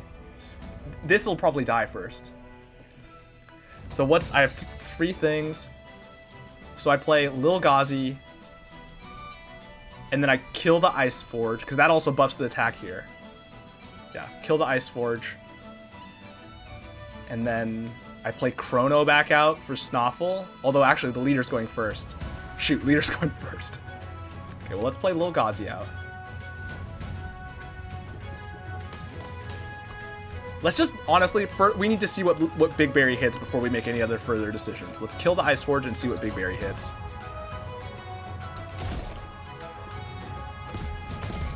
Oh my, no! Okay, we can't play Chrono out then. We have to tank another 3 damage on our leader here. Thankfully, Chrono can actually tank a hit here too. And once we flip, we should mostly be okay.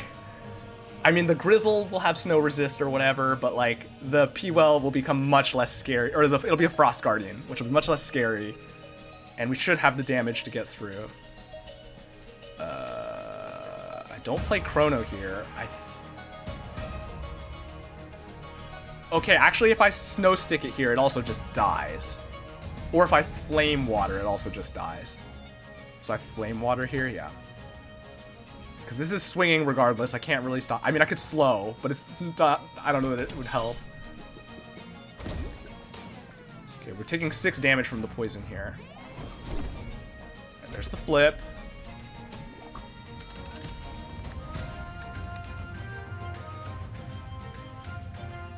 Alright, this is perfect timing. Oh, we didn't even get... we have nothing. We're locked in. It's just the Frost Guardian doing damage. Alright, we're good. We got this. Play Chrono, we're locked.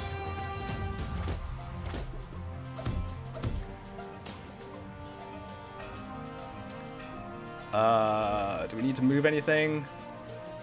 I don't think so.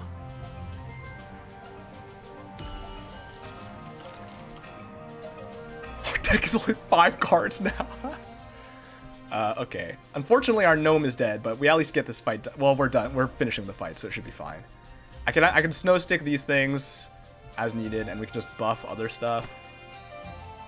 Oh, I should line this up so that I can gain some health back. Actually, let's go here so it kills 2 things.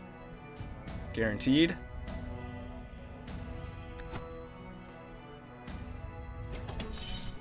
Is it possible to kill Frost Guardian without killing any of its allies? Yeah, definitely. I've had runs where I could have done that much damage. I mean, in the sense that, are you likely to be able to? Unlikely, just because in the process of killing stuff, you're likely to, to kill other things.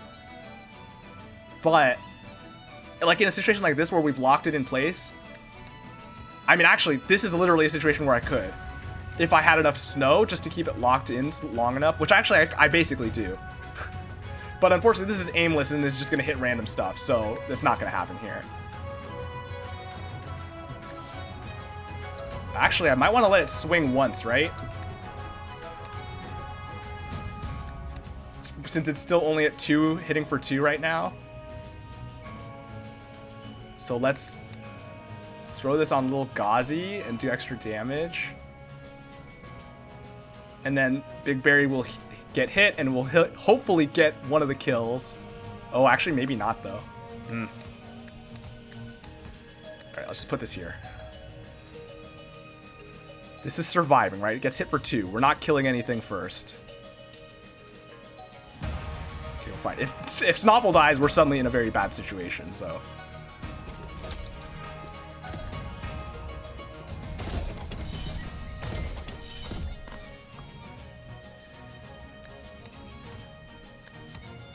Alright, and now we just keep locking it with snow for a while.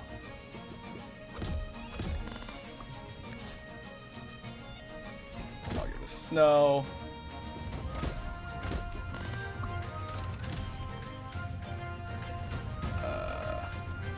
Redraw.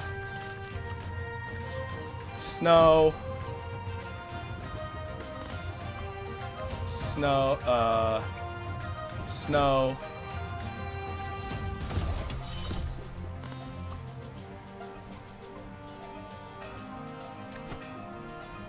Sunrod, snow.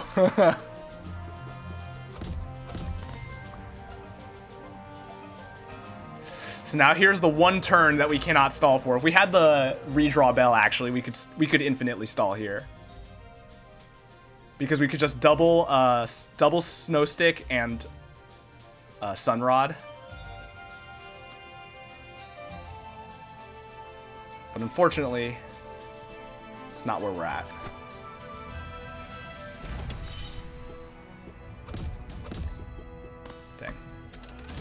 But we can stall it out a little bit longer. Snow. Snow. Alright, now's where it gets its one attack in. Oh, that was bad. I should have let the snot... Well, it was bad. I should have timed it better, but oh well. Here's its one attack that gets to go. Oh, Big Berry can tank this hit, actually. I was going to put the Chrono in front of it. I guess I do put the Chrono in front of it. And then I set Snoffle up to snow again immediately after.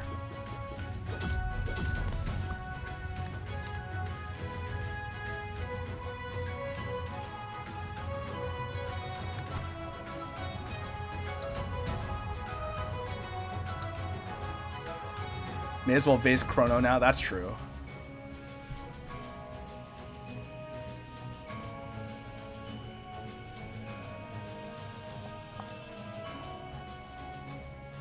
Yeah, that's true. There's enough stuff. I was thinking that, because it doesn't technically hold a lock, but it's irrelevant.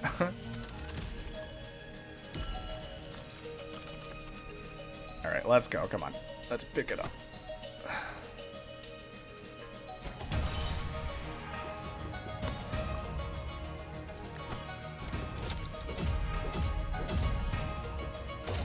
Yeah, it kills there. It doesn't matter. I guess it could this is the end of run, but I guess if there's the final boss, it could matter here. Yeah. Okay, it actually did matter. I should have actually... That was stupid. I could have snowed or something. That was dumb. I was thinking that was the end of the run, but I wasn't thinking about the fact that there's going to be extra in the run because we have the Lumen Vase.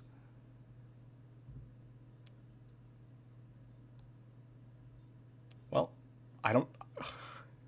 Here we go. Big Berry's weak. That's not great. Ugh, that was stupid. Frost Jailer. While active, add unmovable to all enemies. Cannot be... There's no way! What? Frost Lancer, Aimless 7. Oh, this seems dangerous. There's stuff with snow resist too. Okay, so we just have to take out the stuff with snow resist. Thankfully we have a lock, so this is potentially doable. But okay, so I need. Oh, immovable is bad though. Can I put stuff in front though? Hopefully I should be able to, because I need my 2 frontliners in front. Chrono Shrew Mine. Well, the Shrew Mine needs to be in front too, actually. Oh, well, this is Barrage and this is Aimless, and they cannot be snowed.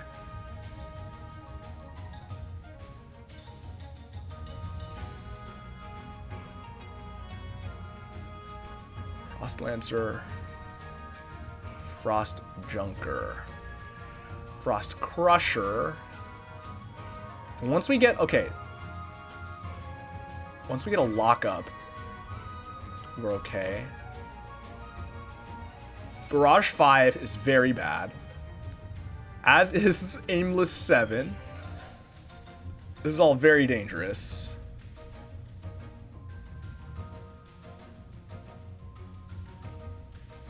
All active. If I can kill the Frost Jailer, then I can move stuff. It's only this one. Destroy the rightmost card in your hand. Interesting. Okay, I mean, in theory, as long as we get set up, this is never going to go, because this is going to get locked. These will each go, like, twice, or 3 times, and they'll get locked. But this is only going to hit for, like, 1, so whatever. And the Crusher will hit for a little bit, but we can block it. Okay, but I need to kill this Jailer first, so I need to line this stuff up with that as much as I can. Assuming I might need to test it. Assuming I can insert stuff in the front, I can put the Shrew Mine in front of the Jailer. Although it's not going to attack either. Oh, the Lancer and the Bomber are, honestly, for what we're trying to do, is the scariest part here. Also, I am way over time, but this run went long because obviously it went to the ending.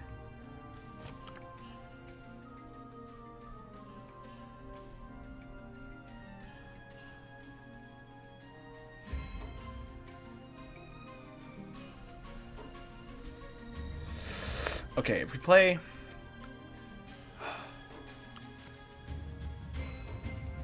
See, I actually have to think before I play stuff, because I can't move anything.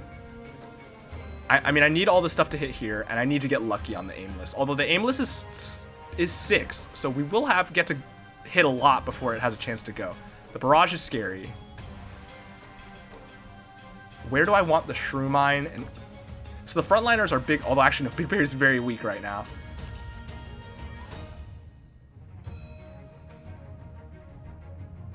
Yeah, I guess I want Big Berry here. Because it'll block the Junker and poison the Junker, which will be fine. Crusher's going to be annoying. It's going to get some chances to attack.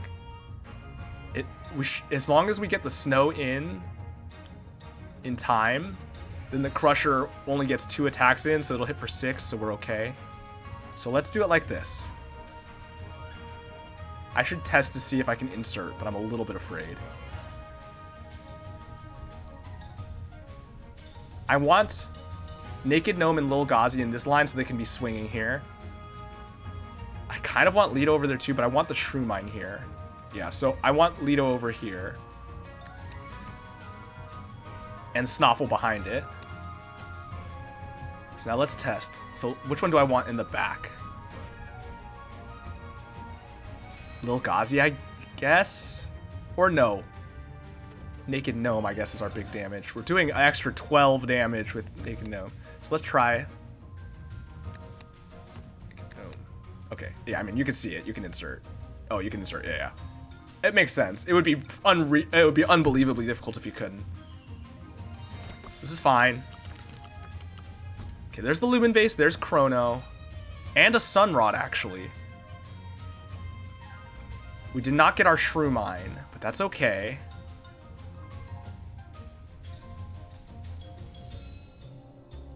Okay, so the order here, I might be able to lock some... I think I want to play the Lumen Vase and Chrono, though.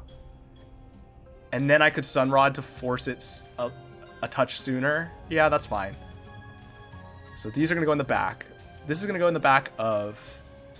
over here, because it doesn't attack. Right, and the Shrew Mine's going to go up here. Okay. That's fine. Frost Junker is going to get to attack once, unfortunately. But it's fine. Lil Ghazi can tank the one hit. Lumen Vase on Snoffle.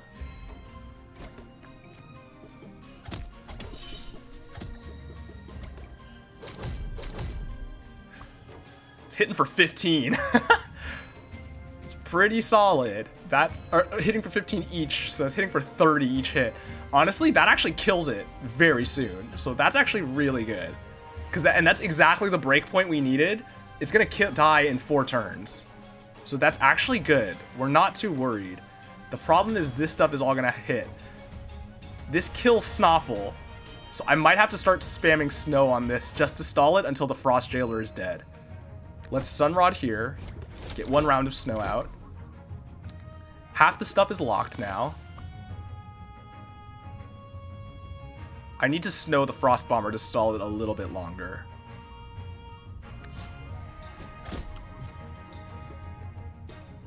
The Frost Lancer could kill something, but hopefully we can get stuff lined up in time. Okay, Frost Jailer dies on the next Gnome Swing, so it's dying. That's fine. Redraw.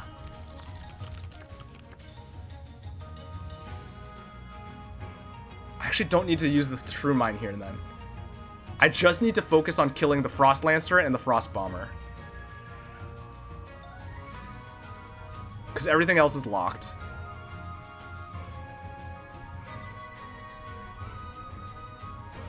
And I can slow them a little bit, but not much. The Frost Lancer will die pretty quickly once the Gnome starts swinging at it, as long as it doesn't kill the Gnome. Which is a big if. I could, you know, okay. I could Sunrod the Gnome here to kill the Frost Jailer so I can start moving stuff. Because if I can move stuff, I can move this out of the way so it doesn't die to Frost Bomber, and then I can move stuff out of the way so it doesn't die to Lancer, depending on what gets hit. Yeah, that might be the play. Because Gnome is going to kill Frost Jailer here. Getting the Gnome to swing all the time is basically going to be a lot of damage here. That's fine. Okay, so now I can move stuff. Let's move. The barrage is annoying. I kind of want to pull something. What am I pulling, though? Lil Ghazi, I guess, so that I can put this over here and just take the damage to my leader. It reduces the damage I'm doing here slightly, although actually almost not at all. Barely, just by 2 points, because this is getting most of its damage from the Greed Charm. Yeah, I guess that's fine. And then we can Snow the Frost Lancer so that we can try to kill it before it can attack. Although this is snowing this turn, so I probably want to hold the Snow Sticks until after. Meaning, I Shrew Mine here so it can hit the Frost Bar, but that's a bit of a waste because we're already taking damage to... It's not even actually blocking if I do that.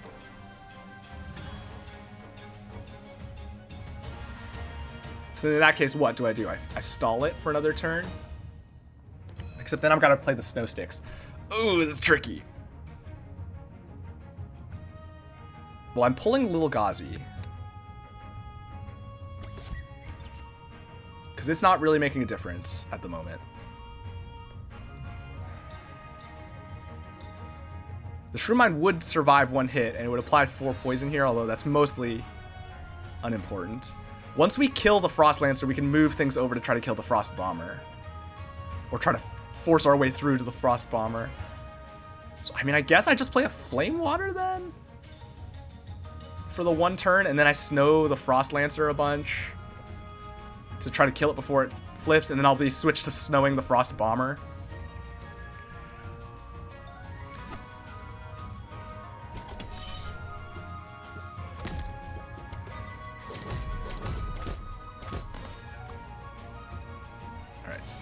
This already has the 1 snow now from that.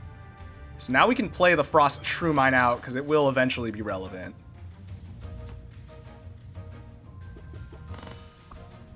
Now we can Snow here. Naked Gnome kills it.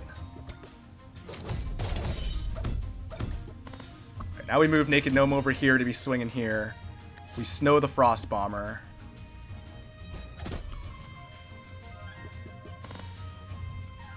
We redraw. Play out something. And then we are going to spend a bunch of turns snowing this. I'd probably play... I mean, the Big Berry's not actually doing much damage. So we play Lil Ghazi out just for a little bit more damage.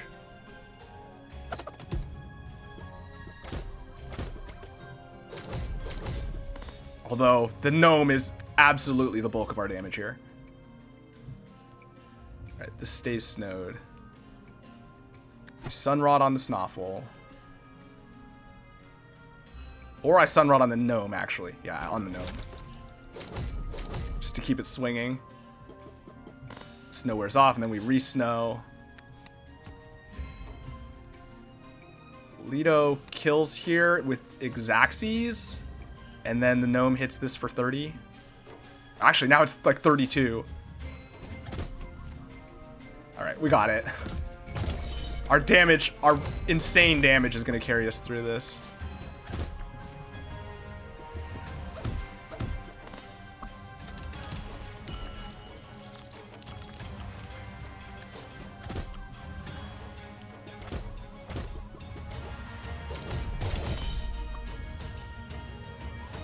Alright.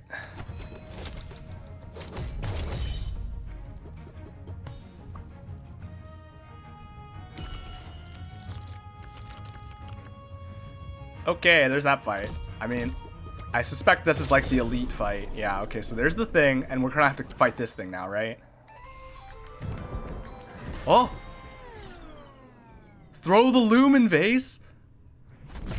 Get him! Never mind, was that the final fight? No, no way. Did we capture it? We got it! Final boss complete! Love to... Oh, yeah. Oh, yeah. I thought there was going to be a final fight against the Shadow. I thought that was going to be like the elite fight. Like this, the sword and shield fight, or the spear and shield fight.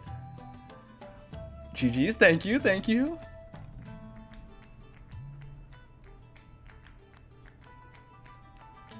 I thought there was going to be like an Act 4 double fight, elite into boss fight, but it's just a boss. Oh, look, you can see its little eye in the thing. So, but now what does my final boss become? Oh, man. Okay, well, so normally, well, for one, this is not a game that the credits is just, it's not like there's a story. Oh, it's over.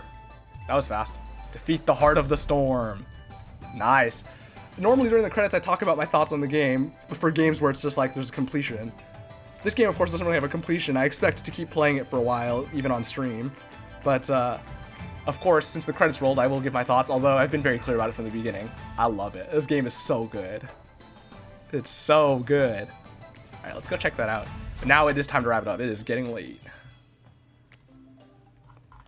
Look at that new charm. Ah, it's the Spark Charm. That makes sense. Very nice. So what does the Frostoscope show me now? Oh, it's back to a normal Frost Guardian. So I guess it's always just that fight unless you beat this and you don't go to the final fight, to the Heart of the Storm fight. Because then your thing gets possessed. But if you go to the Heart of the Storm fight, then that's that. Which I guess is like the heart, right? But presumably there's no other bells, right? Yeah, we're good. Current win streak 2? I wonder how it counts wins, though. Does it count a win if you... Well, if you go to the final fight and lose, it probably doesn't count. Even though the heart actually does count, like, for Ascension and stuff. But I guess there's not really that much more Ascension. Ah, very nice.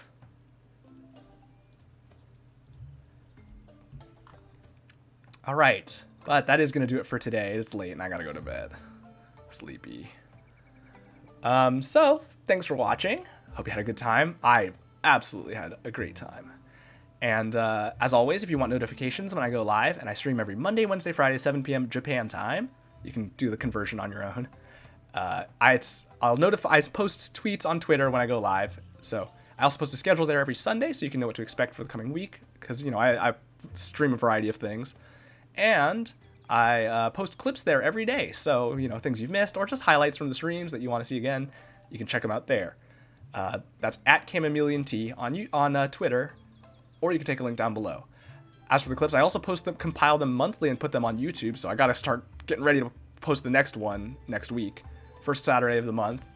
So if you want to check those out there, I might start posting them as like shorts or something on YouTube too. But in any case, I also post VODs, stream VODs there after 2 weeks. The first 2 weeks, for 2 weeks they're kept here on Twitch, but after they get older than that, I upload them to YouTube, so you can check that out there, youtube.com/@CamAmelian. Also links down below. And if you want to support me in other ways, there are links down below that you can check out. As for the schedule for this coming week, Monday will be more Teslagrad remastered, probably finishing the first game, and we'll see where we end up. And then we'll be starting Teslagrad 2 sometime after. Wednesday will be Wildfrost Wednesday, I'm pretty sure. Even though we finally beat the Heart of the Storm, I think I'll still be playing it. Gonna do some more daily runs and such. And what was I gonna say? And Friday, I don't know. Friday, it's 1 week before Tears of the Kingdom. Don't know what I'm gonna do. Maybe I'll fill it with more Teslagrad or Teslagrad 2, whatever it is that I'm on, or maybe I'll just play more Wildfrost. I don't know. We'll see. I'll figure it out before I post the schedule on Sunday. But that's gonna do it. Thanks for hanging out. Hope you have a good rest of your day, rest of your morning or evening. And until next time, see ya.